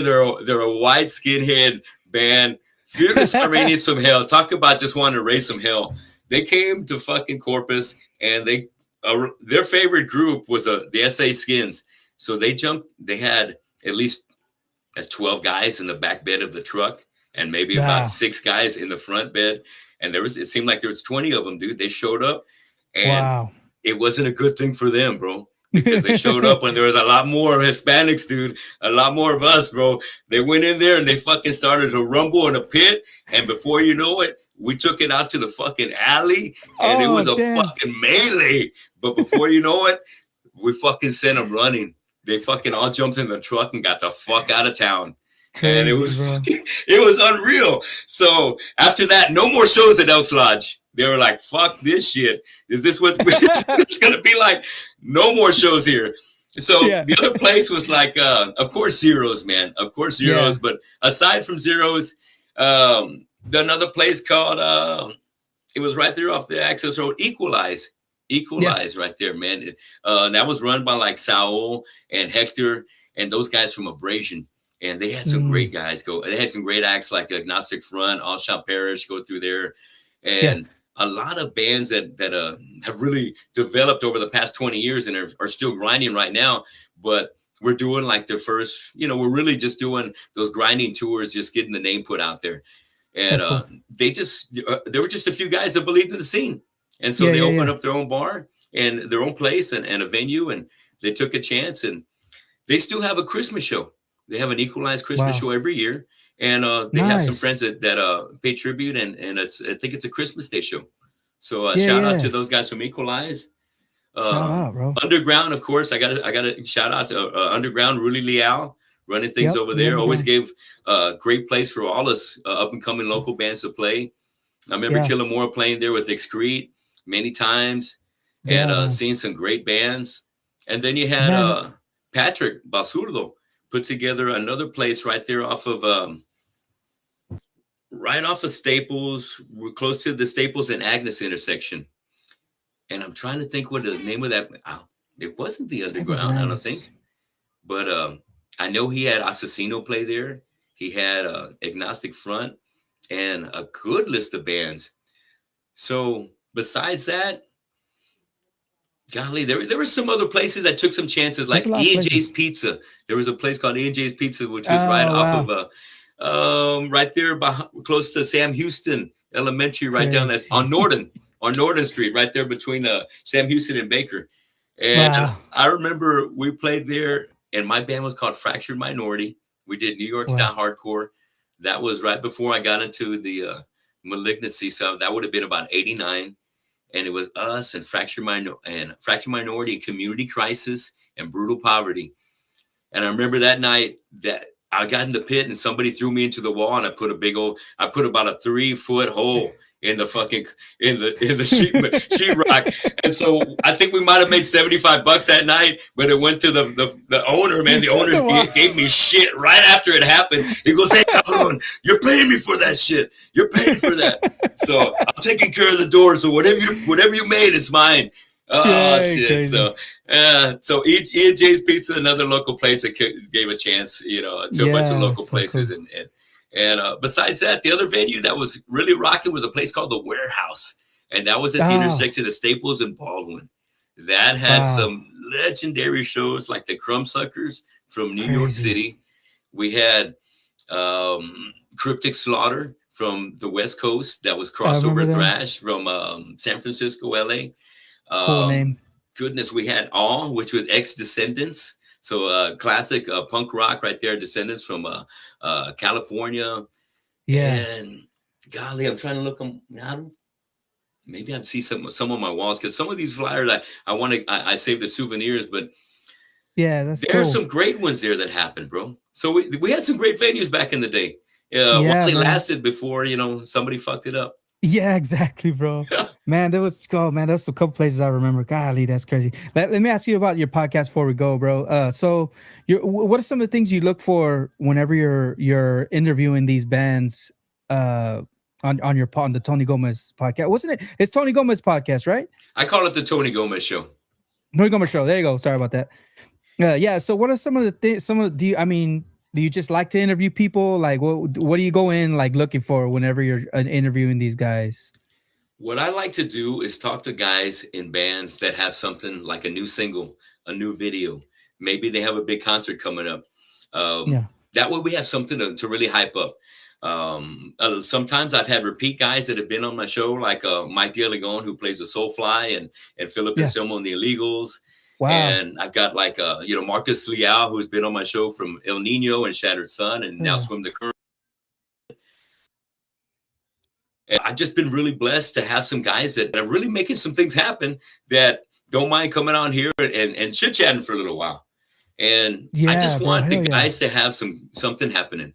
And it doesn't have to be particularly metal. And that's why I just call it the show, because I want to talk to guys like Casey Lane, who runs the House of Rock.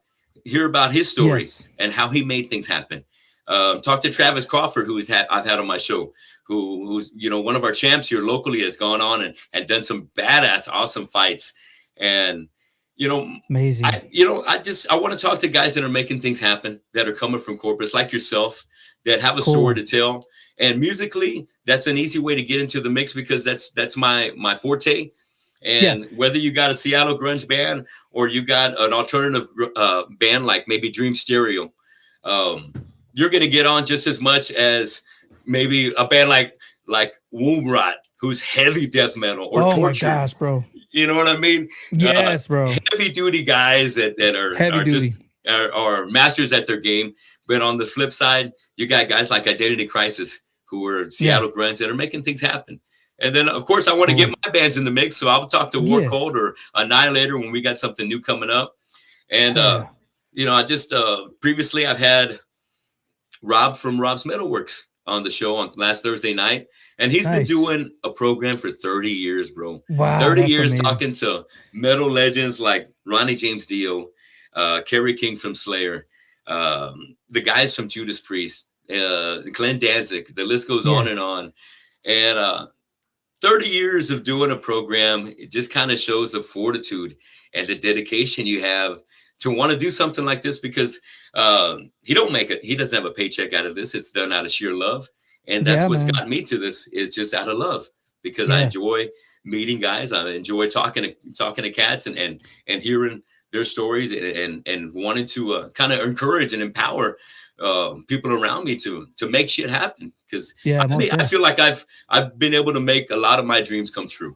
Yeah, I haven't been able to go on a large tour or been around the world like my brother and Marcus Leal, has been able to do in Shattered Sun. Oh, dude. But that's why I love him so much, because he's done that. And I feel like he's represented for guys like myself. So cool, bro. And a lot of us wanted that. Like, you know what I mean? Like growing up, we're like, damn, we want, you know what I mean? And to see him walking that wall, I'm like, damn, this is pretty cool, So proud, I feel that, man. dude. Yes, bro. So proud. I only want the best, man. I always have that philosophy of high tide. When high tide comes, everybody rises. You know what I mean? And we all need to come up. And there's a lot of here. And even regionally around Texas, I always wanted to say, my mantra is kind of like high tide raises all ships. And I want to empower my friends around me. I want to empower other artists and musicians and whatever they have going for them to keep fighting, be successful, never quit, and keep following that dream. Because some of us get a break. Some of us will get an opportunity to get out there and take it to another level. But you got to be willing to be dedicated. You got to sacrifice a lot, because along the way to make it to success, sacrifice is always part of it. The more success, the more things you got to sacrifice. And a lot of that is time with your family and your kids. As I was doing my thing, I was working 2 or 3 jobs. And a lot of that time, the 2 or 3 nights I had out during the week, I spent 2 nights rehearsing with bands. So I left one night for me to catch up with my kids. And in hindsight, I really regret that. I regret not spending the quality time with my kids, because music's always there and I've always made time for it. And I just felt like I was really selfish at a period of, in my life where, I had and here I am now again with 6 bands, and that time you can't get away from it. Yeah, bands too. I had Killamora, I had Screwface, I had the Pantera tribute, I had a 90s band called Rockenstein, and then I also had Annihilator and Black Lung Conspiracy. So it was more on the original side back then, and I didn't have the podcast going on, but I was just really hungry, and I wanted to I wanted to catch a break with somebody. And I'm still grinding. So in the meantime, since then, I have scored a vinyl that has gone worldwide with my band Annihilator. We have a vinyl out called Death is Calling, and that came out a year ago in October. So I'm really proud of that. And we're going to write new music for a second album that's going to be put out on Extreme Music, which is right out of Spain. So so they're backing us. All we got to do is come up with the music, and it's getting written. And as soon as we got maybe 8 or 9 tracks, we're gonna get that recording done and put album number 2 out together with this lineup. Congrats, man! That's awesome, dude. Thanks. And so last thing, how much of an impact do you think your podcast has on the scene, either locally or just worldwide, whatever? That's a good question. I do want to make a big impact.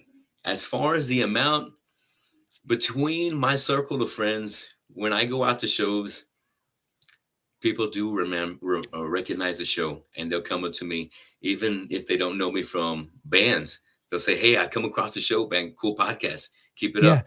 And so an impact, I would say right now, humbly, a moderate impact. And I think it's just a matter of staying busy and interviewing people that people are interested in listening from or hearing the stories about.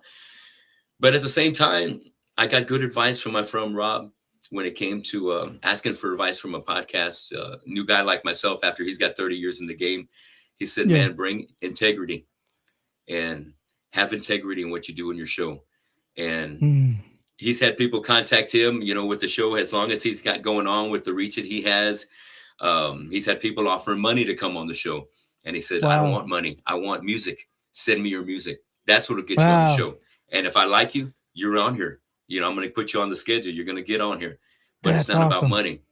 And I feel the same way. Nobody's ever offered me money to be on the Yeah, show, yeah. but I feel my need is just, I got to be interested in you. I got to be interested in you. For sure, And yeah. the latest cats that have reached out for me is a band from Colombia. They're called Cartel Psycho. And these Wow. guys are like the old school Suicidal. They Wow. are an up and coming young band, and their guitar player, Miguel Piguelia, if I'm pronouncing his name right, Miguel Piguelia, he'd seen my podcast while I was interviewing Daniel Benavides, who plays guitar for a band called Parasitic Septicity. And Oh, yeah. the singer for Parasitic is out of Colombia. So I guess, Wow. sometimes, there's not too much degrees of separation. And through links and sharing shit, Miguel hooked up. He watched it. And next thing you know, he's hitting me up saying, hey, I got my band. Listen to us. If you like us, we'd love to Wow. be on the show. And so I'm going to have him on. He's going to be, hopefully there'll be interview 99. And then Yeah. hopefully I'll have Rodney Dunsmore be interview number 100 from Devastation. But that's the thing. Have something going on. Have a video. Yeah. Have something that I want to get out there and talk about. And if you are an old schooler that I'm into, like the New York hardcore scene, I interviewed the guys from Carnivore AD, which had members from Sheer Terror, Crumbsuckers, and Whiplash, and Creator, and Massacre. That was a couple of weeks ago. They're going to Europe. They're in Europe right now, touring Carnivore AD with their new EP called Transmutation. I love New York hardcore. So Yeah. I love talking to those guys. I love old school crossover. So I've talked to Cool. the guys in the Accused and like the guys from Ketan Pena from Hyrax, from East Coast scene. Yeah. And it's just been a blessing, man. And I had a great discussion with Jason McMaster, who plays with Dangerous Toys from that 80s metal hair scene. And he's got a couple of #1 videos on MTV. And right now he's still rocking Dangerous Toys. He's got a show next Saturday, May 30th. They're going to be playing him Come and Take It Live. So another lifer right there that is just never quits, bro. Never quits. Cool. So like myself, I don't see me quitting. It's just going Yeah. to be one of those things I'm going to keep doing until I can't fucking do it That's anymore. cool, bro. Like, and that's the cool thing about like you, me, Rob, and other podcasters. Like, all of our styles are different from one another. If one band wants to be on my podcast, my interview will be different from yours, and our interview will be Yes. different from Rob's. So it's like I don't see why we can't do different podcasts interviewing same bands. All we're doing, like if we interview the same band, we're lifting up that band. They're gonna share. Right. They're gonna share the interview. Hey, I was on this interview. We were talking about this. Whatever. You know what I mean? I don't see why Yeah. competition is there if you look at it that way, but I'm just looking at it as from an abundance mindset. Like there's more than one of us interviewing these bands and we have different perspectives.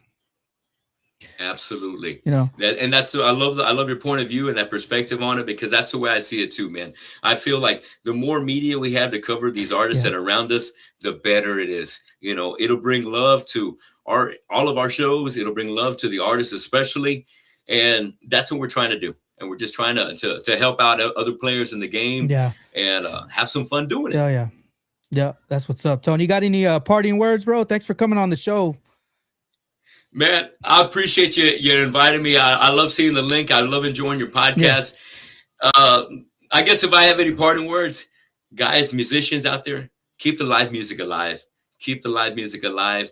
Keep the original stuff going. And for you guys that got tribute or cover bands, keep rocking it, man. If that's your gig, keep rocking it hard. I want to see you out there in the circuit, whether it be at the Exchange or Rockets or over at the new Fifth and Elm in Portland or Brewster Street.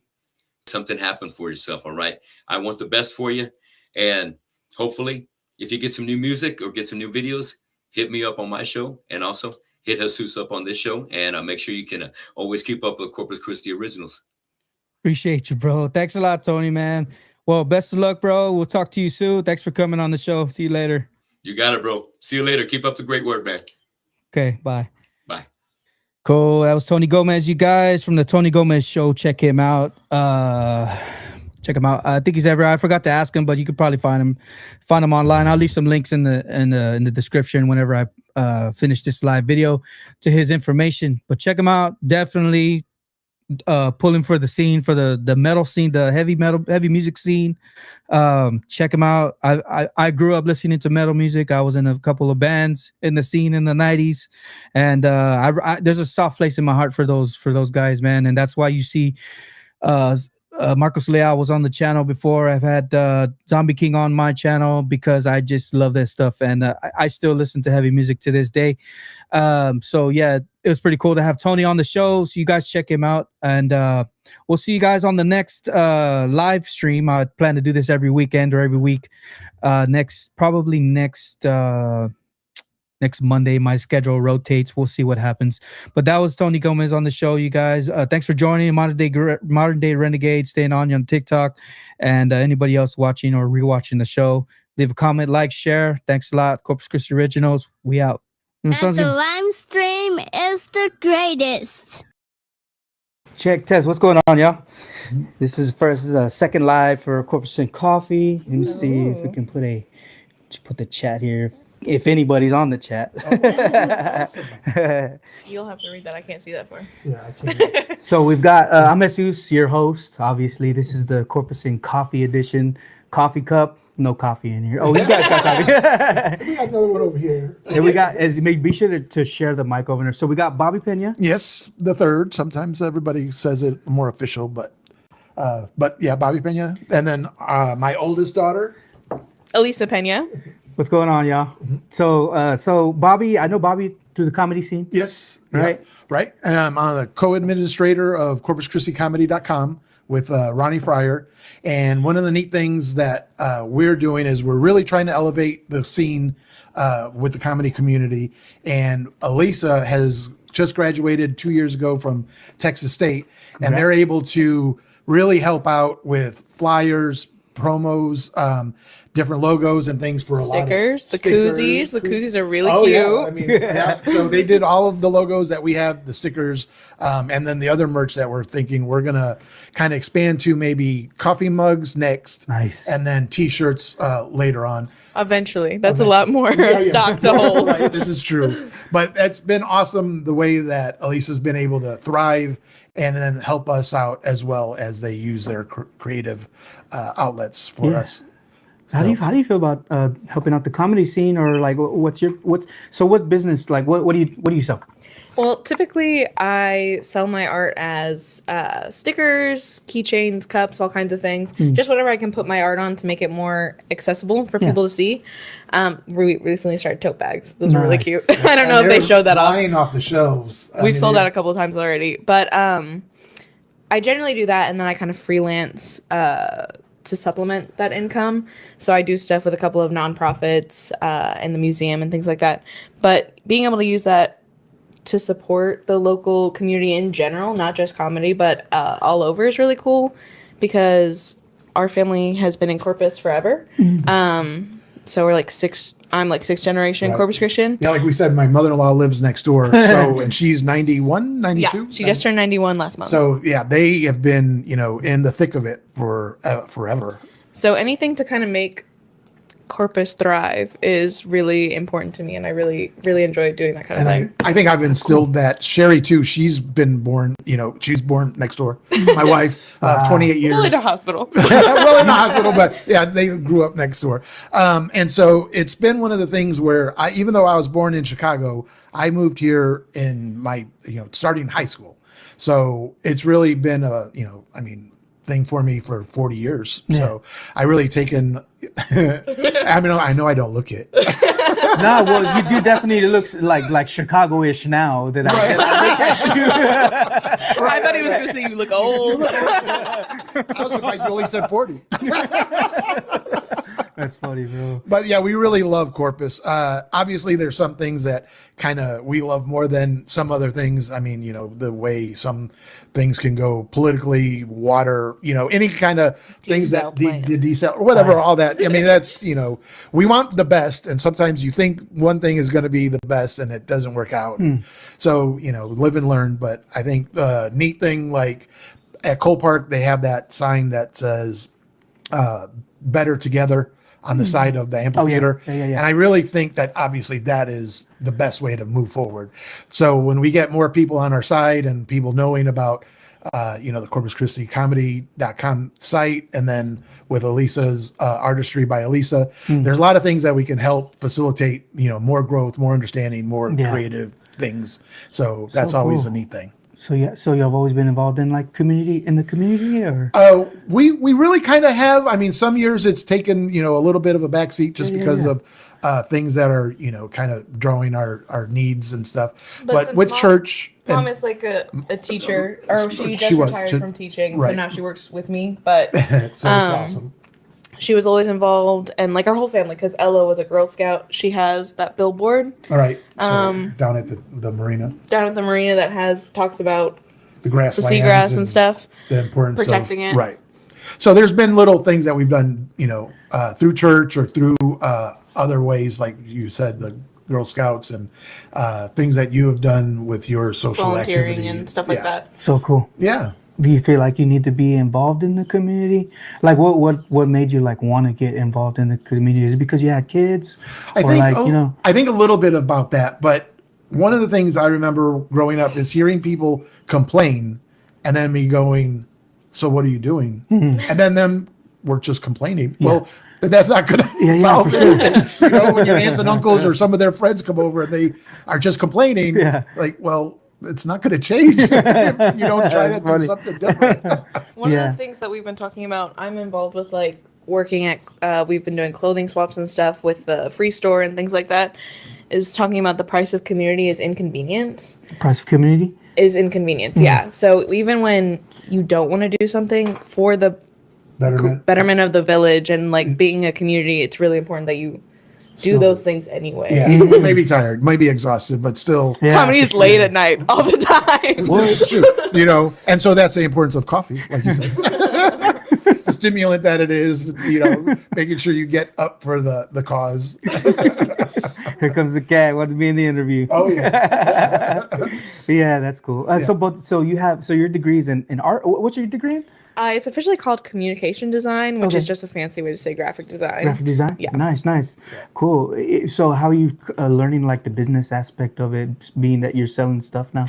Trial and error. Yeah, for sure. I hear you. You've taken a course recently. Yeah, I took a continuing education course through Texas State to kind of get more on the business side, because we were going on 2 years, and I was like, I kind of need a little more information. For sure.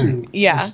And then the neat thing that Sherry and Elisa are good at is asking the other vendors that are near them, like, what's worked for y'all and what hasn't. And this way they're not reinventing the wheel. So they can, draw upon those kinds of things. Yeah. And then I think they're really open and they look at things in a way where, okay, let's not make, a million of these until we know that 20 of these will sell. Yeah. Right. That's why we kind of try and do everything in-house. Right.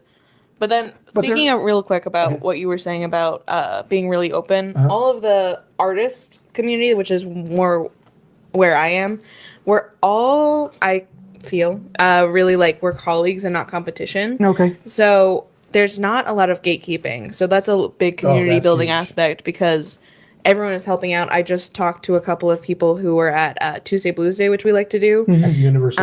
Nice. And they're kind of thinking, their students getting close to graduating and deciding what they want to do with their lives. They're like, how do you do this? And I'll tell them anything, because none of us are going to be the same. We're all kind of working together. Right. And then that's been like a thing with Milky Tomato is a company that is a weird name, but they are like what Elisa does on steroids, because they do things on a huge scale and they are very successful. And so it's like how a Mexican family owns a Mexican restaurant and everybody works in it. Yeah. That's theirs, but for a graphic design company. Yeah. So she does stickers and all that kind of stuff and Comic-Con. So cool. Yeah. Oh yeah. So it's they have like the biggest they get the biggest spot, and then they have they're up to like a 20 by 10 now at cons. And at cons, conventions that are that's big. That's huge. And they have stuff like stacked. Wow. And so it's really neat, and they are awesome. They love Elisa and Sherry, so they help out, and when they like something that Elisa's done, they'll put it on there and go, look at what our friend Elisa, and so they'll tag her and they'll highlight it and stuff. So that, like she said, that there's not that much gatekeeping as far as, there could be some, but then you find the people that are willing to help and answer and, and then they have been really open to the young kids too, who want to do something like this. No AI. We don't use any AI on anything, and there's signs. We have a sign in our booth that says no AI. It says like 100% human made. And we know that there's a huge thing about it, but we have that sign, and we also have a safe space, safe zone sign, because we got certified through the Pride Center of Corpus Christi. So those are two of the things that we really believe in, and so we have it published at the booth and stuff like that. So that's awesome. And then we know AI is like hitting like a nice little trend highlight right now where people are putting things, and that's cute and all, but real artists, I mean, are what really drive things. And then, you know, they're so water consumption. Water, and when you find out what goes into creating all those little memes and things, you're like, it's insane how that's the way it was developed. You're like, wait, why though? Why do they have to do it the way they do it? Because the amount of water that's being used to do those kind of factory farms or whatever they call them is insane. It's insane. But some of them kind of look cute, and some of them, Elisa can spot any AI. It's hilarious, and so it's like AI. I went, really? and I could do it better. Yes. How do you find yourself as a dad supporting what your daughter's doing? There's a lot of hallmark moments. We've talked about this because they have an exhibit at the Museum of Science and History where we've taken them when they were in strollers, through, and so seeing that kind of thing. Wow. It started at the Art Center a couple years before, when you were still in school. When I turned 18. Right. Having, things sell there. So they would do a thing there, and seeing it on the wall was, how cool, so cool. And so when I post it on online, I'll go proud parental post or whatever. And it's like, for real, it's one of those things where I get sentimental, and we look at, my wife and I look at each other and we're like, seeing it go from there to this. And then now with the exhibit and special spot at the museum, and it's a highlighted piece. It's like, wow, that's pretty cool. And they're doing something that they love. And so seeing the creative part come through, and just them thinking of something and then doing it to a point, you're like, wow, it's seeing it being developed and actually coming to fruition. That's awesome. Do you feel like, so have you tried, what's the difference between selling a big piece of art, or do you do big pieces of art? I do. I do some fine art pieces that I will display in the art center. But since those take so long, like, we have some hanging up that I do them with like a 032 brush, so it's like barely any bristles, and you're kind of doing it real slow, and it takes like 100 hours. That costs a ton of money. And even like the regular designs, so drawing a cup takes 17 to 23 hours. Wow. So original work, I would have to charge so much to have the time work out. So that's why I really like making them into products, so that more people can have them, and it's just more accessible. So I do the fine art still occasionally and stuff like that, and I'm gonna be having an art show for my 25th birthday. Wow, cool. My quadrancentennial. But so I'll have some of my pieces there. But I really enjoy having the smaller stuff that people can have. That's and cool. it's wild at how, especially Tuesday Blues Day at the university, those students love their stuff. Wow. It is incredible. And they'll I love them. Yes, yes. But and so they're so glad that, Elisa's there again at this next month. And so they'll get the collection. So if they've made cups, and there'll be 4 to the collection or something, they'll get the next one, or cool. and things So like that's that. so that's what would you consider that your following, your audience? Oh yeah, we've started doing loyalty cards, like Cool. little punch cards. Yeah, so that's so I'll sign cool. it, and then they get a special sticker when they visit us 5 times. Yeah. But And then you have pen pals and different kinds of things going on to, be connected to the Yeah, it's a snail mail club, so I designed, there's a couple different themes. Yeah. Like Planet Earth, it's really cheesy, but the art is capitalized. And that one's got like animals and stuff with fun facts and little hats and things. And then there's silly, sexy pinups, which is all ridiculous things. Like this month, if you haven't opened yours, don't listen. They're conversation parts with little pinup legs. But so I send out those once a month with like a letter and my calendar and stuff like that. So Nice. some of my regulars really love that. Yes, yeah, and it's a neat thing as Yeah. a dad seeing that. And then our other daughter, they're real passionate about theater, so they've done a lot of the plays and things, Cool. and they're sociology with a minor in law, so they are activists. So Elisa is as Texas well, Rising and stuff. right, with Texas Rising, and wanting the betterment of the city and Mm-hmm. all of our citizens and things. So it's neat as a parent, seeing them doing that. what they really like Wow. and feel fulfilled doing. It's Yeah, awesome. they've always kind of been like follow your dreams. So a lot of people would not want their child to pursue a career in the arts, I but hear about that. They're probably going to live with you forever, and that would be fine. I mean, that's the attitude yeah. that he went in with it, and he's like, well, as long as you like it. Yeah. And that's like when you kind of talked off camera before, where there was a gap when I started comedy when I was in my 20s after high school, and I kind of joked that with our daughters and my wife, it's one of those things where I had a captive audience. So they, as it is now, we could build off each other and laugh and everything. So it wasn't as big of a need to get out, at those times, because we were able to make them laugh, or they were Yeah. able to make me laugh and things, and we do things together and really do it right. Now it's getting to the point where I'm able to retire really soon, and so kind of live out more of the comedy thing and do my best to help the scene with the Corpus Christi Comedy.com with Ronnie and everything. So it's kind of come full circle, and it's really kind of a neat thing to experience, because there's ups and downs, hills and valleys, along the way and everything. But it's like, all right, even though I'm old as heck, it's still, Well, yeah. See, I asked you the other day. I was like, "So are you like?" Because you seem like retirement age and stuff, Right. and I was like, "Is this your retirement plan? Like, you don't have to be. You know Right, what I mean? right, like, right. why you're here? You know what I mean? Well, That's basically and- my well, question." You're not even retirement age, though. You're retiring early. well, so. I'm retiring. Well, Very from young. AT&T. So I qualified from AT&T, and they're offering a package and everything because we got a little slower and see about those that can. And so I was waiting for that. I thought this call would come late last year, but it didn't. Oh wow. So I thought maybe it's going to be a little while longer. But the kids, when I had mentioned we love like Jim Gaffigan and going to different shows, Cool. Nate Bargatze, but leaving those shows, and I think I had said something like, I wish I would have possibly kept on doing that, younger. And Wow. the kids were like, well, you could do that now. Do it now. Yeah. And so, like we said, you tell them do what you love, and then here I may not be Hey. doing exactly what I love and putting it. So the kids weren't having that. They were like, no, you could do this now. You're the And so- you're the second dad this week that told me that same thing. Oh wow, okay. Like I'm telling my kids this, and what's dad doing? right. Yeah. I was like, whoa, smoke. So we're we're obviously thinking that. Exactly right. And Yeah. you got to, lead by example to a certain extent, or else, you're just blowing smoke, Dad. What the? Yeah, crazy man. So you'll be hosting a show? So I'll be or hosting the open mic on Thursday at Mesquite Street. I love that mic. That cat. Yeah.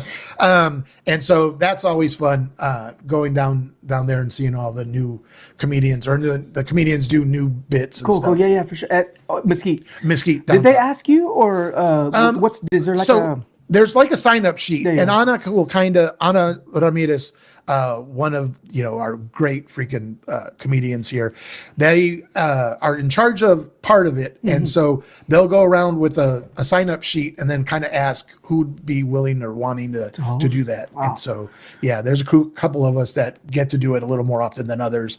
I'll not do it next month, but then the month after I have another time to do it then. That's so cool. Yeah, it's neat because it gives new comedians another chance to see what hosting is all about. Right. And everybody at our mics are really kind of like how Elisa was saying the artists are. We're not gatekeepers. If there's things we think we could help tell them, do this, don't do this, or, don't worry about this, and kind of move it, in a positive direction. That's a neat thing. So cool. Yeah. Yeah. And there's Joe's kind of your age. I remember I saw you Joe, at the yeah. Artisan with Joe. He's kind Right. of the same age as you. That's so Yeah. cool. He Have you always seen says he's older than me, and I'll let him keep saying that, even though we don't need to get a calculator and really figure it out. So he asked me again, so how old are you? I go, no, you've been saying on air that you're older, so we'll just keep it. So I don't cool. want to call you a liar. But he says that it's him, it's Wendell, Mr. Wendell, him, and then every now and again he'll remember that Jan and Barney. Even though she's a musical artist and stuff, but then I don't think he thinks they're as old as we are at times, because they do a lot of things. They're really active. They kayak and do all kinds of cool little things, and sometimes some 50-year-olds aren't doing those things, and they're in their 60s, because he just talked about getting his Social Security. So, Joe says he's like the second or third oldest in Corpus. So I let him have it. Man, so cool. Yeah. Awesome. Yeah. So you've been doing comedy for how long? So 2 years again. One of my friends, Max Richards, his stage name, was turning 50, and when we were younger, I sold cars with him at Saturn. Yeah, and that was a great time. Showing your age. Yeah, Saturn, bro. Yeah, it's like, is that even the right? I know, right? So the neat thing about there is you have a lot of downtime. So if you have a good group of guys, there's a lot of neat things that could happen. And so I had told him about me doing comedy when I was younger, and then doing different things and improv. So he was like, asking more questions, and where do you do that? And I tell him about the different open mics that were there then. And so he really got inspired by that and started doing it. Well, then he turned 50, and he was like, hey, I like some of the people and that had an integral part in me getting to this part. And so I was one of the guys, like Blake Trevino was on there, Sean Miller, Shaky Jake, Doug Dalton, Blake Trevino. So there was, did I say him twice? You said him twice. Yeah. Because at least I had done his logo. Another shout out. Yeah, so you did his logo. Yeah, right? That's the Slow Roast podcast. That's dope. Right. And so it was neat. And so then that was the first show coming back. And so the itch was there again. And so the kids had said, then do it. Yeah. And so I'm like, okay, yeah, you're right. You didn't have such a captive audience because we were adults. I don't live here no more. Right, exactly. So, and Sherry can. So jokes around your family different from jokes at at open mic or at a show? I think somewhat. Now that they're older, I'm not really dirty or anything like really super, where we don't age let appropriate. Well, there's always the dad. If I do say something, or if I feel like you're dirtier at home sometimes, honestly. Well, I was all pent up. I couldn't say very many things because you were. So now I have to say some things just come out. Well, you can only hold it in so long. Exactly right. Hurry up and turn 21. As it is now, one of the things that Elisa is saying is that sometime in the past I had said you can't. And he did. No. They're making it seem like I had said that you could flip me off when you are 35. Okay, because Dad likes to flip his kids off for fun. We're looking at him too long. He throws us a little bird. And then Catherine, my cousin, one time flipped off Dad back, and she was 25. And I said, well, why does Catherine get to flip you off back? And Dad goes, well, you can when you're 25. And guess what? I'm 25 in April, and there's a lot of walking back going on. There seems to be a thing where Elisa, Ella, and my wife have a better memory than you. They claim that they have a better memory, and they use that against me. No, we told you about this. I'm like, I don't think you told me about this. I think it's just a thing where you get past we both the had argument. Concussions. Yours was more major than mine. I did have a concussion, yes, and age and stuff, and I partied a lot when I was young. But still, I mean. I think they get over 25 is the number. Oh, yeah. So watch out for that at the art show. We're going to be with all of Lisa's art, and then she's going to be just there. Yeah.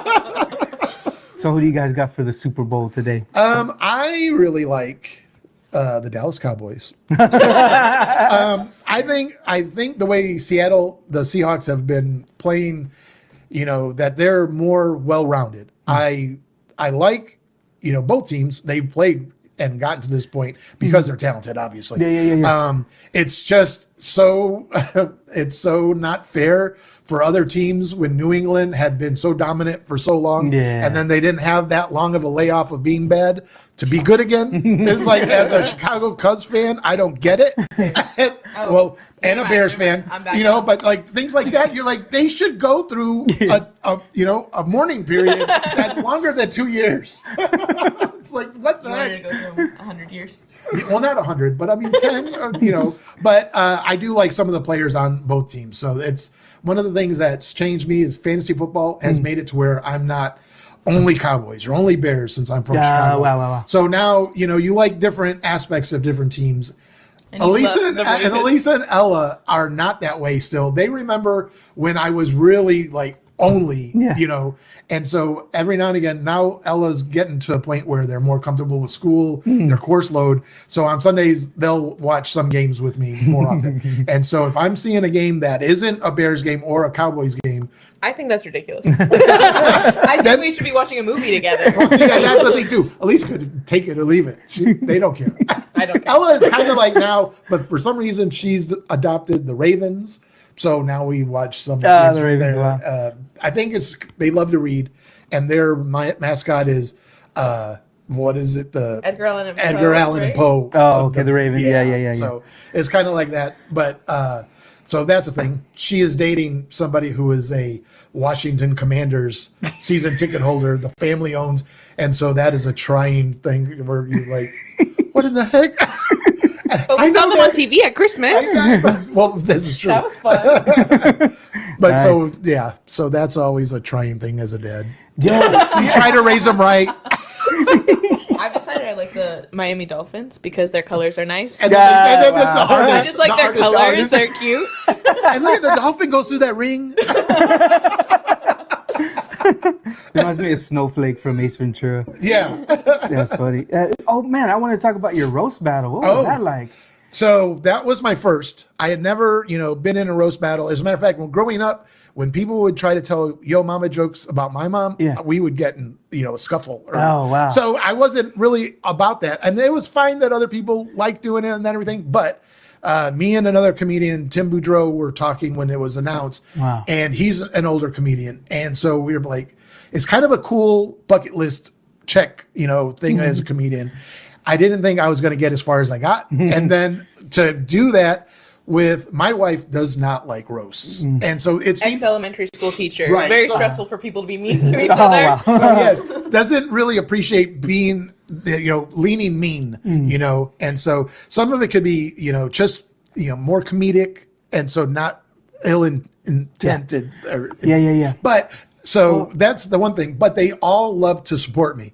So they were there and I won, and then I won. And then we had to keep going and seeing people be mean to Dad. So it was like a trying thing. So as it got closer, when I'd win, and so bittersweet. yes, exactly. Dad. Right. But my goodness, you're not that fat. Oh my gosh, how did y'all feel when they were roasting him? Oh my gosh. Mom's heart rate monitor on her watch went off a few times where it's like, calm down, maybe.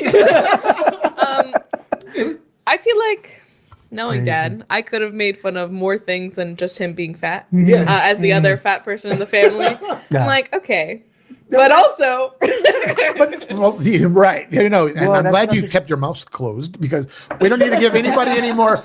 And that's the thing, like on my socials, there is so many things you can make fun of. I do things that could easily have been a joke. I love my Can-Am. I'm on the Riker a lot. Sherry makes it where that's my second wife. So there could have been some things there. Corinne, the artist who won, did Yeah. diversify a lot of her jokes. Right. And she's really creative. She's such a good writer. She's She's an artist too, isn't she? I mean, Yeah. have you Yeah. seen some of her reports? Yeah, and so it's neat. We're fans of each other. Right, Hey, right, go. and the family too. So that made it an interesting battle at the end.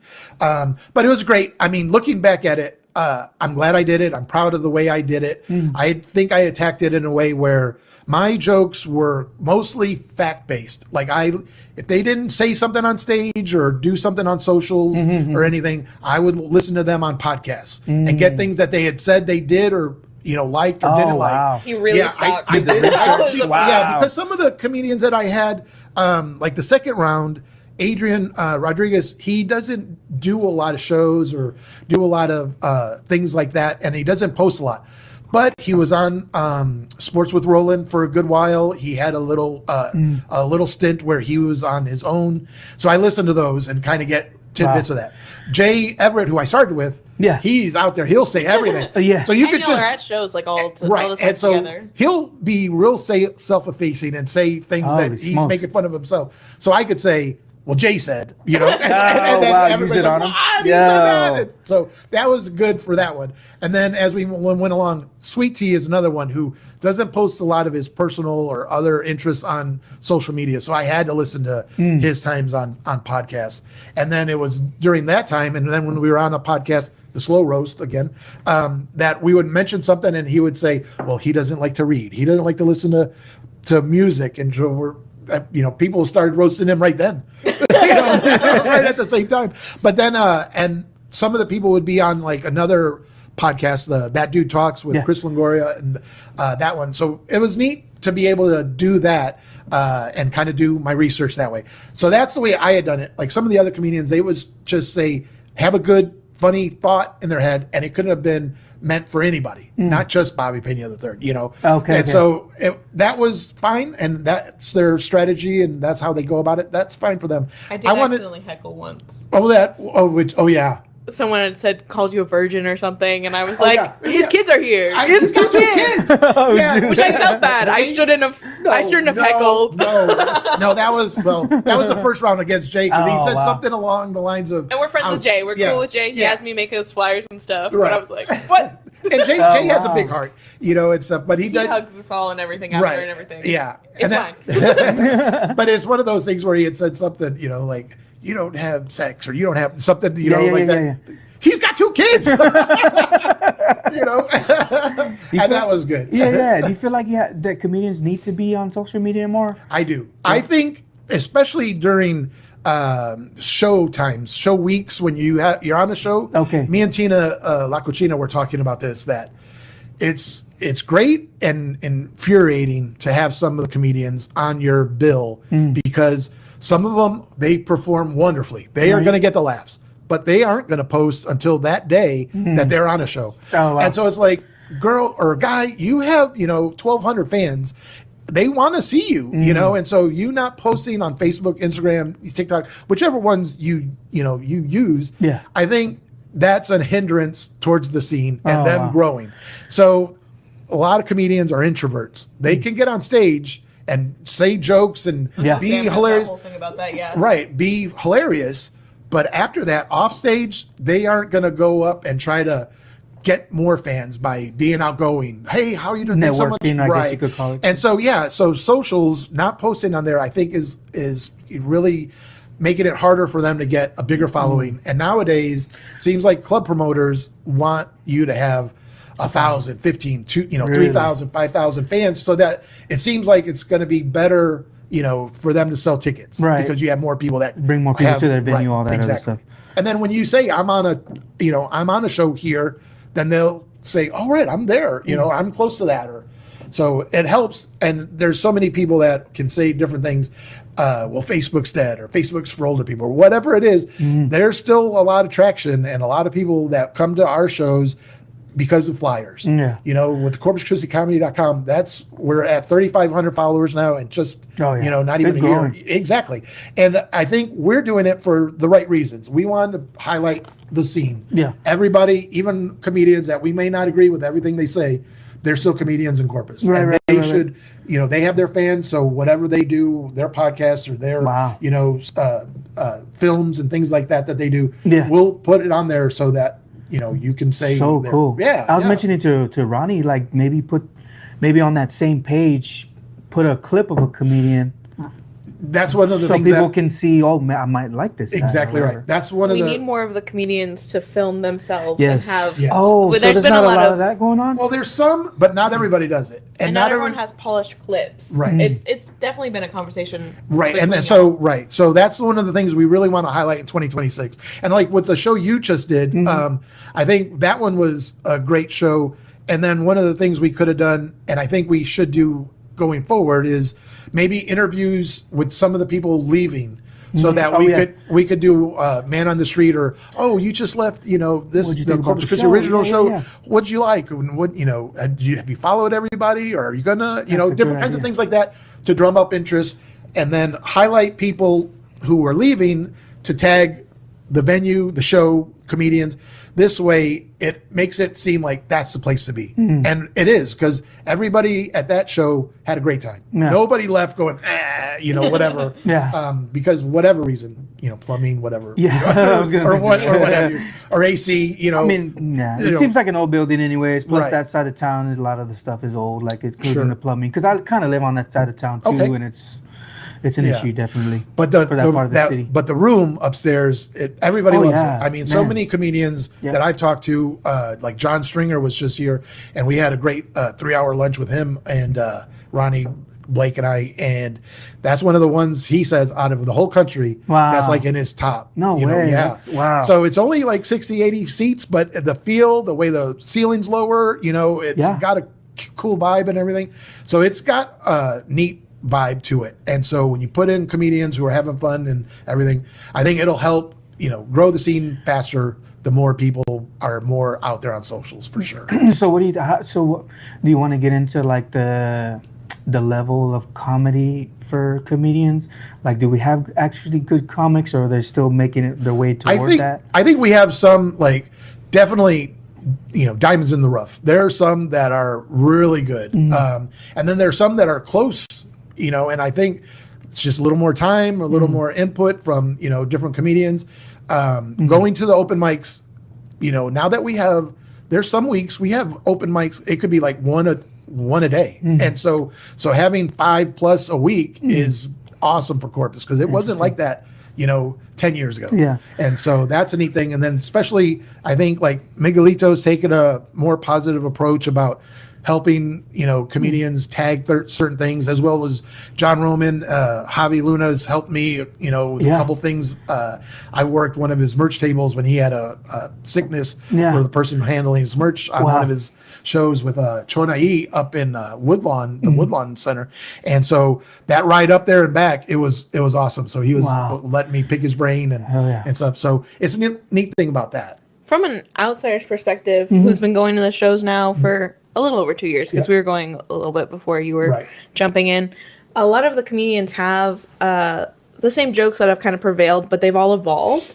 So when they have the same sets that they've been doing for a while, they really grow into it and take the notes and everything. And so even some people that I've only seen for 2 years have gotten leaps and bounds better just by going out and practicing their craft, which is really cool. Yeah, it is. And that's the neat thing, like how I look at like the hooks, the Corpus Christi hooks. I love sports. And so a lot of things are sports metaphors. But seeing like when those guys are coming up, and then seeing who they've become with the Astros or other teams is kind of similar to the Corpus Christi comedy scene. Because I remember seeing Steve Trevino when he was just starting out at like Sparkling City and a couple of the places around here.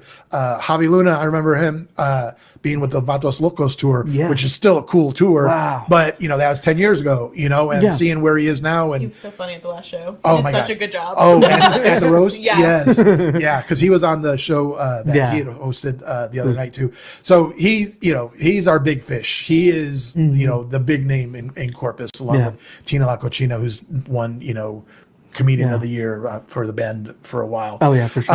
And then, John Roman has been really instrumental in helping a lot of people with his being one of the promoters for a lot of different comedy clubs here in the city, too. So it's neat to see where we can be.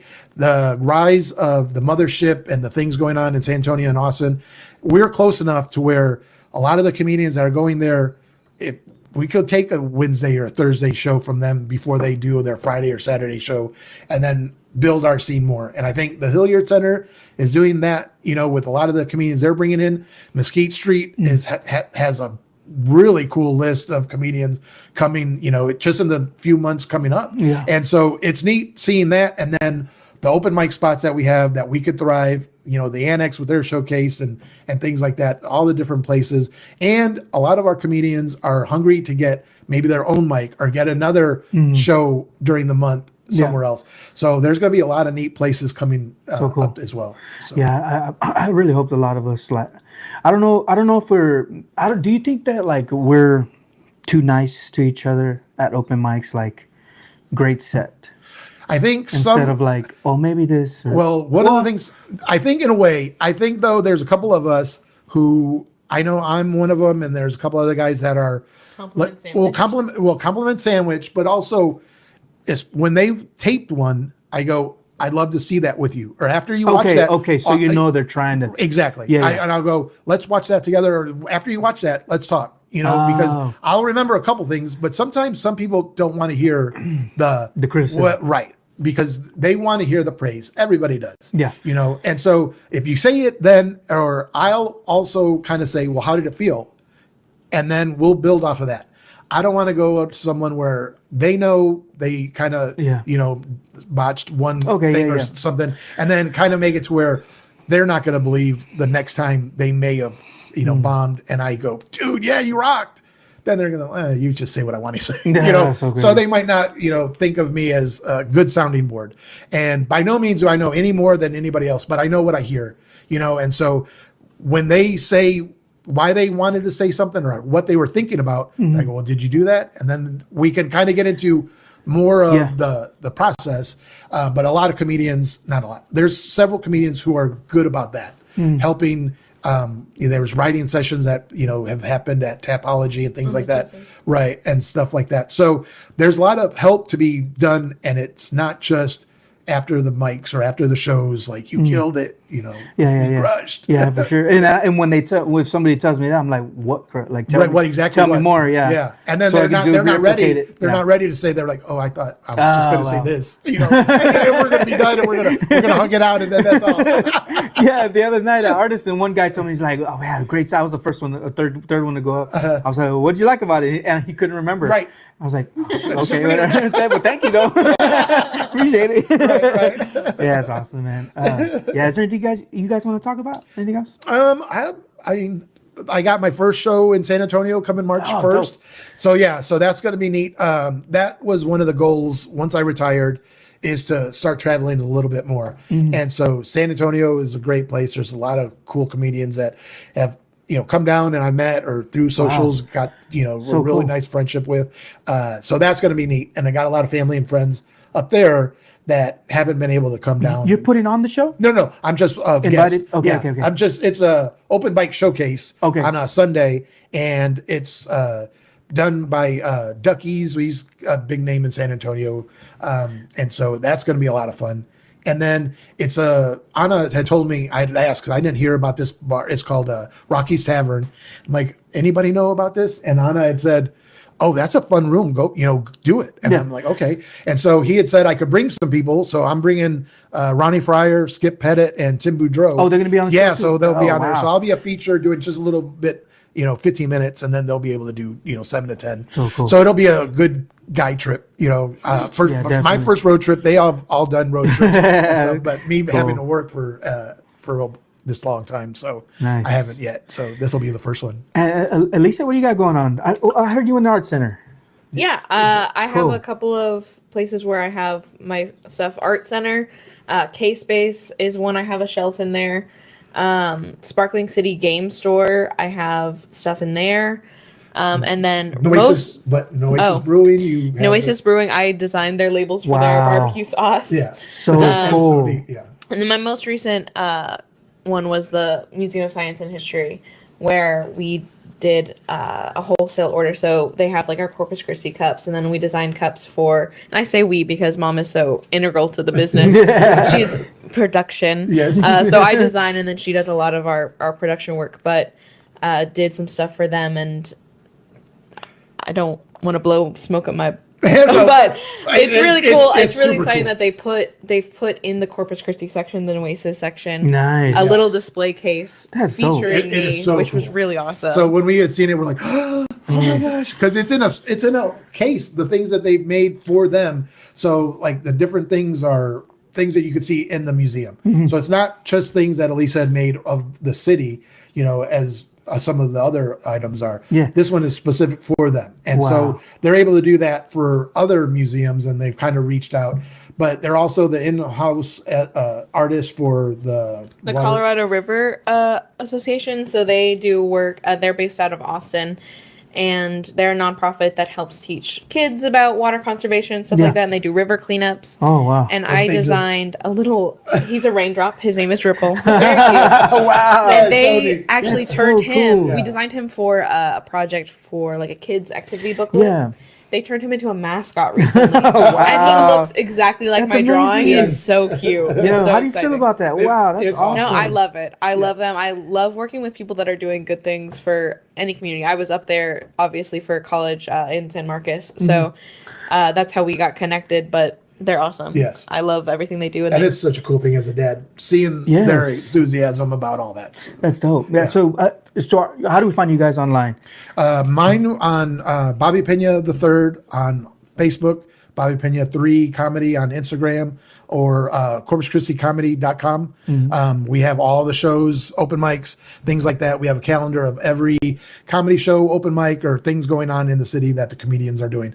Wednesday, there's at the Alamo Draft House, there's Film Up. Heidi Habda puts on this awesome thing where local artists are able to put little things that they may be working on to big films. So if they're doing some kind of project, wherever it is in the Wow. in the setup or the process, they can have it filmed there to get criticism or critiques, show it off, kind of network that way. So I'm in one with that Javi Luna, and Wow, I had so been cool.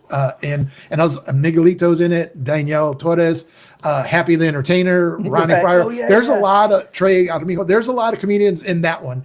Then we tried to do it for CC 7 Day, but we kind of we had a kind of a technical glitch. Yeah. So we weren't able to do that. So this will be the first screening. There's still some polishing up that Javi wants to do with it. But like we said, it's a Wow. place that you can put it up there. And then Jan is doing something. Jan Morris, the other comedian. We love all of her comedy songs. But her and Barney put together another version of one of their CC 7 Day films that they had done last time. Wow. It's going to be the second edition of Corpus Christi After Dark. A lot of comedians are in that. I'm in that one in a couple scenes. Wow, that's so cool. that's awesome there too. Online, how can they go to that? Film Up, you go to alamodrafthouse.com, or Film Up Corpus Christi is another way that you can go and get the tickets and things like that. Wow, that's cool. Yeah, it's an awesome time. Dope. And then online, I'm Artistry by Elisa on everything. Elisa is ELISA. And that's Instagram, Facebook, TikTok, Twitter. Nice. I never tweet, but I never X. never X. And then that's also my website. So just artistrybyelisa.com, and that's where I am. Nice, nice. Yeah, I like the picture you have for your logo. It looks like you with the glasses. Yes. Right, and right. everything. Yeah, I should have worn mine. I got one. Yeah. I'm with Elisa. Nice. Like hers says, I'm Elisa. Cool. Well, So- thanks. Yeah. Well, thanks a lot, you guys, for being on the Yes, show thanks for having us. this conversation. Thanks a lot, you guys. Yes. Stay tuned for Corpus and Coffee, another edition coming out soon. This is the second episode of that. But thanks a lot for the comments, you guys, and we'll see y'all next time. Woo! Bye. Nice. Yay. That was awesome. Cool.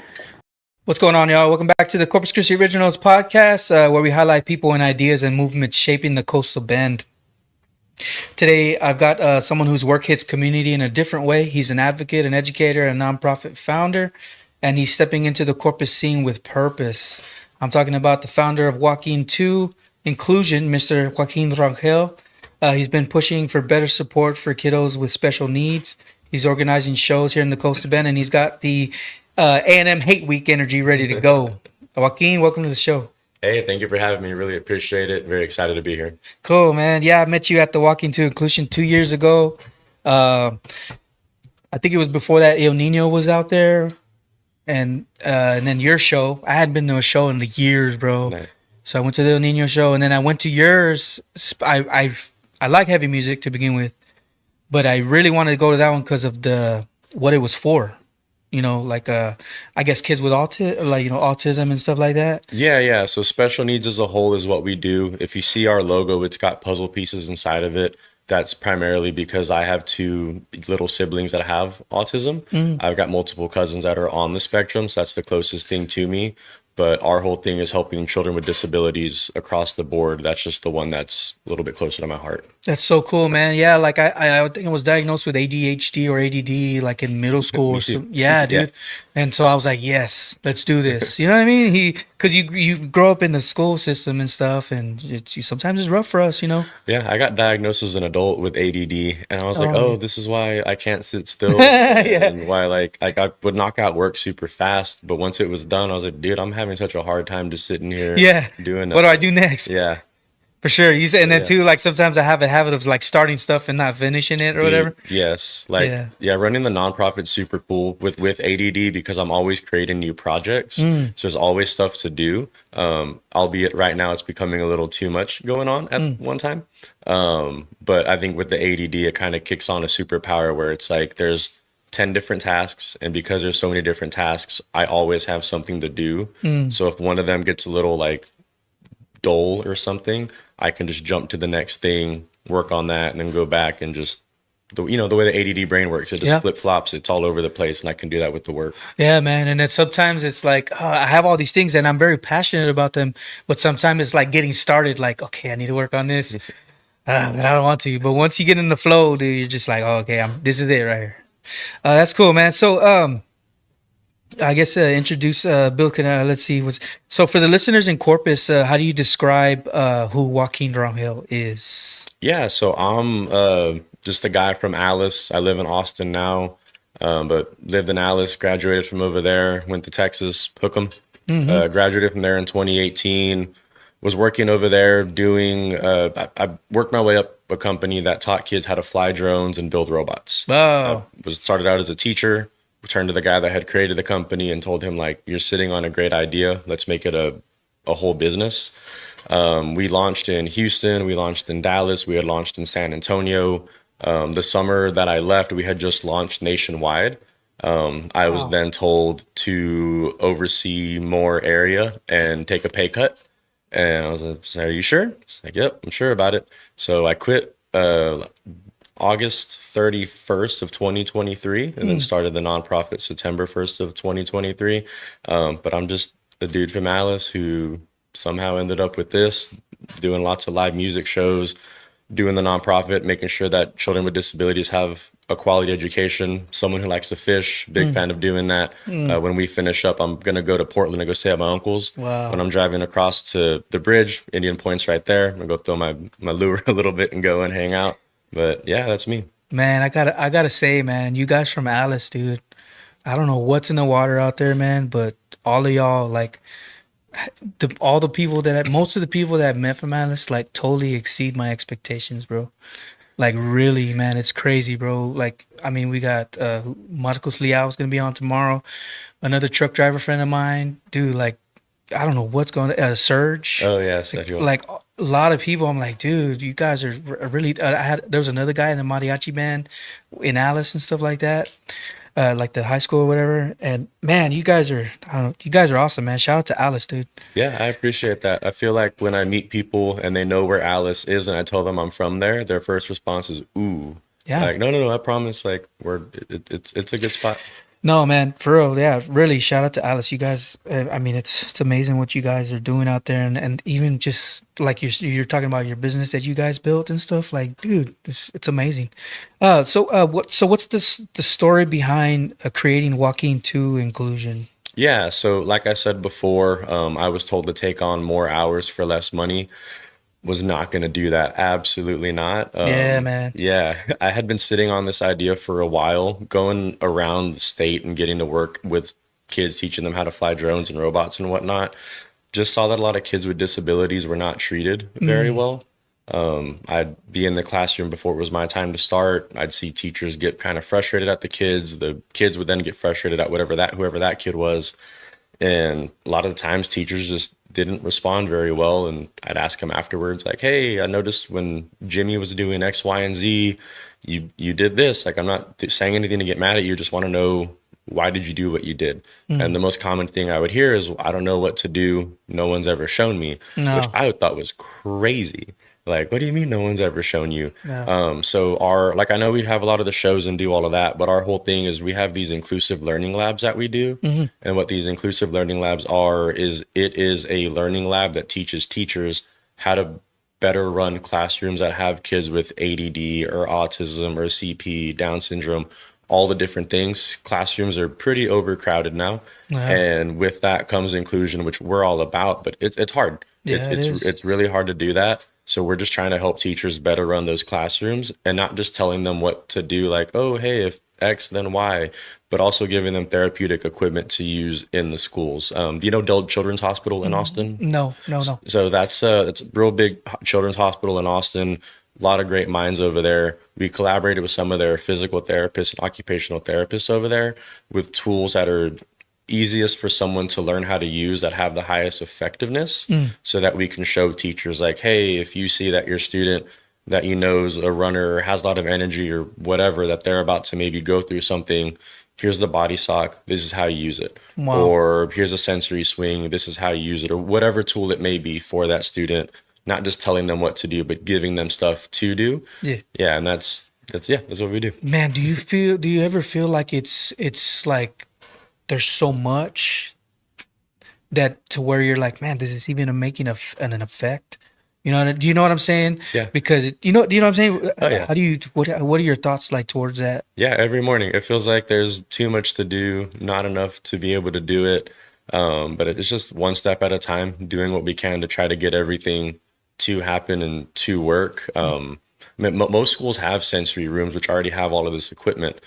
Super cool. None of the teachers know how to use it, or most of the time a para is the one that takes the kids to the room to use it anyway. Yeah. So even just being able to show the paras what to do or the teachers what to use, like, that is also huge. It's just it's a slow process, takes some time. We're going to be making all of our inclusive learning labs are now going to be online, hopefully by May or June, so that teachers can sign on, get their 8 hours of CPE credit. Teachers, if you're listening, it's 8 hours. It is free. We will hopefully have that rolled out by May. We should start shooting those videos in January or February. Man, that's cool, bro. That's cool. It makes me think about, like, you can't change what the person thinks or, you know, about it. That's the thing that I guess that's the thing that gets me, because you want everybody to want to fix this, you know what I mean, or help solve the problem, you know. Man, so you shared that you have symbols in your family, inspired in your mission. How did that shape everything you're doing now? It just means more. My whole heart is in it. Like, when I was doing the drone robotics thing before, like, I was doing it because there was a huge money potential. Right. There probably is a money potential in this. If there is, I haven't found it yet. But there's just more drive, more desire to make things happen. Yeah. First year doing this, I probably spent like $10,000 of my own money to keep this dream afloat and making it happen. This year, we're at a break even, which is really nice. I think most people, after looking at their bank account after 2 years and seeing that it's just going down, would be like, dang, bro, that's crazy. Yeah, it's rough, man. But like, heart's in it. I know that we're trying to make a difference. I know we're trying to do some big things. It's a slow process, but we'll get there. Yeah, man, that's good. Good for you, man. Good for you. Wow. When you stepped into the nonprofit world, what changed you the most? Because it was a nonprofit before, not with the drone, not really, right? That was for profit. So when you got into that world, I mean, was it shocking? Like, what were your initial thoughts? It was, so the company I was with before, built it from the ground up. It was a startup, moved from just the teacher to vice president of operations, and it didn't feel like too big of a change at first because it was building a new business. It's right. Yeah, it's figuring out what you do, how you're going to do it, what the different things are. I think the hardest part has been switching from the sales aspect that is on a for-profit business, where it's, hey, you give me $50 and then I come in and I do this class and I teach your kids how to fly these things or build this robot. Whereas now it's like, hey, you give me $50 and I go help this kid that you don't know.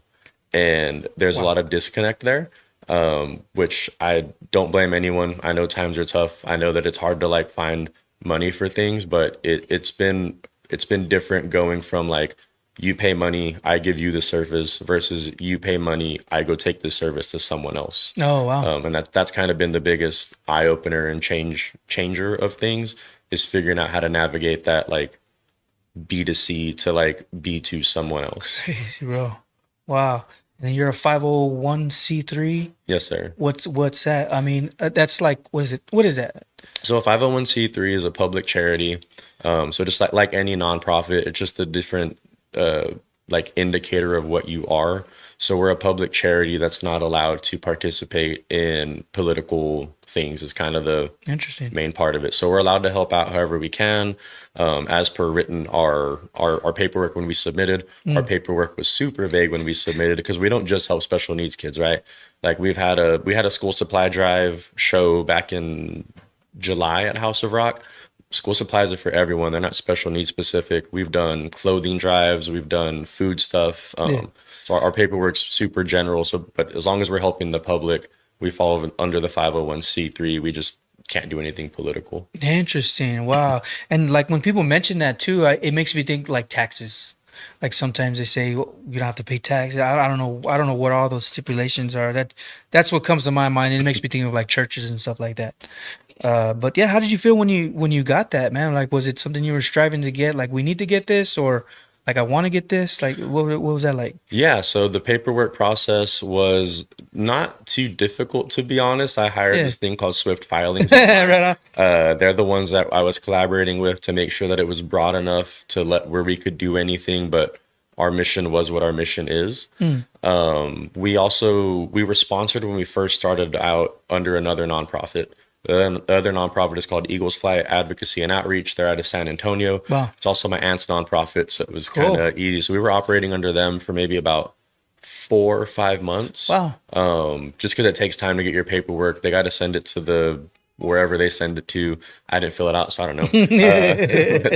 They had to send it to wherever, and it went to wherever, and then it came back over to me, and that's kind of how that worked. You mentioned you use like a system or whatever. I talk about AI often. Do you use AI at all as far as like chatbots or anything like that? Yeah, I mean, I have to. I know people are probably going to push back on that just because AI, like, it's taking all of our water, the desal plants here in Corpus, all of that fun stuff. How's that? Wow. Yeah, I hadn't heard that. Yeah, so AI uses a lot of water. I don't know if y'all have servers over here, but it uses an insane amount of water. I'm talking about artificial intelligence. Yeah. You're talking about? Yeah. To keep the servers cool, it uses a lot of water. And not every company recycles that water.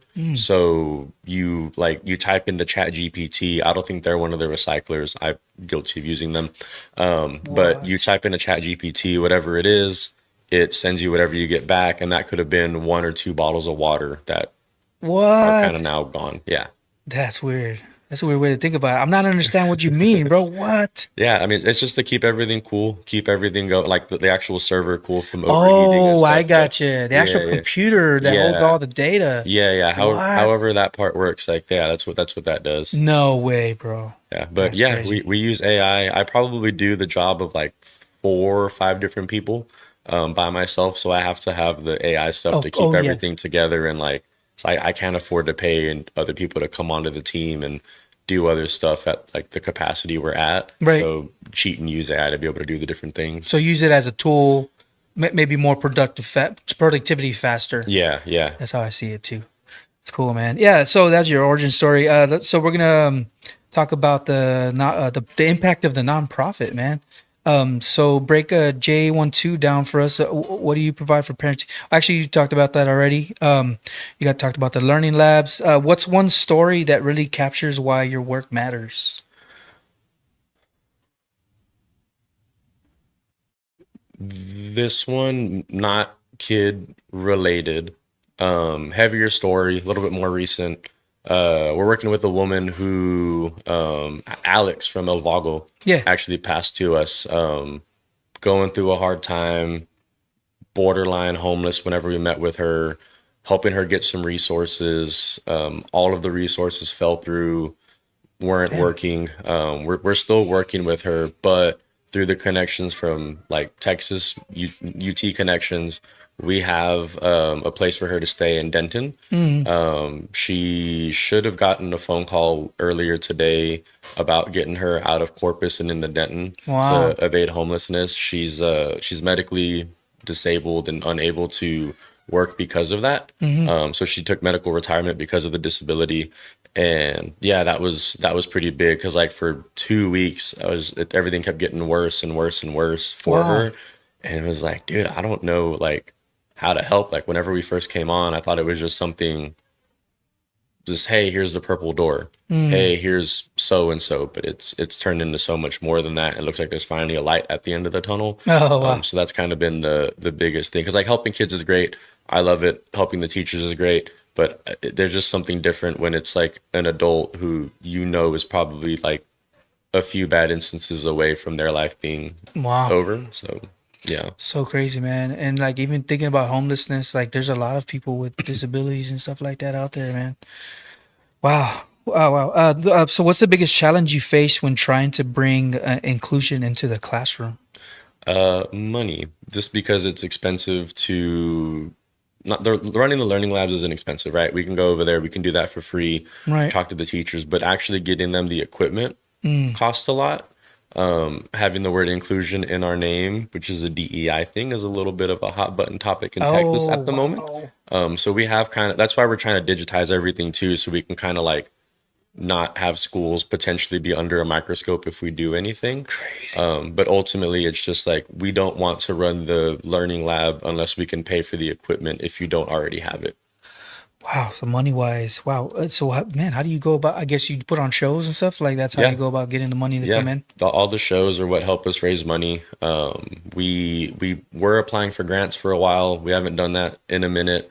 We were applying to government grants because those ones have such a huge number attached to them. Right. We quit doing that. Now we're just doing either stuff that's local to the state of Texas or local to cities. The Texas Bar Association recently gave us a pretty nice grant that's going to go towards digitizing all of our stuff.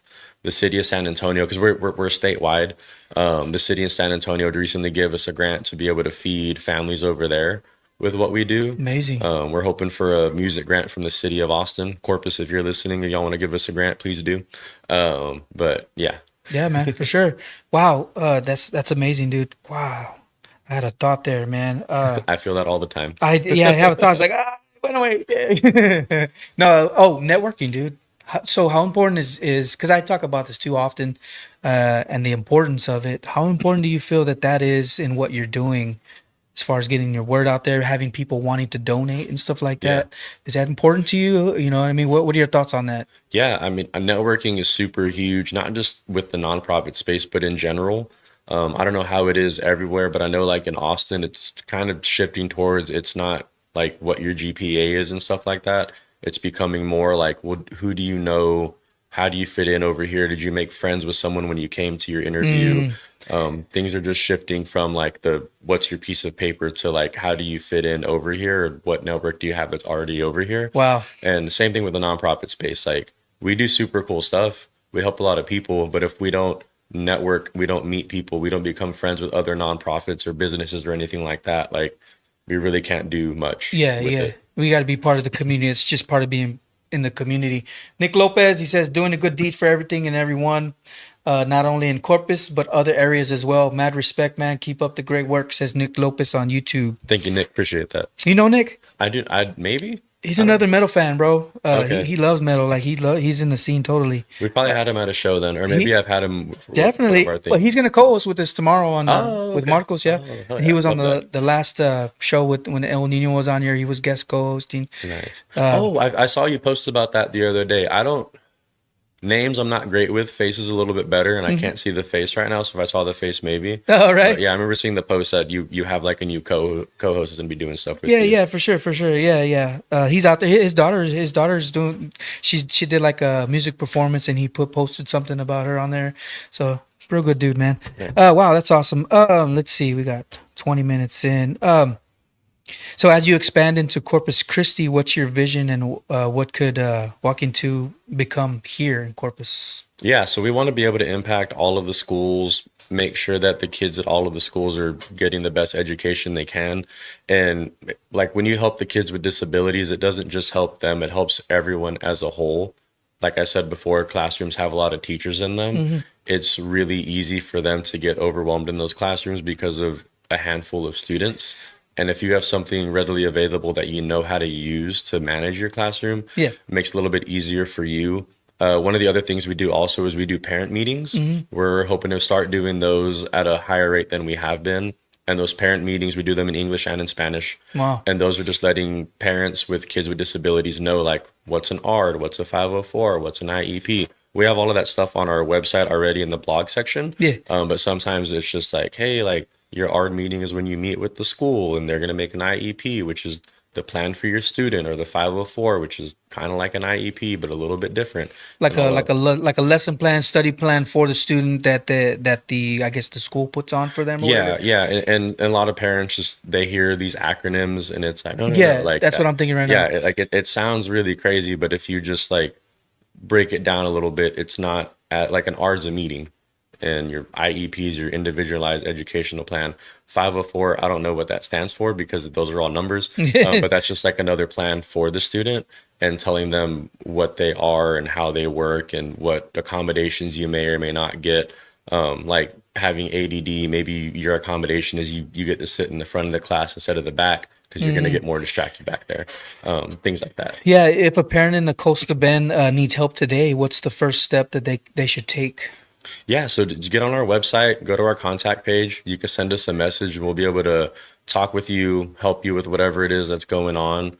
What's the website? ji2.org, so letter J, letter I, number 2.org. You can type that in. It'll pop up. If you're on mobile, just hit the drop-down menu and our contact thing will be there. If you're on your desktop, you'll see contact on the top icons. You can do that, send us a message, and we'll help out however we can. Or if you wanted to read up a little bit first before reaching out to us, if you go to the blog spot or the blogs we have on there, we'll have all of that information on there as well. Yeah, it's an easy website to remember, ji2.org. Yeah. Awesome, man. So you're saying right there the contact form on the menu, like if you're on, so make it smaller, Maya, so they can see what the menu looks like. Like just make that's okay. What? Oh, okay. Yeah. So the contact is right there, right? Yeah. That's cool, man. And then if you scroll to the bottom, you'll find our blog page. And that one, there you go. It's a little heavy on the icon, all the way to the bottom. And then you can hit blog under info. And then that one has just like different things on there. Cool. See our school to prison pipeline. We're doing some stuff with Bexar County to keep kids with disabilities out of the juvenile system. Oh, that's huge. Yeah, and if you go a little bit further down, we have our ARD, IEP, 504, requesting accommodations, things like that. That way parents can go and access it and see what's going on. That's huge right there, man. Dude, you got a big heart for this, dude. For real, man. Like not a lot of people would want to do this stuff, man. That's amazing. What's the relationship like with the school, like the ISDs and stuff like that? Because I know obviously they got to get involved. You got to get involved with them somehow. Yeah. So Strong-ish. A lot of the schools that I used to work at, they're also a little hesitant right now with us being a DEI nonprofit. There's a lot of uncertainty there on what we can or can't do, which is why we're just trying to digitize everything so people can access it on their own. They didn't have to like promote, or we don't have to be at the school for whatever reason. Wow. There's been a lot more uncertainty with how to like approach us currently, which I get. It is what it is. So, right. That's just how it goes, man. Now, besides the nonprofit work, you also been moving around the Coastal Bend with events and shows. So obviously, you got one on the 28th, right? Yeah, we have one. Yeah, November 28th, we have Shattered Sun and Zombie King, who was just on here. Oh, yeah. We have them playing at Brewster Street. Should be a fun show. Doors are going to be at 6, and we have excess starting at 6:30. Those guys are from Alice as well. We have another event over here Monday, December 8th. Yeah, a comedy event. That's cool, bro. Yeah, it should be super fun. Tanya Lee Davis is going to be filming while she's here. So if anyone has any recommendations of what to do, shoot those our way. She's going to be staying here, I think, 3 nights because I told her there was a lot to do. Convinced her to come to Corpus for a little bit longer. So yeah, people come out to the show Monday, December 8th. It'll be at the A&M Corpus Christi Performing Arts Center. But yeah, that'll be fun, and it'll be a good way to get Corpus on the map. Like, she's got 3.2 million TikTok followers, and she's filming a TV show. Like, and it's at the Performing Arts Center, right? Yeah, Man, yeah. that place is nice. Yeah, super nice. It's really nice. Yeah, the person that booked her, he or she had booked her at the Beltonian in Belton, Texas, which is just north of Austin, and she sold that place out when she had her. Wow. So I think hopes are that we'll sell out. I don't know how big the Beltonian is compared to the A&M Performing Arts Center, but the hopes, I'm assuming, to get as many people as possible. Amazing, bro. Wow, amazing. Man, so what? So real quick, you're talking about, so these are like heavy, like hard rock, heavy metal bands, bro. Yeah. Is that the music that you like? Is that why? Well, obviously, right? Yeah. You chose that style. Yeah, I'm all over the place with the music that I listen to. But it seems like rock really just has the biggest hearts when it comes to the people and the venues. When we first started, I wanted to do a 2-step into inclusion. Oh, and wow. we had Bart Crow ready to go for a concert. Crazy. And we're like, oh yeah, like sweet, we got a number. Let me go find a venue. I couldn't find a country venue for less than like $10,000. Wow. And I was like, okay, let's not do that. Reached out to Casey over at House of Rock, and they gave us a good deal. Got some bands together, had Shattered on the show for that very first one, and it kind of just took off from there because everyone super supportive about the cause in that scene. Yeah. Metalheads are some of the nicest people you're ever gonna meet. Bro. Yeah, it makes me think about like the connection between like heavy music and people with ADHD and stuff like that. I don't know. I just really enjoy it, man. Especially stuff that's like constantly changing music wise. And I mean, don't get me, I listen to other stuff too, but it seems like that's the stuff that I lean on. And I wonder if there's a connection between that, you know. That's cool, man. So how do these events support the mission? I mean, I guess you talked about this. Yeah, so those are just how we raise money. We don't really get, we've just started getting some grants to do different things. So I'm sorry, how old is the... We are almost 3 years old. Okay, Two cool. years. I'm not great at math. 2.5, almost 3. That's cool. Yeah. So I'm sorry to cut you off there. No, So you just started doing these shows, and how does it help with the mission? Yeah, so it's just to help us raise money so that we can pump money into doing the different things and getting everything together, marketing materials to be able to like tell schools like, hey, look, this is what we're doing. Yeah. Because a lot of the times just the phone calls don't work. Like daycare center, because we also do stuff at daycare centers, but daycare centers super busy, schools super busy, where if you want to talk to someone it's kind of hard. Yeah. So but being able to put a Google ad whenever a teacher types in like CPE courses near me, we get to pop up so they can get their hours for whatever it may be. So cool. Yeah, being able to feed the kids and doing stuff like that helps pay for that. I don't know if you've seen, but we're sending a special needs child and their parent to Texas football games this year. Wow. We just had a kid from Alice go to the Texas versus Arkansas game. Yeah, I seen that. Yeah, I need to make this Serge video. was handing out the tickets. Yeah. He That did that was there at cool. House of Rock. Yeah. That's cool, man. Yeah, it makes me think about like, so is this your first comedy show, and what made you decide to do comedy shows now? It seems like that's where some of the audience is, you know? Yeah, so it's funny. I had originally reached out to, his name's Michael Glatzmer. He's a comedian as well, but he manages Tanya Lee Davis. I did not know this when I first reached out. I first reached out for Aaron Belial. Wow. Do you know who that is? He's the mute comedian that uses his phone to tell jokes. Oh, I seen him. Yeah. Everyone knows him. I reached out for him, and he was already booked around some of the dates we were looking at.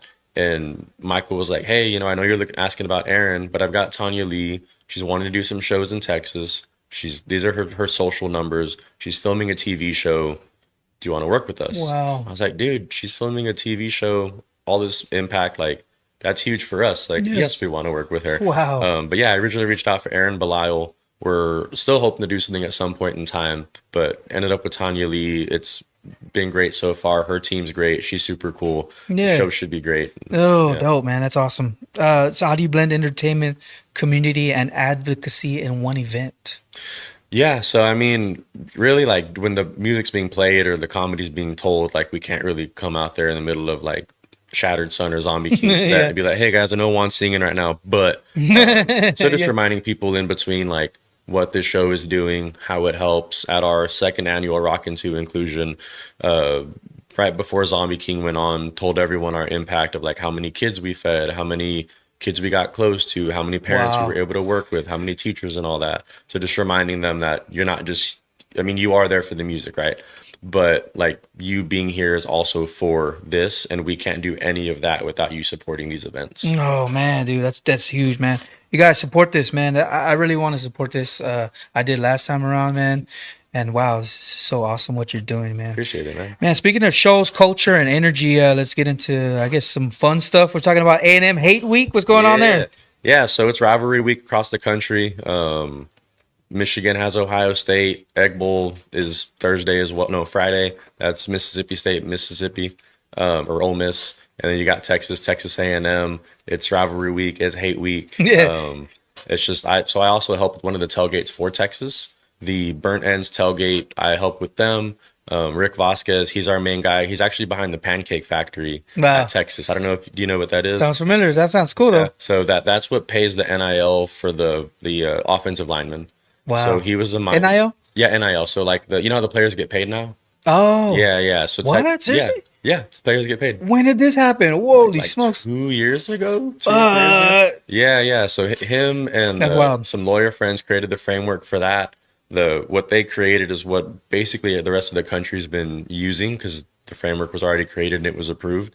But I'm under him, help with the different things. I'm gonna start cooking Thursday night, probably about 8:00 at night. We're gonna do I think like 10 or 12 briskets, 16, 18 pork butts. Holy smokes, you can do all that, bro? Yeah, we have a big barrel smoker that we use for the games. Cool. So yeah, I'll finish up about 7 in the morning with my part, go home, take a nap, and then come back to the Is there a certain spot y'all post up at? Or? Yeah, we're on campus. So the Joe C. Thompson Conference Center, or Joe C. Thompson Conference Center, if anyone knows where that is, it's right behind the Longhorn City Limits stage, which is where they do the pre and post game concerts. We're right over there in that area. There's a bunch of tents set up over there. It takes about 3.5 minutes to walk from DKR from where we are. Like we're on school grounds. Like we're right on school grounds. We have all the food, all the beverages you may want. Man, that sounds like fun, dude. It's super fun. That sounds like fun. So what's your connection? Well, you went to school there, right? Yes, sir. Yeah. That's cool, man. So I went to Texas, big football fan while I was there in post grad as well. I used to do all the free tailgates, and one of my buddies was like, dude, I know this other one. Like it's super cool. Come on. I was like, I don't know. Like these ones are free and that one's $30. He's like, no, it's worth it. Went over there, and I mean, just you don't get like great brisket at the free tailgates. You don't get like this amazing food. You don't see them cut it right in front of you at the free tailgates, and like the drinks of choices are pretty amazing as well. Wow. So I saw that the main guy that runs it, Rick, was having a bit of a hard time doing it all by himself, and I was like, hey, well, I have a background in operations. Let me come on. Let's organize the season before it even starts and do all the different things. And started with that. Last week we smoked a whole pig for the Arkansas game. Had you done that before, or no? Well, so we had someone else smoke it. One of the guys on the team, he's just became part of Barbecue Austin with Rodeo Austin. So he was like, oh, I just became part of this. I'll smoke it. It's like, cool. I get to sleep. Awesome. Wow. But yeah, so I mean, we go all out. Lots of fun. Lots of people over there. Lots of good food. It sounds like Austin's gonna be home for you. Oh yeah. I mean, I don't know. Maybe most of our work is here in Corpus, so it would be nice to eventually come over here. Like a little morbid, but I know I want to die in Corpus. Like I want to die by the water. I want to be fishing, doing all the different things. Has it always been like that for you? I mean, want to stay here because you're from Alice. Yeah. You know what I mean? Has that always been something of yours, or no? When I just recently came about, or maybe in the last 6-7 years, when I was first in Austin, I was like, dude, I'm never going home. I'm not gonna be over here ever. Then my dad moved to Cal Allen maybe when I was, I don't know, 19, 20. Grandparents moved over here when I was 21, or they were already living in Corpus. They went to San Antonio for a bit, but moved back. So I would come back and visit a little bit more, go fishing a little bit more, visit Set Hill, fish a little bit more. And it's just, that's kind of how I relax and unwind. Because if I have my phone with me, I'm working. And if I'm on the water, I don't want to take my phone out because I don't want it to fall in the Wow. water. So that's kind of where I get to relax and just enjoy everything. Chill out. Oh yeah, Nick is a Longhorns fan. He's been there for some games. He said we'll be out there for the game Friday. If you're free, come by the tailgate. Surlyhorns.net or .com. You'll be able to pull up their website and you'll see the tailgate thing on there. Tickets a little pricey for it, but it's because of the amount of barbecue and drinks we're gonna have. Yeah, that sounds cool. Does any of the Hate Week energy make its way into your events or content? Not on the nonprofit page, not on there, but on my personal page, yeah, a lot of it on there. I mean, rivalries run deep. For one of our shows, I have a coupon code on there of OU sucks. That gets you $5 off a ticket. So if you're buying a ticket for the Austin show for some reason, OU sucks, $5 off. Yeah. Sports kind of determines my mental health. So Yeah, big cool. into the football. A lot of that bleeds into my personal like page and whatever. But the nonprofit, try my best to keep it without. If you pay attention to our posters for the events that we do, you will see an Easter egg that references Texas football. Wow. In all of the posters. It's just really hard to find them. Yo, that's But, so yeah. cool, man. Wow. Wow. Rapid fire. What's the best tailgate food? Brisket. Yeah, brisket's king, right? Best mascot. Bevo. Wow. Worst fan base experience. Man, so I haven't been to very many away games. Home games haven't been too bad, but I went to the Alabama game.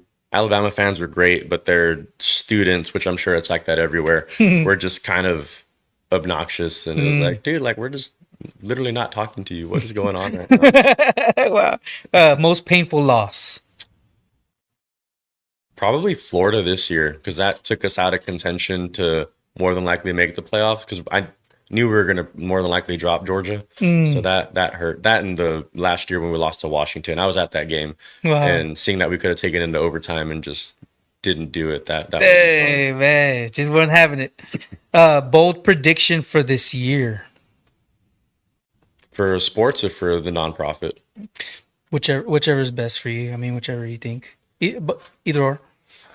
For sports, I guess this season's already about to be over, but Manning for Heisman in 2026, 2027. Nice. And then as far as the nonprofit stuff goes, I think that by the end of this upcoming year, we will have a solidified base that we're able to help from El Paso to Houston and then all the way up to whatever's above Lubbock. I don't know, Amarillo, all the way down to the That's RTD. amazing, man.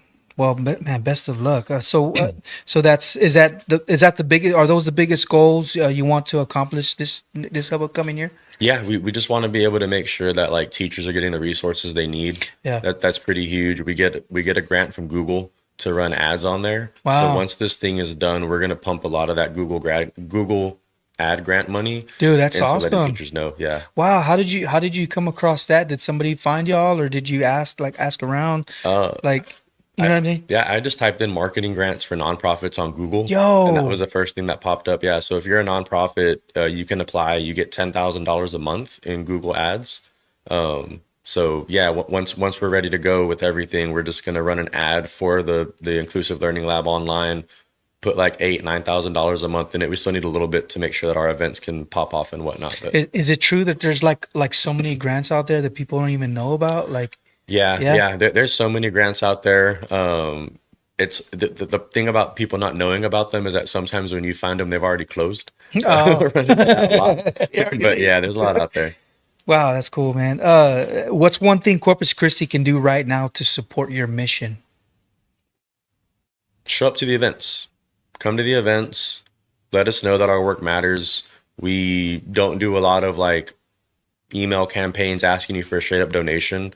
We try to give you some sort of product for supporting us. Most of that product being shows or entertainment and some sort of thing. So just show up. That's all we can ask for. Yeah, man. So people can find you on the ji2.org website, correct? Yes, sir. So is that the best place to find you? Is there anywhere else they can look to find you? Yeah, so we're on Instagram and on Facebook. Just Joaquin Into Inclusion on Facebook. You type it in on Instagram. We're also the only one that pops up. Nice. But you can find us on there. You can find my personal page using my first name and my last name, Joaquin Rangel, and we'll pop up. That's cool, man. Is there anything you'd like to share before we go? Because we're trying to. Sorry, that was like a cold. We're about to wrap up from my end. Is there anything you'd like to share? I don't just everyone come to events, support everyone else. Crawfish for a Cause. We weren't selected for that one, but they do great things for nonprofits as well. One of the nonprofits they're helping is kids who age out of the foster care system who don't have homes still. They help them find homes. I don't remember the name of it, but just support however you can. Support music, support nonprofits. Such amazing talent over here. Yeah. Just support where you can. Awesome, man. So this is the Hispanic goodbye, where I say goodbye and then I ask you some more questions. Yeah. I'm wondering about the prison. Was it school to prison thing that you had on your? Yeah. School to prison. Can you tell me more about that? Yeah, so the school to prison pipeline is kind of just a pipeline people talk about where schools, predominantly Title I's or your poor schools, those kids end up in prison in one way or another, at a higher rate than you would in like your affluent schools, right? Kids with disabilities, primarily ADD, ADHD, and dyslexia, end up in the system more than everyone else, because if you have too much energy or you're dyslexic and you don't know that you are, you just feel like you're dumb or whatever you may feel. No guidance. Yeah. I mean, it could be anything. Any of those factors. Yeah, any of those things just making you feel like, man, like I'm not good enough because I don't know what I'm doing. I can't read or whatever it is.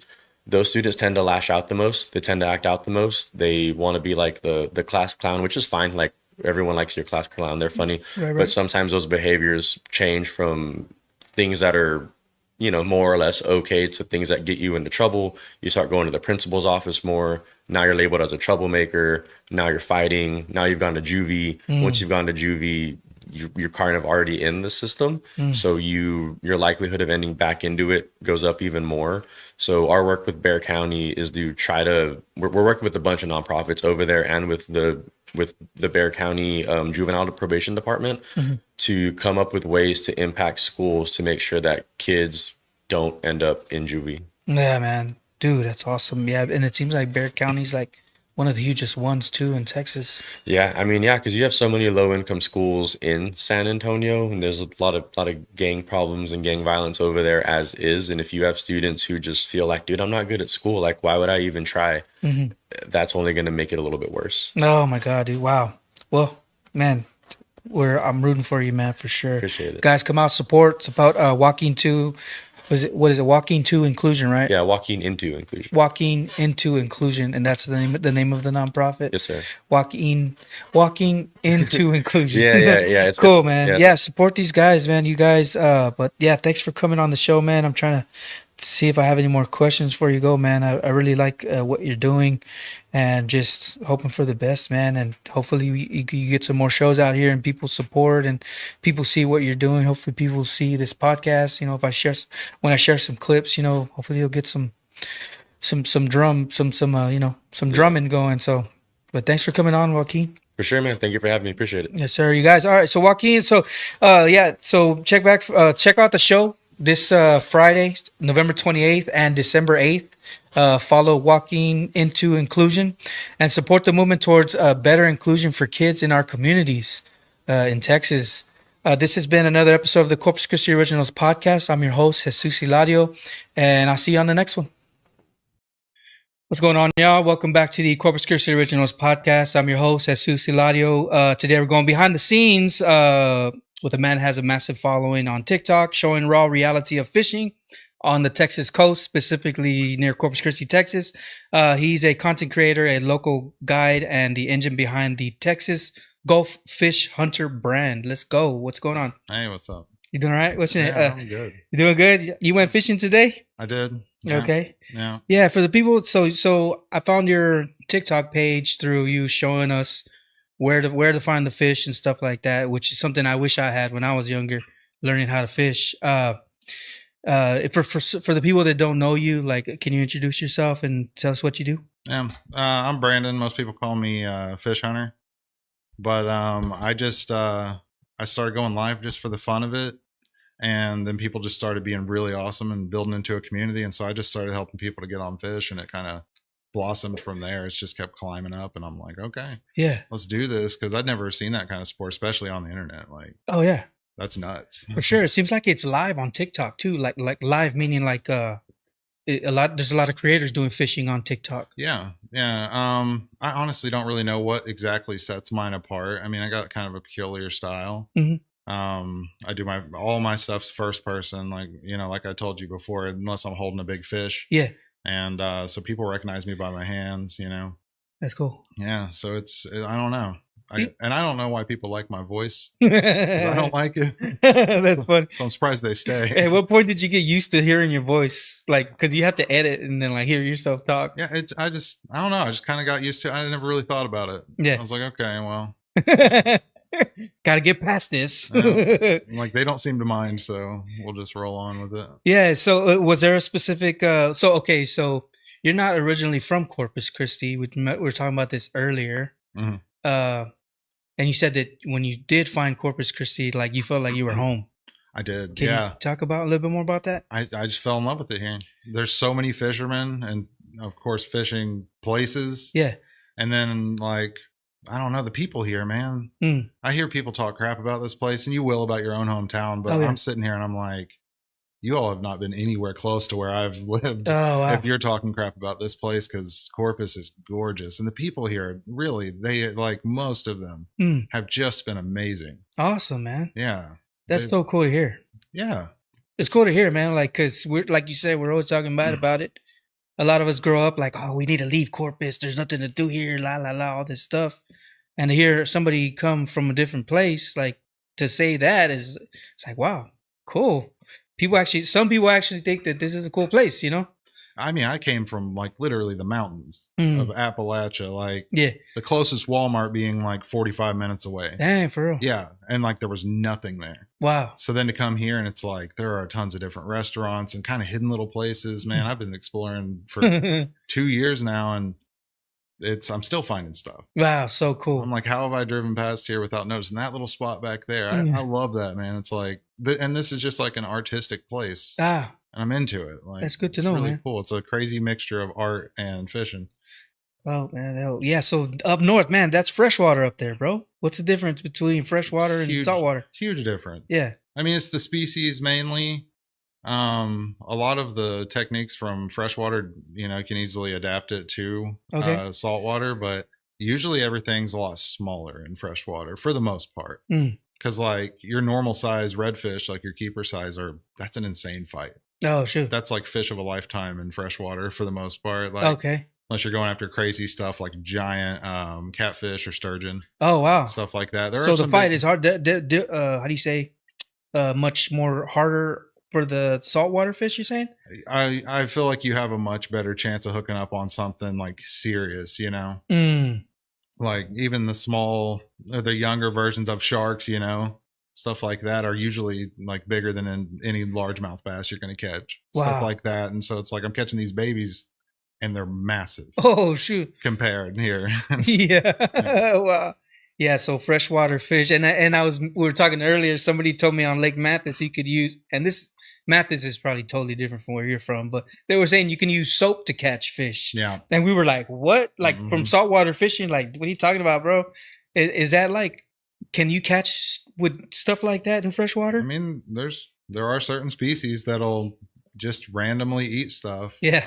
I've seen people catch on corn. just your regular sweet corn. They have a can sitting next to them. Yeah, people get creative, and it can pay off. Yeah, that's cool, man. Yeah, so you came from up there, came down here, freshwater fish. The new pier, just opened up, Bob Hall Pier, Mm-hmm.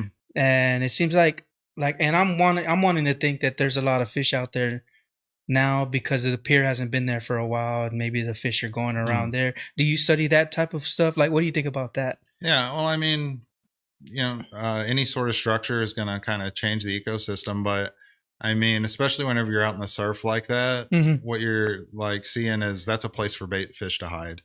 Bait fish. Yeah, bait fish, smaller pinfish and perch, Okay. things like that, whiting, croaker, which are awesome to pull up and use as bait. I did that today, actually. Oh, nice. Yeah. So you did it today and then recasted it out, Yeah. or whatever? Yeah, Oh. either alive or cut, So it's really good to get a fish from the water or any sort of organism. If you can find blue crabs, that's going to be good bait if you pull it up. Wow. Yeah, so it's like that's what's there. That's what they're going to hit. And get the bait. So get the bait from wherever you're fishing. to fish for bigger fish. Yeah, I if guess. you can, yeah. If you can. It's always an awesome feeling. Oh, okay. To be thrown out there and then end up pulling in something like a bycatch, is what Really? they call it. Yeah, I did that also at Mud Bridge. I ended up catching pinfish that was probably like 6 inches, just way too big. Uh-huh. I still put it on live. I ended up catching a huge. You put that whole thing on there? Yeah, and I caught No a huge way. trout. Like I couldn't believe that trout went for it. What? Like it didn't care. Yeah, Didn't so care, bro. It's really cool to do. Oh man, that's dope. Let me see this. Yeah, so the Bob Hall Pier, and you were out there today. Was there a fee going on the bridge? Was there what? Like a fee, like $3 to get on the bridge? No, right now to get up on Bob Hall, it's free for the first 90 days. I couldn't tell you what date it opened or when it's going to close, but you can look it up. Yeah, it's free right now, so it's packed with people. Yeah.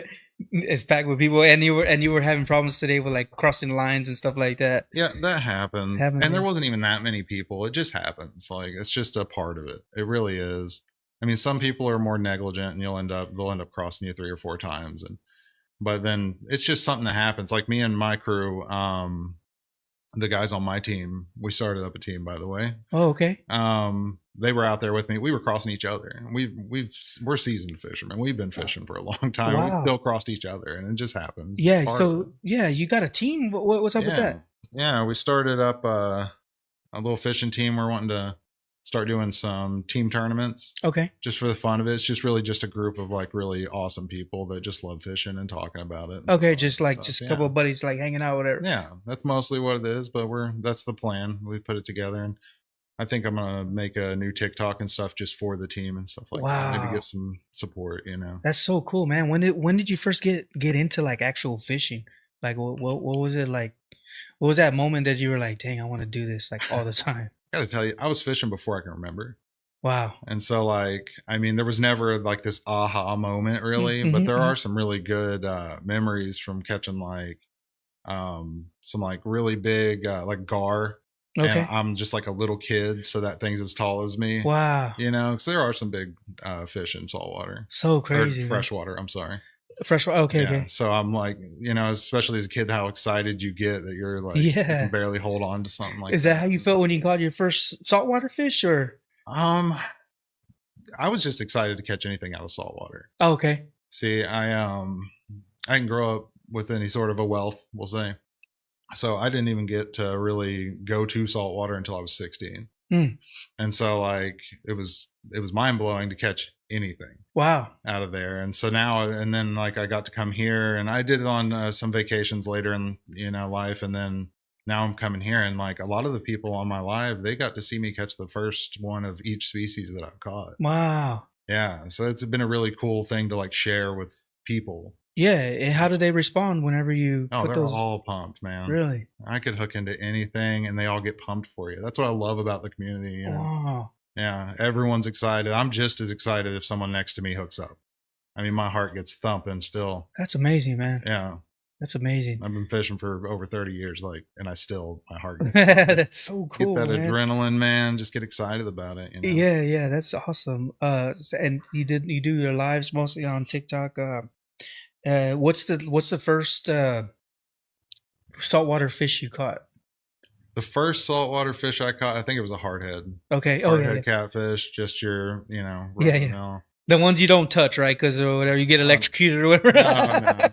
No, they've got some spikes in their fins and stuff. Okay. And it does have a toxin, and Oh. so it hurts really bad. Yeah. I don't think it would kill you. It didn't kill me, but I've been hit by freshwater catfish my whole life, and they hurt. Oh, really? Yeah. Oh, okay. It's like a tiny little wound, but there's so much pain for like so Okay, long. like can you eat freshwater? Because you can't eat the hardhead one. You can. You can. I'm not I wonder recommending. why people avoid. I'm not recommending that anyone does. Mhm. I mean, it's a fish. Yeah, it's a and fish. I have. Okay. It's not something you go after. But I mean, as far as like, I don't know. Me personally, I just kind of do my own thing, and other people ask me a lot, and they're like, "Is it safe to eat it?" I was like, "I don't know. I have no idea." It seems like that's the seagull of the salt water down here. The catfish. Yeah. Right. I mean, I know people eat gaff top. That's a normal sure. thing, and it's Dang. just another. I don't know if you know what that is, but it's just another type of the catfish. Okay. They got really big, long fins. They look wild. Like Mhm. they've got some really long fins on the top and sides. Oh wow. Yeah, it's real wispy looking. They're really cool. And they call it a gaff top because it looks like a big sail on their back. Oh, okay, cool. I've probably only seen pictures of it. Yeah, they're really cool. I mean, I think they are. Yeah, it's nice. A lot of man. people like to avoid those and the Yeah. hard heads, of course, because you're aiming for these species, these game fish. Yeah. Do you throw all your fish back? Like all your fish back? Do you keep all your fish? Like what is your? No, it just depends on the day. Okay. I've had days that I've went out and didn't plan on keeping, and then catch just like a perfect keeper size red. I actually did that a couple weeks ago. Wow. And I always keep a stringer with me. I strung it up and just went on fishing. But yeah, it's sometimes you'll go out there to do it, and a lot of the times I'm just kind of fishing for sport, and I try to show people how I take care of the fish and stuff like that, especially whenever I catch like monsters. Okay. Like those are the ones I'll never keep. Take care of like what do you mean by that? Like you want to get a picture of the fish as quickly as possible if that's what you're doing. Me, I'm live, so it's being shown while I'm catching it, so I can get it like unhooked and in the water. And especially these larger fish, you hold on to them, you keep a hold of their tail, and you kind of pull them forward and backward, so you can get the movement going. Yeah, get that through its gills, get them, and then that's people call it CPR. Okay. You kind of resuscitate them, and then they get to kicking, and then you let them go. Oh, wow. Off. Also, it's a really cool looking on camera. It really is. But yeah, I like to take care of the fish. If I'm not going to keep it, I don't want to hurt it. Yeah, that makes a lot of sense, man. I don't want to kill it. Like even if it was keeper size, I just want to take care of the fish. Because these are animals. Yeah. Yeah. So how big are you on the amount of fish that are out there? Because we got game wardens and stuff like I don't know too much about it, but I know that they're out there, and I've heard about game wardens like seeing the fish that you catch and maybe throwing them back. Yeah. What's the deal with that? What's your take on that stuff? Well, I mean, they make the regulations to protect the populations of different species of fish, and they keep track of it, and so they're biologists and stuff. This is what they study, and it's for conservation. It's to make sure that we have fish for future generations. Okay. So whenever they see a big drop in a number, then their regulations are going to change. Sometimes they'll outright stop anyone from being able to catch them for a season. Really? Yeah, if it gets that extreme. But it's for a reason, and those game wardens are there to make sure that people aren't going against these rules, and these rules are not for no reason. It's for the conservation of the fish. So we could actually run out of fish, would you say? I mean, you can wipe out a species of fish. I mean, it's just like any animal that's went extinct because of humans. Okay. It can happen. I'm just glad that we have a system in place to try and avoid that. And that's why there's an off season for flounder, is because they go out, that's when they spawn, that's when they make more, and you can actually access the information. You can look it up, like the numbers of fish and how that's trended from years past, to see if those numbers drop, see if they go up. Wow, amazing. So they're trying to avoid completely wiping out the species. Okay, yeah, obviously that's pretty cool to have that in place. Yeah, to know that species can actually get wiped out by us. Yeah. Makes me think of like the buffalo and stuff like that. I don't know too much about that stuff, but like just how the buffaloes kind of extinct, not the bison or whatever they were that was here on this land, whatever stuff like that. Yeah, that's pretty cool. And so the way I found you was obviously you would look on the map and you would say, okay, this area is cool, and you would zoom in and you would show it. That was amazing to me. And we were talking before air that there's seasons that fish they move around. Yeah. Right. And is it like yearly that they move around, and is it same type of cycles? Like, is it different? What is up with that? There's like two different ways that I kind of think of it and describe it. And one's like a clock. If you think of the entire earth, and I'm just talking about marine life. Okay. And like how they move, and it's not just how they move, but it's like all these little gears of every type of like condition. What's the barometric pressure doing? Okay. What moon phase is it? Because that affects the tides and everything else. What's the water temperature versus the ambient temperatures? What's the AVI? What's the AQI? Like, it's all of these affect each other in a different way, and it kind of makes it into a math equation. That's the other way I like to think of it. Wow. And then at the end, for different species, because you also have to think of the species when they're spawning, when they're eating, when they're going to be most aggressive or least. And so then you end up with just like this answer at the end of this whole equation. Mm-hmm. And you can go down the list and be like, okay, well, this is most likely where they're going to be, this certain species, this is what they're going to be eating. You know, Wow. stuff like that. You know, Paul Kingman says TGFH. Awesome, man. I'm glad you're watching. Yeah, that's cool. Yeah, that's pretty awesome. How you make it sound like super, like intelligent. Like there's a math and a science behind this. Yeah. That like you can catch a fish at any time, like if you wanted to, because knowing that information. I think I raise my odds. I mean, that's really what it is. Mhm. It's knowing all this stuff, but at the end of the day, they are still an animal, and sometimes they'll surprise you by doing the complete opposite for an unknown reason. So it's really it's like a gamble, but you're just like hedging those bets. You know, Yeah. You're setting yourself up for success, and I mean, that's why I catch, and that's why people who I like help catch, and I love getting pictures from them. Like, Yeah. I tell people, I'm like, send me pictures. Okay. If this helps you, send me pictures. I want to see them. Yeah, tag us, bro. Yeah, I Yeah, wanna see dude, for it. sure, man. So not a lot of people will give out this information, bro. Why do you decide to give this information out to people? You know, For free, it seems like. You know what I mean? I just like helping people catch fish, man. I Mhm. told you I get just as excited when somebody beside me hooks up as I do, and I'm like, I don't know. I wish someone could have helped me out. Mm. You know what I mean? Because you can go out there, especially whenever you're like, because a lot of people come here to visit, Right. you know, or they just come down on the weekends to fish. It's Okay. like it's a popular place It's a for good people to travel to, and you know, you can make that whole trip, bring your kids and everything. And if you don't know what you're doing, you can have a really disappointing time as far as fishing goes, which me personally, I don't even have to catch. I'm happy to be fishing one way or another.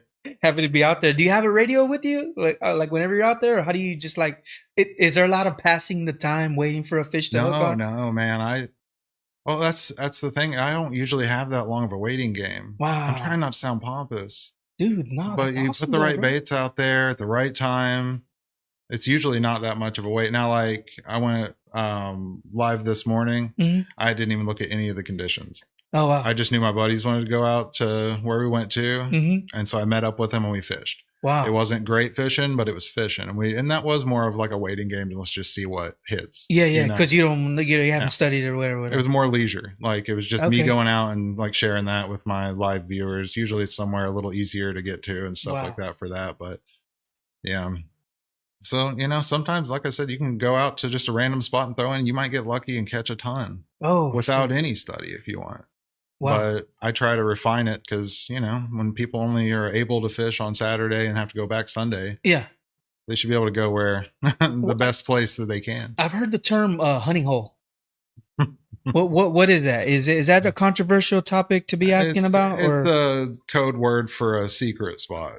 okay. It's like, this is where this one, if I had a honey hole, it'd be a certain spot. Nobody knows. I go to, I protect it. Okay. I don't tell anyone. It's that sort of thing. Problem with a honey hole is unless it's like literally a farm pond, when you're out here in the salt and it all connects to the ocean and stuff, like that's going to change. You'll go out there and get skunked some days. Oh. But that's every spot. Okay. If you're not looking where the fish are going and you're just fishing the same spot, because I always make the joke, I'm like, fish can swim. Uh-huh. So they swim. People, and so you'll see like 1,000 people like all in the same spot throwing into the same spot. And I'm like, you know, they'll swim 20 yards up that way away from all these people. Away from all the hooks. So that's where I'm gonna be. Yeah. You got 100 like sinkers falling down around your head. I'd leave. Hey. I wouldn't stop to eat, you know? Yeah, for sure. Yeah. And okay, do you need a fancy boat to like go out there and catch no. fish? I'm inshore. So inshore means, what does that mean? That means kind of like what it sounds like. I'm on the shore, or I'll wade out. Okay. If I have to, especially like if water's way down and you need to get out deeper, like in the bay and stuff like that. Okay. Yeah, I'll wade out and stuff. But yeah, it's generally just like not on a boat. Which I've been on a boat actually. I got invited out by a captain. I've been invited out by a few of the charter captains. Oh, yeah. The guides. Yeah, they took me out. That was pretty cool. Is it different? I mean, is it that much different? Yeah, it's way different. Yeah. Yeah. That's cool. It seems like the ground would be a little bit further down. And it's like, do you cast all the way down to the ground, or did you like mid water? You know what I mean? There's different ways, methods, right? Yeah. Whenever I was out on that boat, I fished bottom, and I also fished under a popping cork, which is a float. Right. Yeah. And it's like how far is it supposed to go down, all that other stuff. Yeah. So it's like that's a whole nother thing. It's like, okay, can we determine, are they going to be eating down low on the bottom, or are they going to be going toward the top? And there's a lot of factors that'll factor into that. So then you got to change your methods and your rigs and your leaders and your hooks and everything the bait, else. everything, all that stuff. Wow. Yeah. So it's like, it's all complicated, but I like to do that work for people so that they don't have to. That's so cool, man. And it just kind of like makes me You got to feel sell good. an ebook or something, bro. You got to make some money off of it. That's awesome. I've got some stuff in the works. You do? Oh, well, yeah. So we're talking, speaking of that, you have what is it, a leader? Leaders for sale? Leaders, yeah. I've got leaders in RNG bait. Okay. Where's that at? That is over in Flower Bluff. Okay. It's just on the right up there. It's easy to find. Off the highway? You get off the highway in Flower Bluff and just kind of go down there. It's on the right down there. I'm pretty sure most fishing people know where it's at. Yeah, there's a couple bait shops on that side of the road too. It's like before you get to Bait Bucket if you're heading to the island. Okay. And it's a really obscure blue building. Like, is it really? Yeah, if you like look up, just type in RG bait. Yeah. You'll easily find it. It's the weirdest building. It's the most unique building. Yeah. How did you get into wanting to have leaders for sale for your brand? You know, that was never an idea. Like that was not something I ever did. I have had a lot of people ask me about my leaders, and they're always like, "Where do you get them?" I'm like, "I sit down and I tie them." Like I'll sit down like a grandma that's knitting, but I'm tying rigs. Wow. I'll take days like that. I call them maintenance days. And seriously. that's the days I'll clean my rods and everything too, because I just have to, you know. But so cool. yeah, no, I went in there one day, and it was a random chance that was the first bait shop I called up to get some bait, and they had live shrimp that day. So I went in there. So then I get a message like that next night, and and I get a lot of messages, a lot of random messages, and I don't even know why I answered it, but but they're like, "Do you ever go to RNG bait?" And for some reason, it's just like, "Yeah, I just did. I'll see what this is." I'm like, "Yeah." And apparently it was like the manager, the person who runs the place. Wow. And they had recognized me. They couldn't figure out where they knew me from. And it was another someone recognizing me by my hands because I'm not in front of the camera. Yeah. Yeah. I think I'm the only fisherman that I know of that paints their nails. Oh yeah. Well, now I was thinking hey, bro, you know, when I saw you, I thought automatically like this guy listens to metal for sure, right?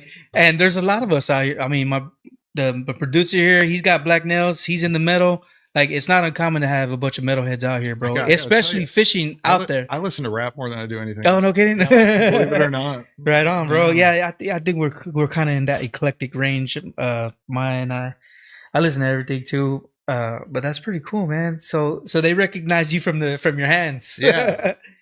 And then like first thing he said was, "If you ever want to like collaborate or something, let me know." And I was like, "Yeah, I do." Wow. This is a bait shop, man. That's awesome. So I got to know them. Man, they are awesome people. So cool. Yeah.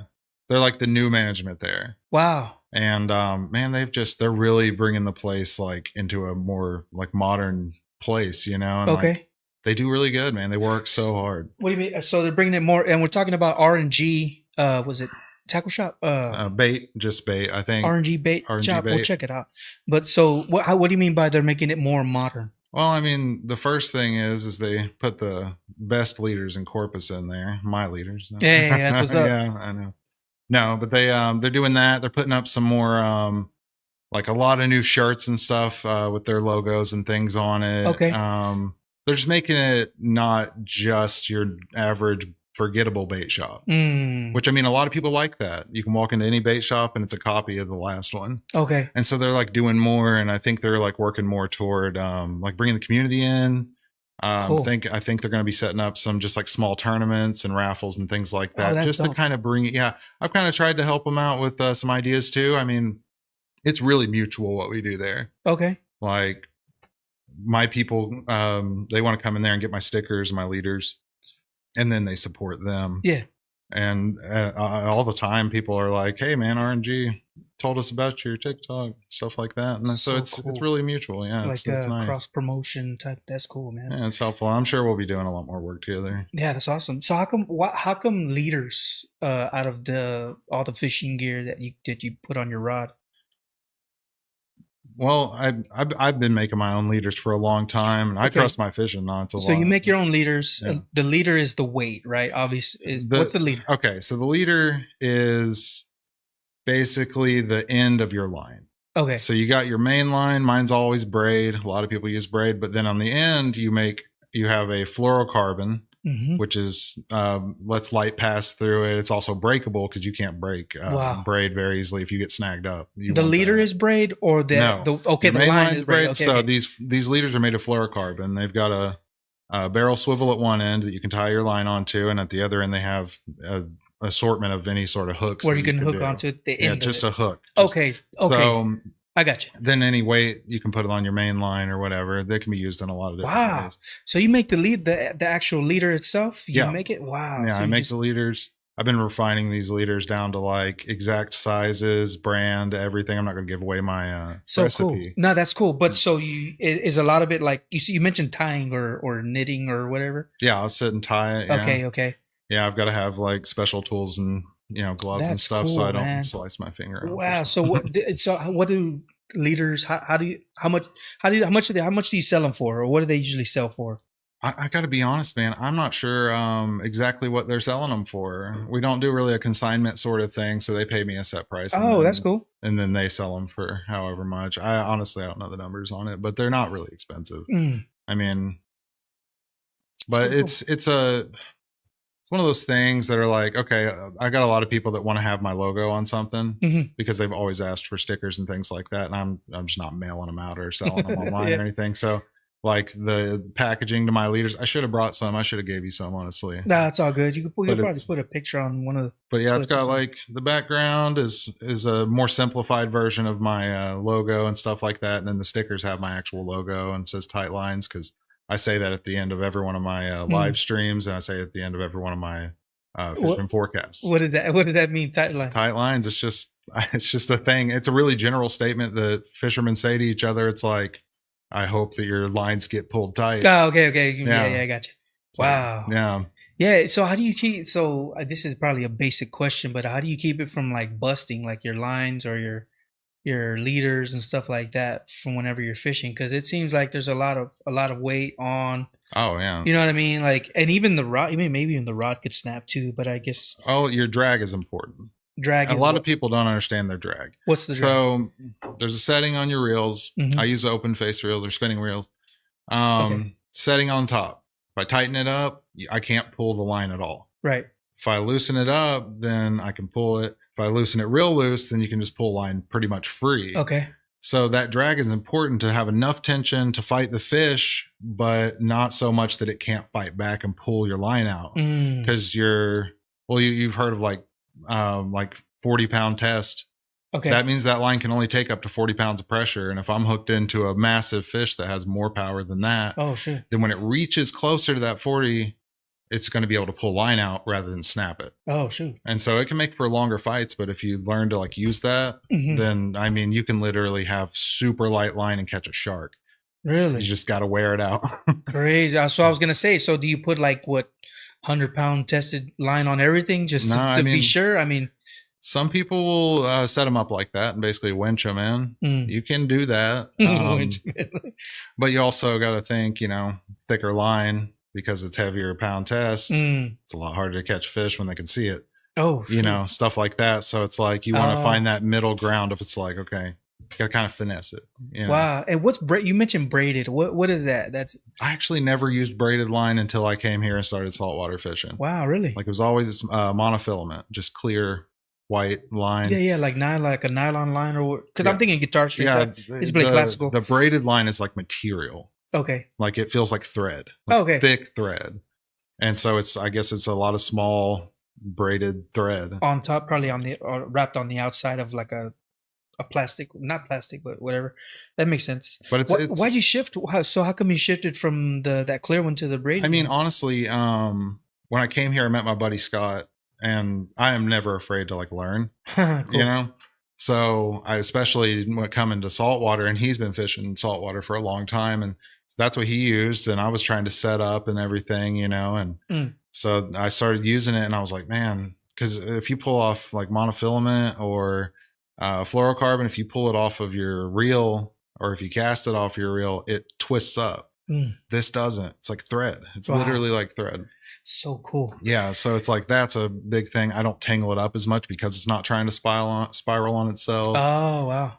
And it casts really smooth, and it's smaller than monofilament. So I can have like 10-pound test monofilament, and I mean 10-pound test braid would be microscopic. Wow. Yeah. Oh, crazy. So you can put a ton on your reels and stuff, and it'd be light. It'd be light. Kind of like carbon fiber and aluminum, whatever. Yeah. Yeah, that type of how to look at it. That's so awesome.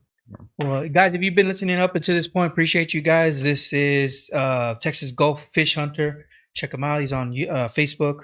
I'm sorry, TikTok mostly. Are you on Facebook and YouTube? I have a Facebook and I have a YouTube, but those are just kind of like backups. I don't really post to them very much. Yeah. I think I'm gonna start getting on that a little more. Oh, that's cool. But if anybody doesn't have TikTok, then they can start getting on there because I'm gonna start keeping up on them. Yeah, for sure. Also, you guys, if you don't know where to find these full videos for the Corpus Christi Originals Podcast, they're all on YouTube.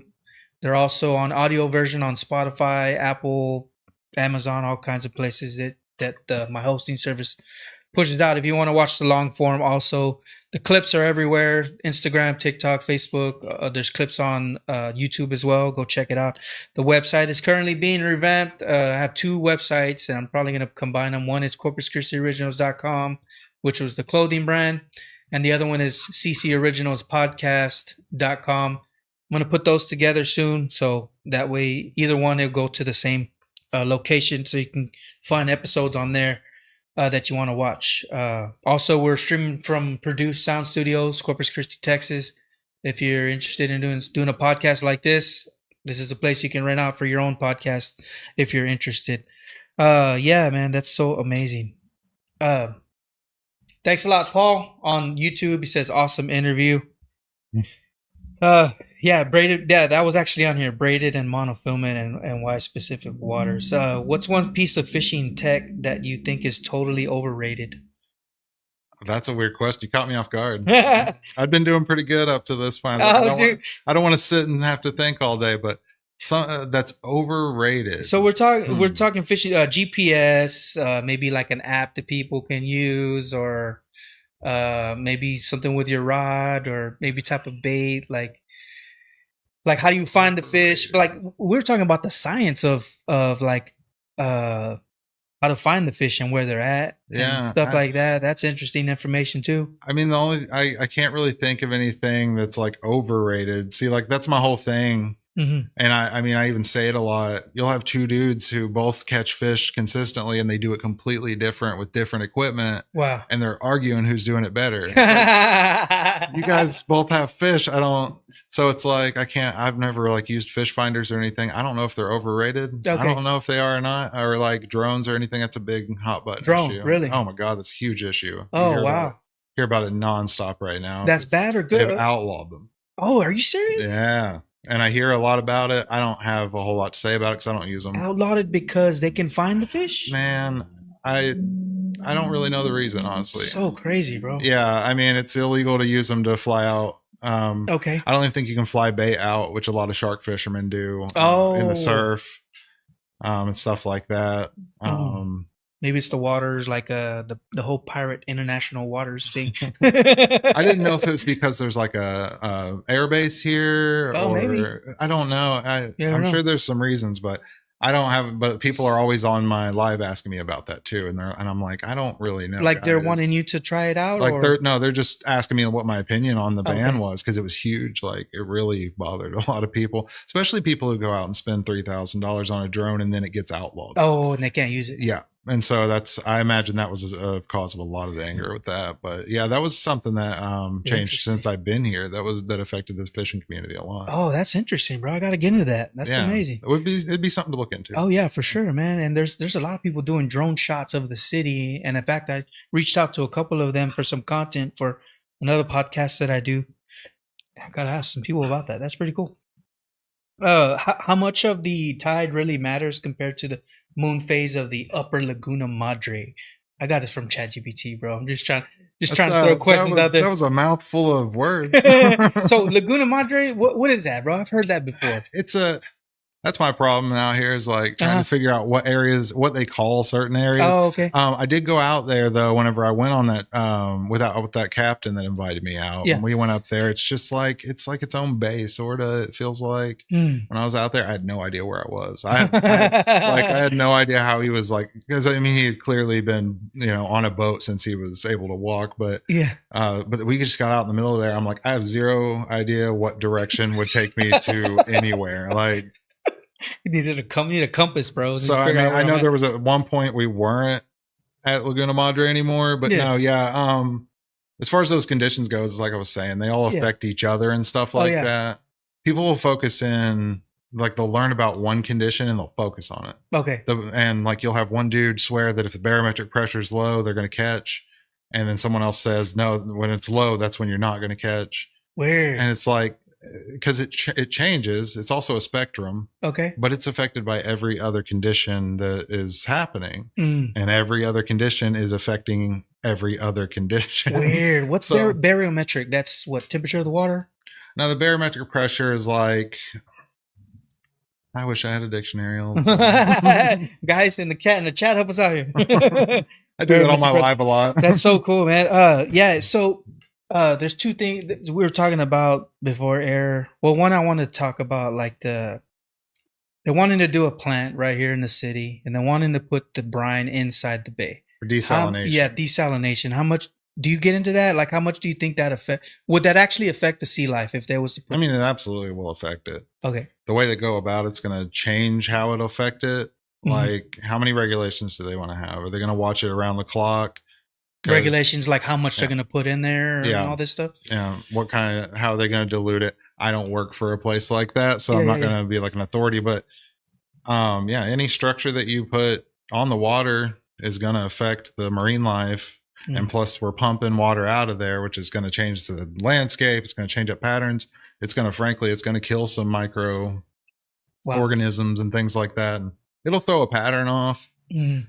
Now, if they're just like blatantly just dumping stuff in there that fish can't survive in, brine, without anything, it's going to really, really affect it. So it's really like structure in the water can be good and can be bad.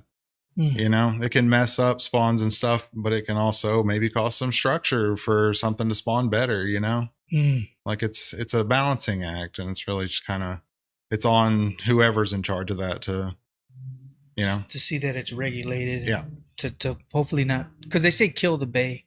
They're saying it would kill the bay or whatever. Yeah. I don't know nothing. Now, see, I don't know enough to really just throw an opinion. Like, that's a strong statement. Oh yeah, for sure. I would have to have more information before I would even say something like that. But yeah, I mean, if you just look at the basics of it, there's only a certain amount of salt that they can live in and breathe in and things like that. And if you're not properly diluting it, then you're just pouring salt. Oh, shoot. Directly back into the water, and be like pouring too much salt into a saltwater tank all of a sudden, and now your seahorses are dead. Oh, damn, that's crazy, bro. Yeah. The weight of the atmosphere pressing down on the Earth's surface caused by gravity. I'm even more confused, Paul. The way I think of it is cool, thanks for sharing that, Paul. Thank you very much. If you're swimming, and the further down you swim and the more pressure on your head, I think it's like that basically, but not in the water. But that affects like different organs and different species. So like their swim bladders and stuff, it can make them come up. It can make them go. It can make them go deeper. Could probably possibly kill a fish if it went too deep. It just depending on how much. I don't think so. Maybe. I don't know. Yeah. So and then another thing I want to talk about was you're giving out all this information, and a lot of the guys that I've heard from are like they don't want to give away their spot. Yeah. And it seems like you're just like, hey, check out this spot. Check out this spot. Mm-hmm. Do you ever get any backlash from people? So much. You do? So much. For you giving up their spot? Well, I mean, I'm not giving up their spot. Okay. I'm not giving up a spot. Okay. I just know, like, there's a spot right there. You're driving past it. You can go fish there. And if I'm fishing there and I'd say, hey, you guys try this spot. Yeah. Or if they see me catch a fish there. But I think a lot of my longtime watchers are starting to understand that the fish patterns do change with the conditions and things like that. And so it's not so much the spot, it's the all the conditions and what spot I'll point them to different spots based off where the fish are. Okay. Or where they should be. So somebody's spot, like their fish aren't always there all the time. No. I mean, you'll get skunked. If you fish the same spot every single time, there's days you'll do awesome. Yeah. There are days you will get skunked and not catch anything. Oh, sure. If you're only fishing that spot and not moving based off of, or changing up your methods based off of the conditions, then, it's just going to be hit and miss. It seems like you can only call it your spot if you actually own that. That's what I was thinking. You know what I mean? Because it's public. Like, I mean, these places are public, right? That you're showing. I mean, humans are territorial. They are, even in spaces that don't really belong to them. Crazy. But it's, some people are that way. But man, I got to tell you, the fishing community here has been nothing but welcome. That's awesome. You could walk out right now, I guarantee, onto that pier and just walk up to someone and ask them if you can have some bait, and they'd hand it to you. That's great. They'd even tell you how they're using it. Wow. I've never seen kindness like this. It's nuts. That's amazing, dude. Yeah. That's really amazing about that you're saying that about Corpus.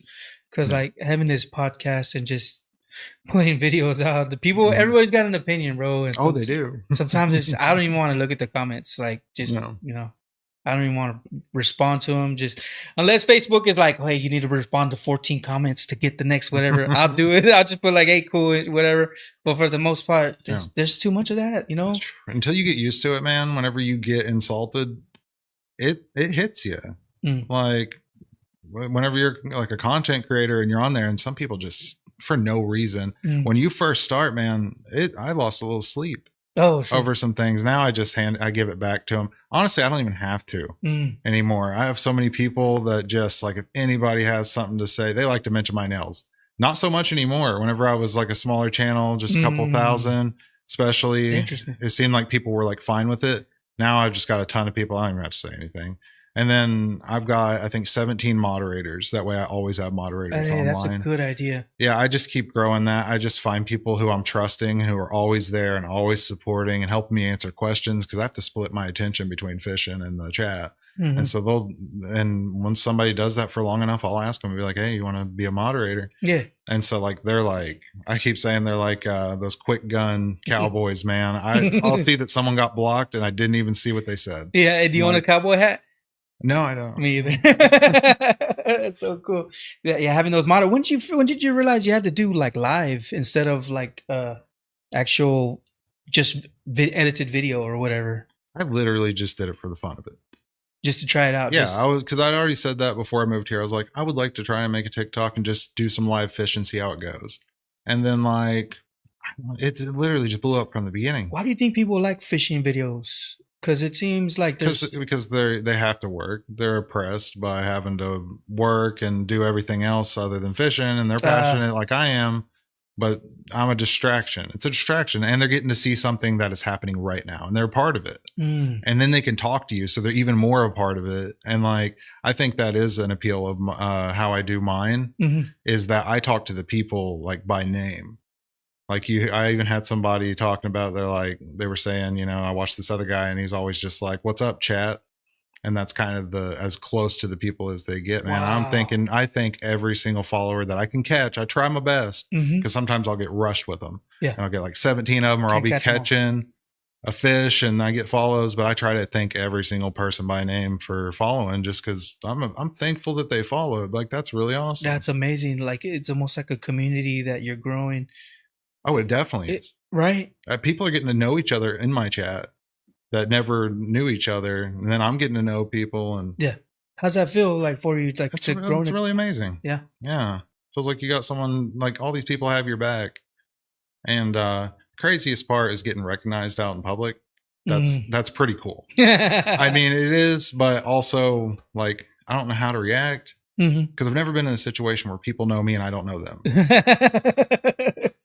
Man, sometimes I'll scare people off. They're looking at me in public and I'm like, why are they looking at me like that? And then some of them actually have the courage. Oh, I follow your podcast. Yeah. And I'm like, oh, shoot. I forgot that I was out in public. You know what I mean? So I feel you on that one, for real. Yeah. I like it. It gives me a little bit of a big head, but at the same time, I like, I don't really have a lot of confidence as a person. Like, I have more than I ever have though. Like I'm not a pompous person, but I feel like people care. Okay. And that people are entertained by me. And like, I think I've made some friends. Like I'm not great at making friends, but then these people, like I start talking to them and they already know me. They've already know me. Wow. And then I get to know them. It's like they got a chance to get to know me first. Do you feel like you need to like share your opinions or stuff like that? Because I've been hearing lately like I'm the face of Corpus Christi Originals. Mm-hmm.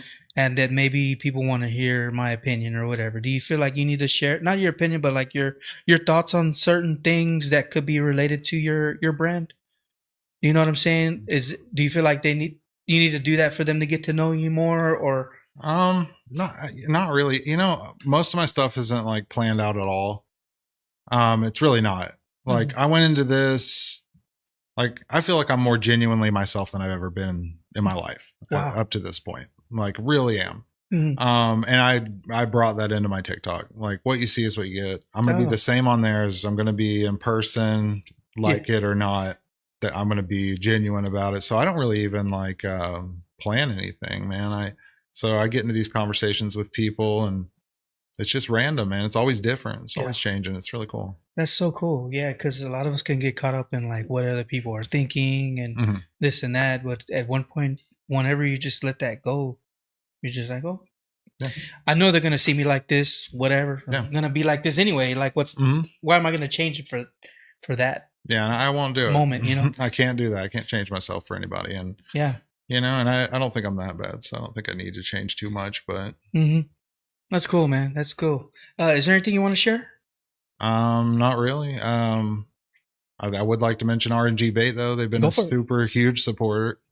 They work really hard to have good baits and live bait and everything else you'd need, including my leaders and stuff. And so I really like to support those because I ended up getting to know them and they're actually really cool people. That's cool. Yeah. So they're like people you can talk to as well when you go in there. They're just chill, cool people. Yeah.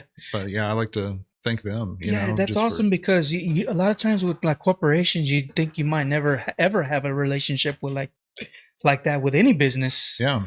And it's like these local businesses actually care who they're selling to. Some, I mean, not all of them, but like for the most part, you know what I mean? They care about who their customers and stuff like that. Yeah. And so it's cool that you have a relationship with them like that, you know? Yeah. Well, it seems to me like, yeah, of course they want, it's a business. They want to be successful as a business, but now it seems like they really just want to connect to the community a little bit more too. And to just be here, you know? That's cool. Like to exist outside of just, like I said, like copied bait stores over and over. It seems like they're becoming like more active of a community here. And I think that's a good idea. I mean, so you buy bait from that, which baits do you usually buy from them? If you do, what kind of bait do they have there to sell?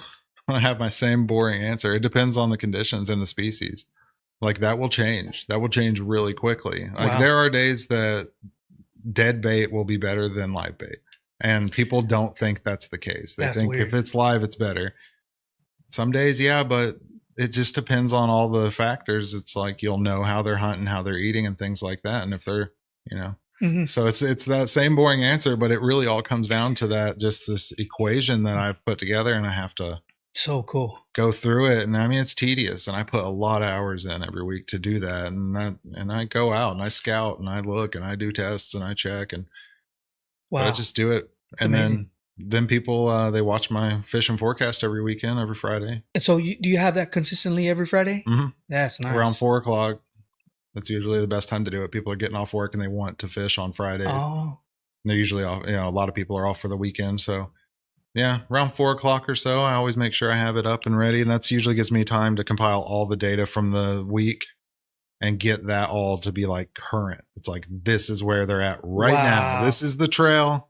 This is where they're going to be. Wow. This is what they're going to be eating. Bro, why do you do that though? It seems like it takes a lot of work. I would do it if I weren't sharing it. So may as well share. I mean, yeah. All right. We're just going to rapid fire, man, before we go. I don't know what that means. Rapid fire question, just like maybe like a quick answer. All right. Live bait or artificials? Live bait. Favorite local spot for a post-fishing burger? Oh, Padre Island Burger Co. Nice. Early bird, sunrise, or sunset, golden hour? Sunset golden hour?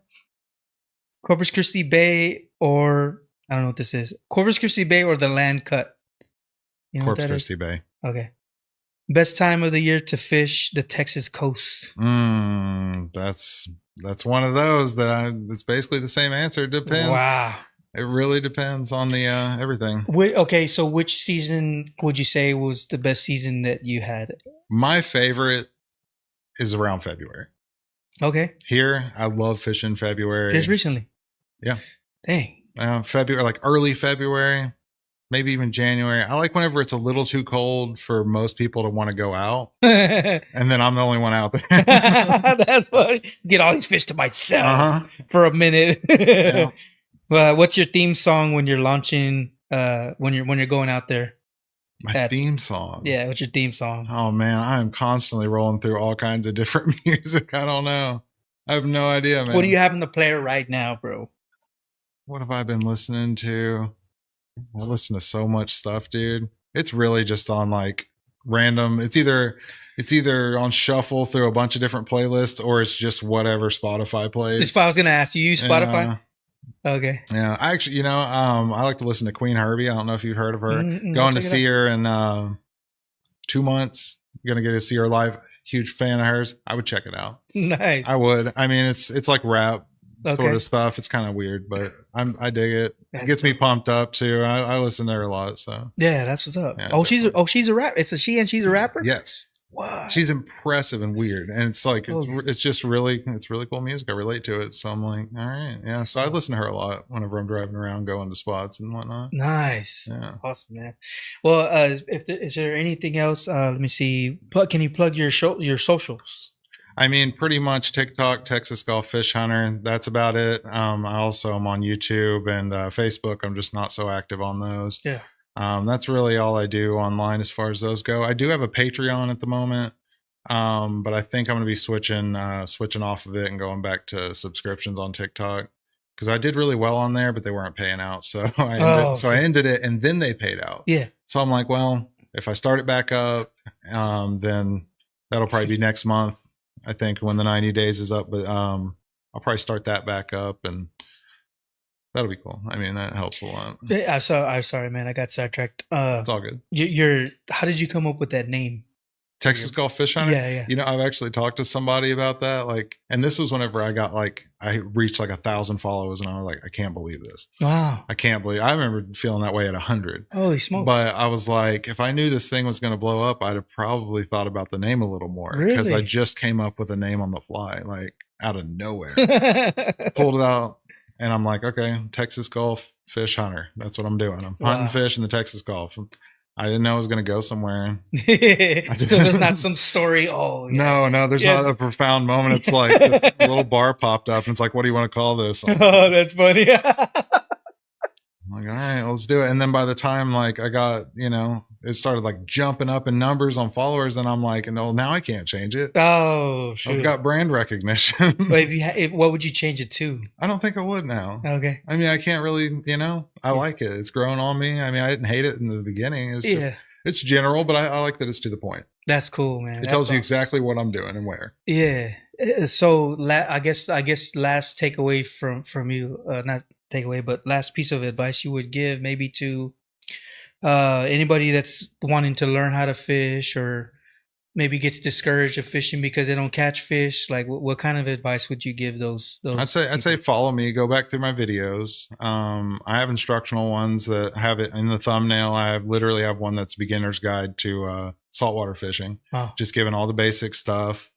You don't have to spend a whole lot of money, and whenever you find the guy that says he knows everything about fishing, go ask somebody else, because that guy doesn't know everything. I don't know everything about fishing, and I never will. It's ever evolving, and it is.